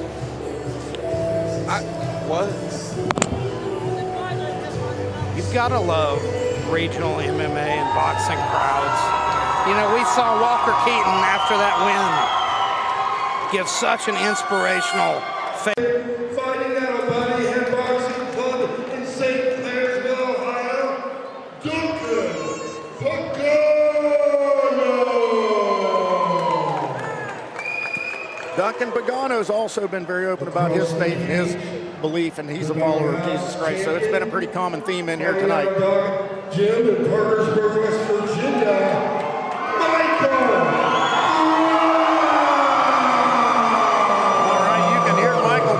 Following here behind us, give me chicken skin when they start cheering like that. It is go time.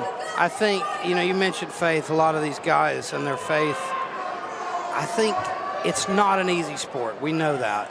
What it goes into your training camp, what goes into just dealing with life and training on top of it. I think faith is Here we go, both men orthodox. Go ahead, Elijah. Faith's a big foundation to keep guys going through all that. It is, because even though you're in the ring alone in there, you're not alone.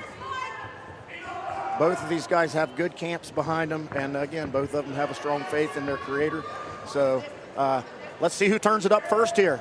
Slow start, little feeling out process.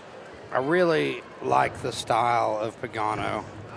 Just the sideburns. He reminds me of an old school fighter. Caught a couple left hands there from Michael Brown on that right hand sideburn. But yeah, he is a good looking fighter. He's well statured. He's put together. He's got a plethora of experience. He's been in with really good guys, but I don't know if he's been in with a Michael Brown yet. Michael Brown is a powerfully built fighter. He is, and this is a very patient start on his part.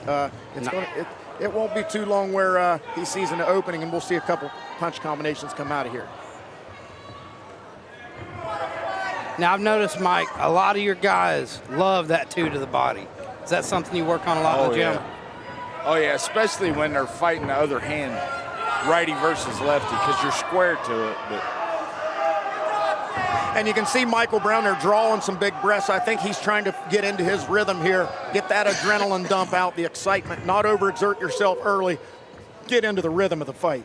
Definitely a very calm and patient start from him. There's been nothing of significance thus far. Michael Brown has landed a couple of lefts.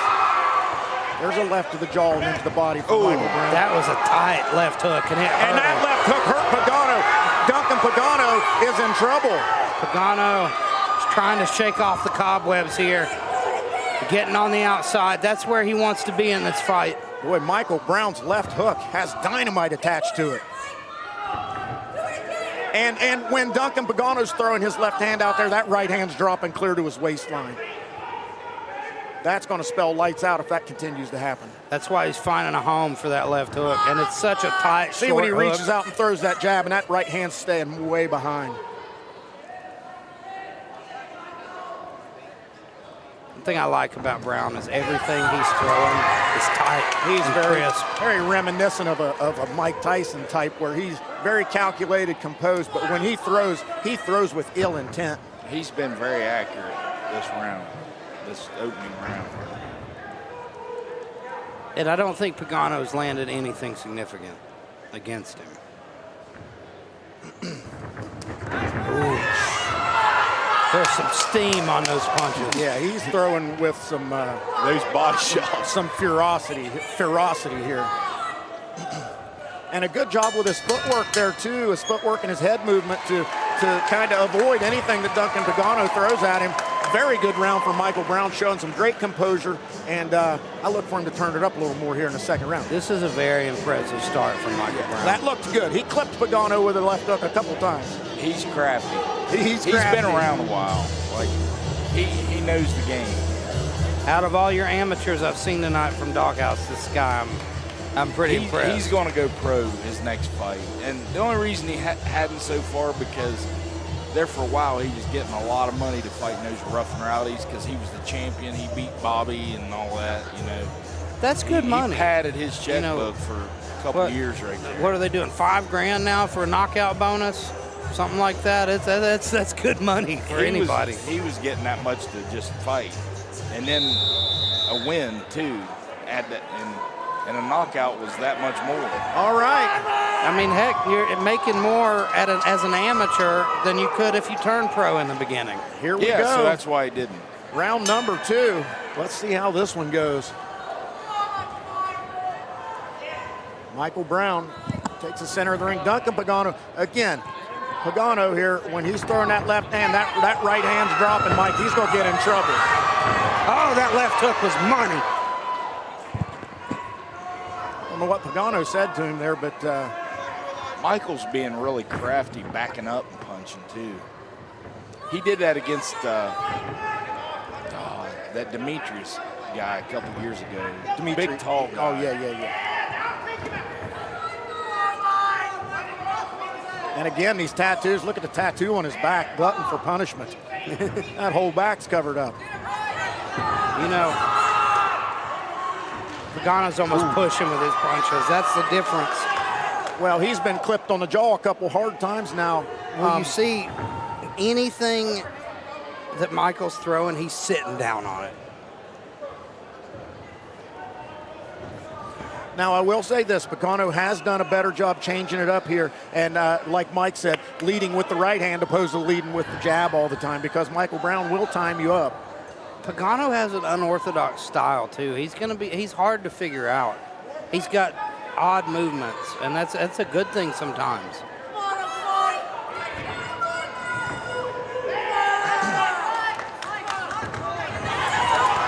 And now marching forward is Michael Brown. That was a good combination for Pagano to come back. Pagano trying to work the body. That was a nice body shot, I think, that liver punch. That shovel hook. Right there, yeah. That's the most devastating. Oh, there was Michaels. He gave him one back. That's an over and under trick we do. Overhand right, sink your butt down, then come back to the liver with the left hook. I like it a lot. And there's that shovel hook again from Pagano. He sees something there with the body work. And you see Michael coming back with his own. Well, and again. Oh, he landed there. Couple shots to the chin. Pagano stays upright. He takes a big frustrated breath though at the end of that exchange. Oh my God. Man, big left hook. That left hook was devastating, but Pagano's chin is holding up. He's got a jaw. He's a vampire. Came out of the Twilight series. I don't think you can knock this guy out at night. Got to get him in the daylight. He's got a nice beard. He's took some shots. Well, I'll tell you what, he's a tough SOB, whatever he is. And there's a good job clamping down on that arm. Can't throw a left hook if you can't use his left arm, right? Another good round for Michael Brown, but hey, kudos to Duncan Pagano showing some serious toughness and resilience over here because he got hit with some big-time shots. I don't know how he's still standing. I don't know either. If you're in the corner of Duncan Pagano, you got to be telling him you're down 2 rounds now. You need a finish. So what can he do here to find that finish? He started with the jab, I think. Maybe go back to that liver. I'd say ask his coach if he's got some brass knuckles or something. I think he definitely saw something in that second round because he started really working the body. Yeah. He might have seen it in his eye bothered him or something. Go Michael sitting there, he is just composed, ready to get it, getting his instructions from Coach Kenny Watkins.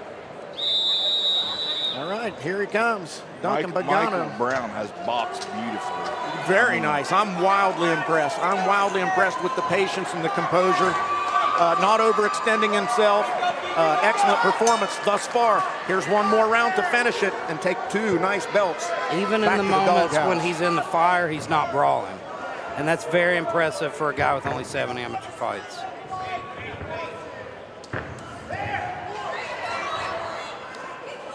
Again, Pagano's awkward style is it's not easy to deal with. Even though the right hand drops, the chin flails a little bit. He's still pretty difficult to hit. He's got a back and forth movement that's hard to track down. Landed a left to Mike's jaw. That woke Michael Brown up a little bit. They both traded there. You could tell Mike wanted it back. So yeah, he didn't like that one. Hit him right on the nose. Duncan's willing to exchange. He is. He's a tough guy. You got to think at this point he's eating his best shots, and he kept coming. Some of those left hooks were vicious, and he kept moving forward. Very tough guy. Duncan's a pretty big lad. He's got a little size advantage out there, height-wise. I love how Michael's changing levels and working the body, though. Rolling into his combinations, he looks excellent.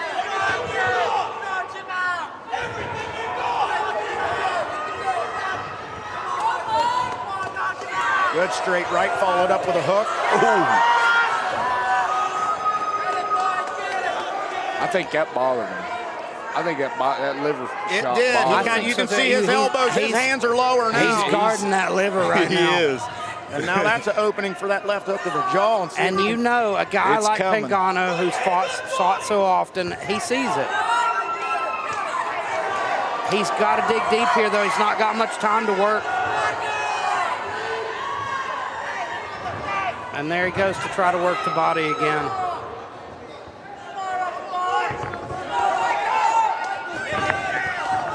It's like you say, though, Mike, I think he's got to set it up to the head. There it is. There's another. Michael needs to put him on his back foot. I'll tell you, Pagano's kind of cranked up the pressure here and started pushing Michael Brown around a little bit. And now we see, though, any time that Michael has him on his back foot, Duncan's not having that kind of success. If he can just keep pressing, this is his fight to lose. Ooh, a beautiful right hurt. That straight right hurting. Walked him right into it as well. What a tough guy Pagano is. There's the left hook.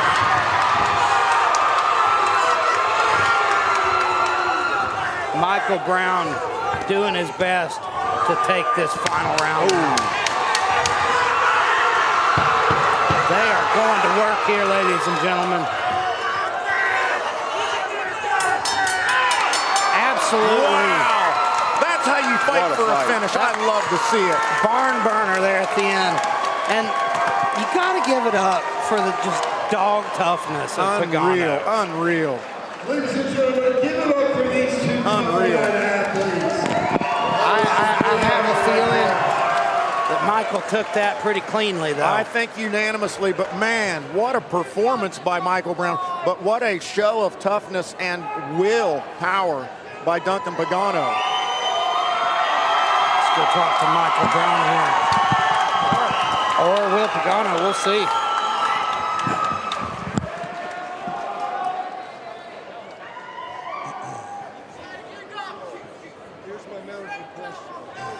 Wow, very composed performance. by the reigning Dawghouse Promotions champion, Michael Brown. He really poured it on there in the final round, the final 30 seconds, looking for a knockout. It did not come. Duncan Pagano proving to be very resilient, very tough, and a good game opponent coming in here and taking on the hometown guy, Michael Brown. But it appears this one's going to go. Michael Brown's going to take the ABA title and the Dawghouse Promotions light heavyweight title back to the Dawghouse. The judges have rendered a unanimous decision with the winner from the red corner.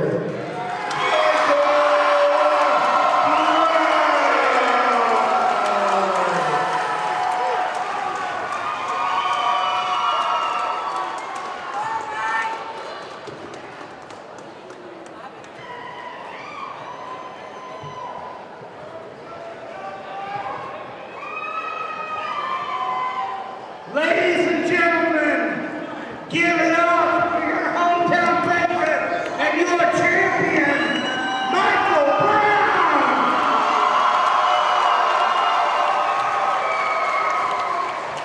Michael, I want you to talk me through that absolutely stellar performance.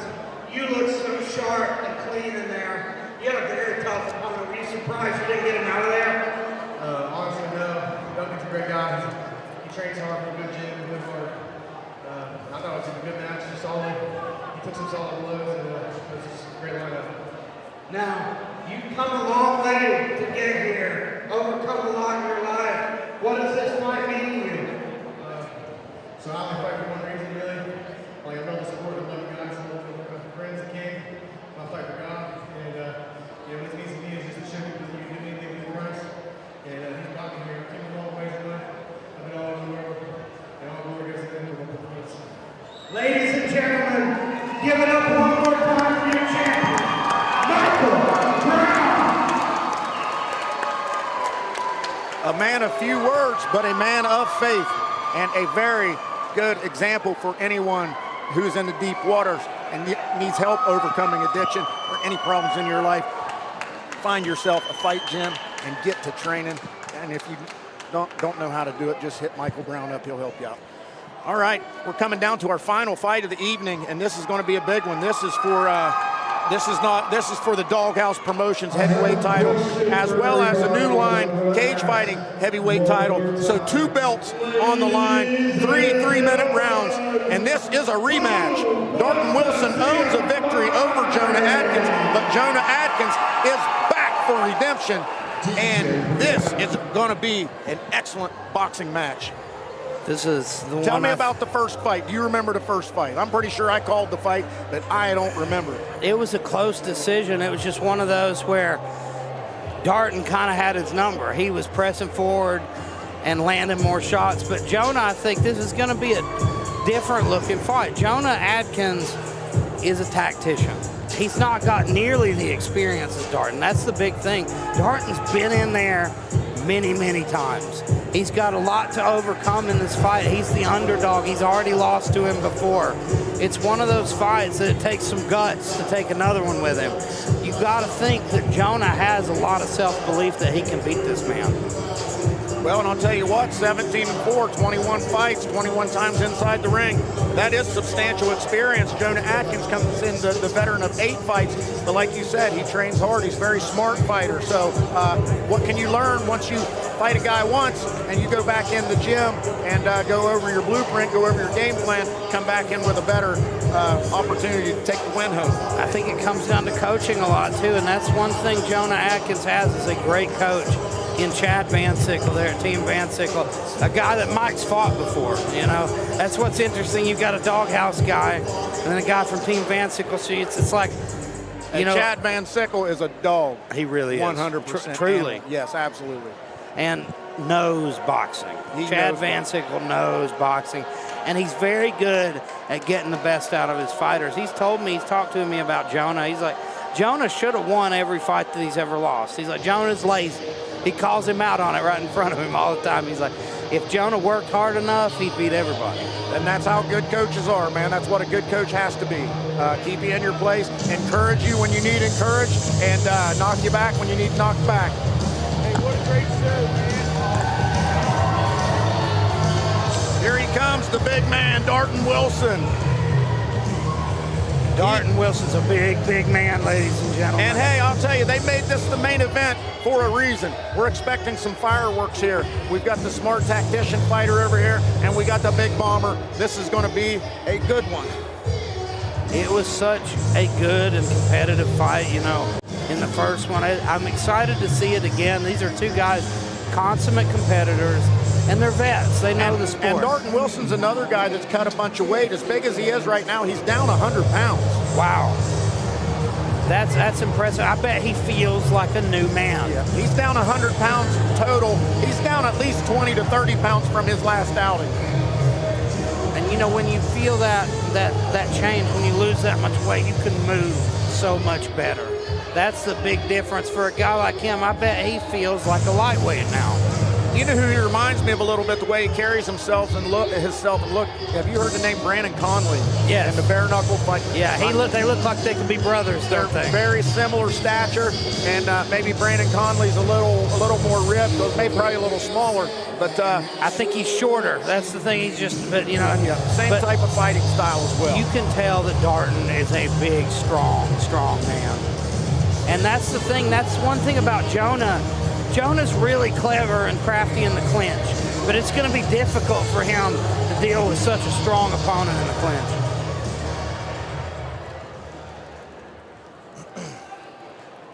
Bout 15 is your. But I'll tell you this, Macho Bob, I am a sucker for a trilogy. So, you know, I'm kind of hoping to see Jonah come back in this one so we can see a great trilogy. Yep, I like a good trilogy myself. Champion from Columbus, Ohio, Jonah Atkins.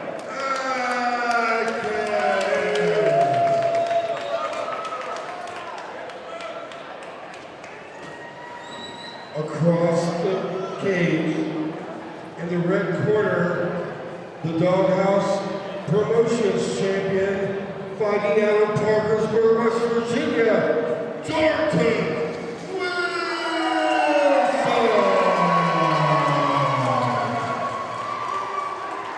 All right, here we go, folks. Bout number 15. 15th and final bout of a fantastic evening here in Parkersburg. Now at the Memorial Fieldhouse. These are two men that are probably a lot more used to fighting in the ring. Right, yes. That's one thing that makes this interesting. I wonder who it's going to benefit. Well, I tell you what, no feeling out process for Jonah Atkins. He comes out and fires away.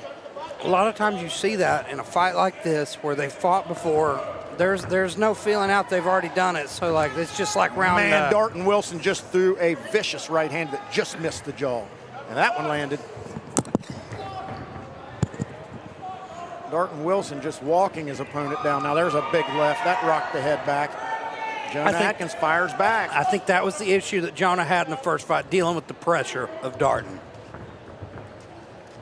Because Darton's going to press forward and march you down the whole fight. Well, and he's doing a little better job here with the bigger cage. Not getting stopped against the ropes, you know, and moving laterally by the time he gets to the cage. So that's a big distance for Darton Wilson to cover. That was a big right hand.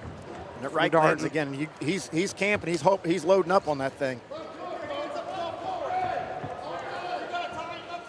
I think the bigger cage definitely will probably benefit Jonah It's just because he's got more room to work. Definitely benefiting Jonah Atkins. We've got Mike Shepard here back on the microphone.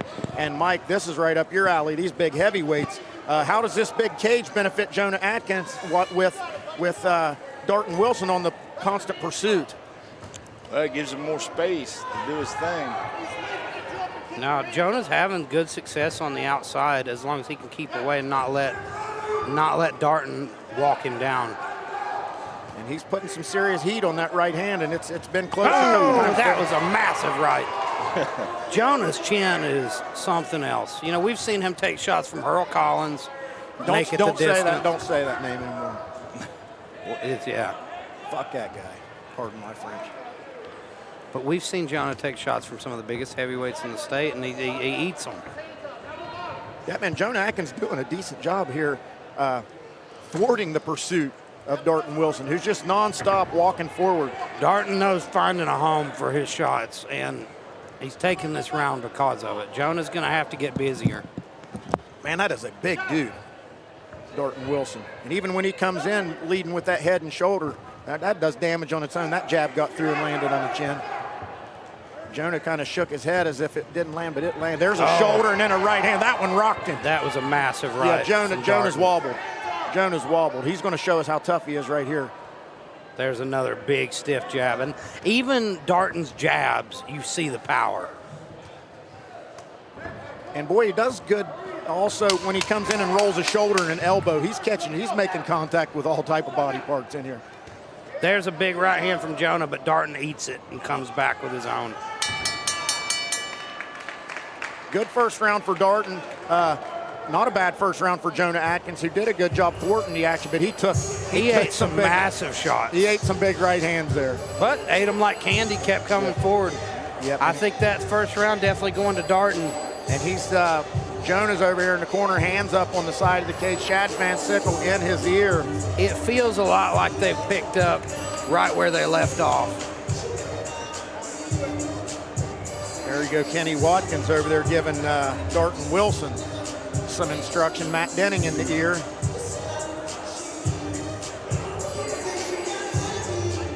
Jonah Atkins turns, faces back to center. Chad Van Sickle, his coach. I think talking to him there about how to utilize the spacious octagon that they're fighting in here, because Darton Wilson is the predator in here tonight. He's going to have to find an answer for Darton's forward pressure. And that's tough. It's tough to find an answer for a guy who's an absolute mountain and he knows how to box. Ooh, when that jab's stiff, boy, that thing lands. It's like getting hit with a pugil stick right in the mouth. That's the thing, too. Like, Jonah's landing clean shots, but the power difference is definitely there. That right hand landed behind the ear, no damage, though. Oh, there's a good right.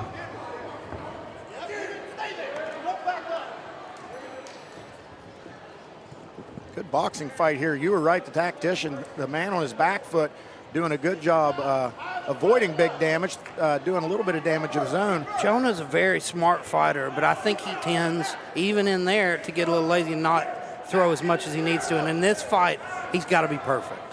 He's going to have to be as active as possible, because I don't think he's going to beat Darton with power. He's going to have to beat him with volume. Well, Darton needs to oh, my God. There was a right followed up by a left. But I was saying the jab was being so effective that, like Mike said earlier, lead with that jab 4 or 5 times in a row, and then the next one lead with that right, and he's being effective. This really looks like more of the same from that first fight. There you go, Mike, you're on. Change your lead. Because the punch comes from a completely different angle. A lot of times they're used to that jab coming. Well, when you change it up and throw that right hand first, they just don't see it.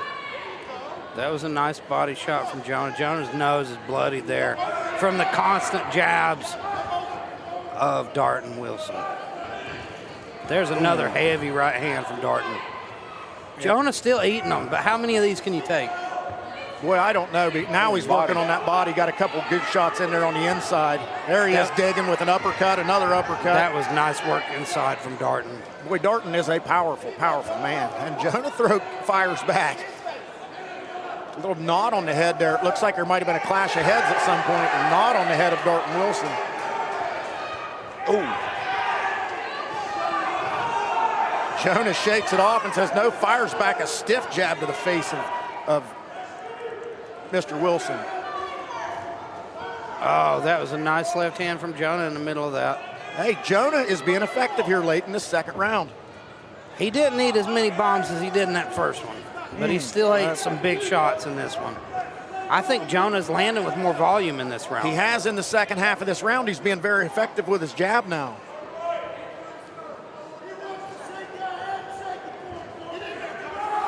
And you're starting to see a little bit of difference in the Jonah shakes his head, says, I'm not hurt. But he keeps eating them. Wow.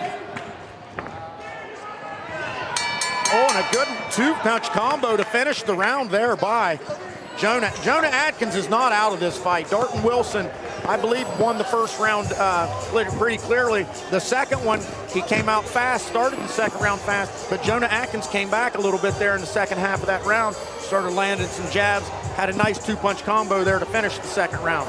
So, with that being said, I don't think he did enough to win that round, but I don't know. I could be wrong.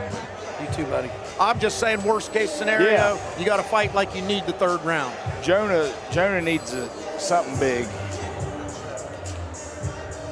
Jonah needs something big, maybe a knockdown. I think Jonah's got to stop him or get the knockdown to get the draw. Yeah. I think he's down 2 rounds. That's what I think. I would say worst case scenario, he's down 2 rounds. Well, best case scenario for Darton Wilson. Worst case scenario, it's 1-1. That And second was close. neither man can cruise here is what I'm saying. Here's the thing, though. I don't know how to score boxing because you score MMA on damage. You don't score boxing that way. You score it on who landed more. And I think Jonah might have outlanded him in the second. So I don't know. Darton Wilson definitely slowed down there in the latter stage of the second. Here we come. Jonah Wilson comes out fast to start the third. If you're scoring on damage, though, my God, Darton Wilson's clobbering him.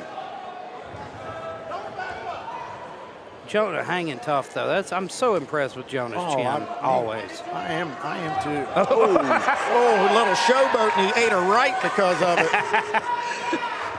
Oh, man. That's one for the highlight reel. Yeah, you can see a little knot there on the left forehead of Darton Wilson. They must have clashed heads a little bit ago. I'm starting to think Jonah Atkins' head's made out of concrete. It might be. It very well might be because he's taken some big ones in this fight. And he's not afraid to stay right in there and stay after it. Beautiful inside work from Darton. His uppercuts on the inside are nice. Oh, and that was a nice uppercut from Jonah. Oh, gosh. Ooh. That's the story of this fight. It's the power difference. Well, I think it's Jonah's backing up and he's getting right at the end of Darton's punches.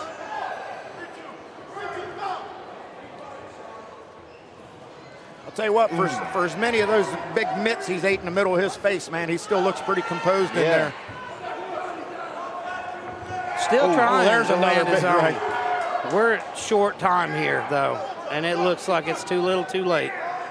Darton Wilson is a force to be reckoned with in this amateur heavyweight Just division. a big man. Reminds me of Tim Boach. Yeah. Tough, too. Absolutely. You can't hurt him. You know, Jonah, that's the problem. Like, Jonah's catching him clean, and he just keeps walking forward. There's another right play. Man. I think Darton's getting a little tired here, but, you know, this is beautiful work for 3 rounds. Tired of throwing punches, I think. I mean, when you catch a guy that many times, you're going to get tired. Credit to Jonah for hanging tough. And still, with a few seconds left, trying. Valiant effort from both men. And you can see the fatigue on Darton.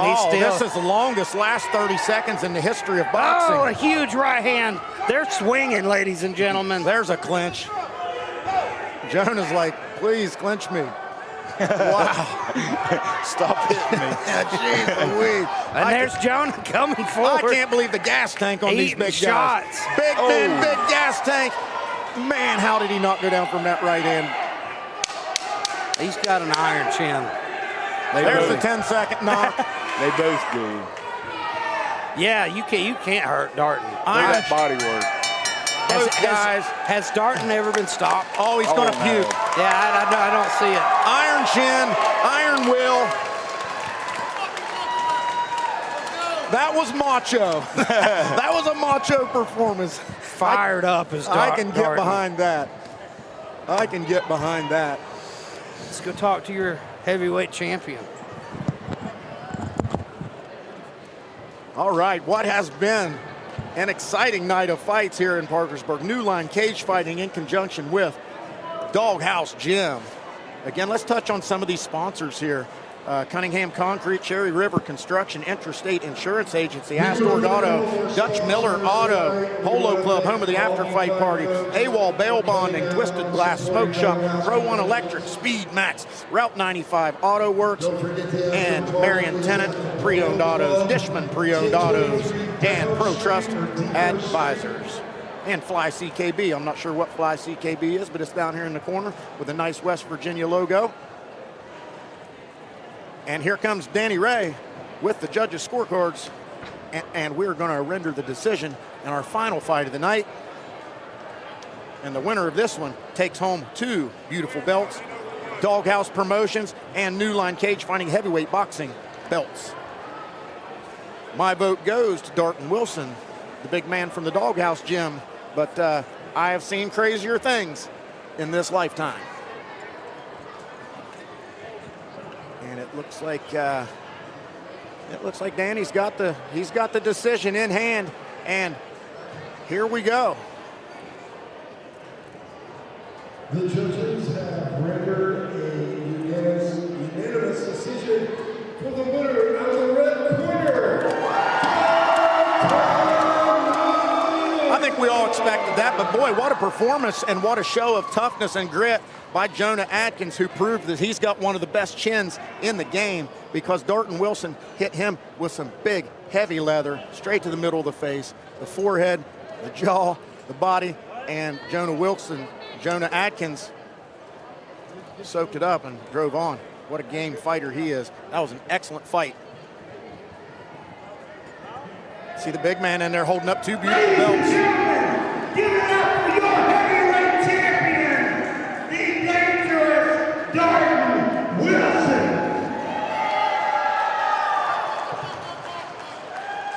Darton, I want you to talk me through this absolute dogfight. You have a tough opponent. You kept coming forward, landed some massive shots.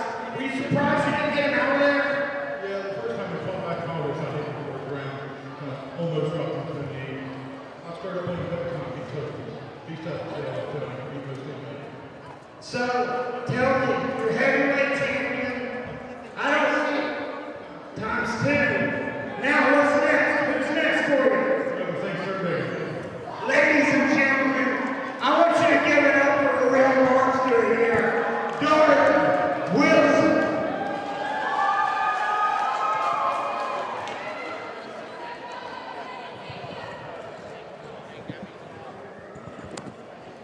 All right, man, what a fight card we have had tonight.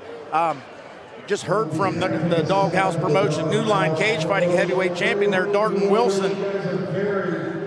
Let's run a little recap of this fight card here. Started out the night with Tyler Arens taking a victory, Adam Moore, Antonio Robinson, Griffin Key with a nice victory over Chase Morgan. Then we saw Eric the Goon Kuhn with the MMA finish of Cole Givens. And then the ladies fight, Brittany Stricker and Mercedes Trescott. What a show of toughness from those 2 ladies. Then Bobby Johnson beat Will Pitman. Brody Falks beat Christopher Withrow. Justin Milum goes 1-1 in his pro career. And then we saw a nice tap out, a nice choke finish from Daryl Davis, taking out Sheldon Starcher. Then we saw Andrew Satderfield get his pro record back to 8-8, back to 500 with a victory over Justin Richwine. And then we saw Big Walker Keaton take out Tyrone Kenchin in a very what's the word I'm trying to think of? I was picking money up off the floor. A very impressive victory. And then we saw Michael Brown take out Duncan Pagano, and of course Darton Wilson over Jonah Atkins. Elijah Thacker, let's sit down. Let's run this back. Who's your fighter of the night? Let's pick an MMA fighter of the night, and let's pick a boxing fighter of the night. If we're going to talk about, let's say we got submission of the night, that's got to go to that beautiful bulldog choke. Daryl Davis. From your boy Daryl Davis. Easy work, me as well. Now, fight of the night. That's a hard one to pick, guys, because we had a lot of barn burners tonight. I think maybe Bobby Johnson versus Will Pitman. I like that one too. Lots of damage on the lower legs. We'll call that one the kickboxing fight of the night. Both guys threw everything at each other. Now, as far as boxing, what do you think? I liked Michael Brown's performance against Duncan Pagano. Very impressive. But I'm going to go with Mercedes Trescott. She was straight down the middle, 1-2. She threw more punches than anybody else the whole night and took out a tough competitor in Brittany Stricker. Never stopped either. From bell to bell, they were going to war. Never stopped. And I'd also like to shout out Chase Morgan and Griffin Key. That was the highest level fight of the night. I think that was another one I would pick, fight of the night. They're going to be professional fighters down the road somewhere. And I want to go one more time and shout out Eric the Goon Kuhn out of this, what's the name of their gym up there? Category 5. Category 5, man. These guys are all about it. They're just about like VO2 fitness. When you see that guy across the ring, you know you're in for a good You know one. they're the real deal. Like that's a true blue, legitimate gym. When you see their guys come out, they come out in force, and they've got a presence. Well, I'll tell you what, Elijah Thacker, it's been a pleasure. I thank you for bringing New Line Cage Fighting in here and joining up with us here at Dawghouse Promotions. I'm hoping that we're going to make this a regular thing. It was a pleasure to work with you. I can't wait for the next time. It's been a long time coming, my friend. It was good to finally meet the Macho Bob himself. All right, for Mike Shepard, Dawghouse Promotions, for Keith No, New Line Cage Fighting, for Elijah Thacker, I'm Macho Bob. United we stand.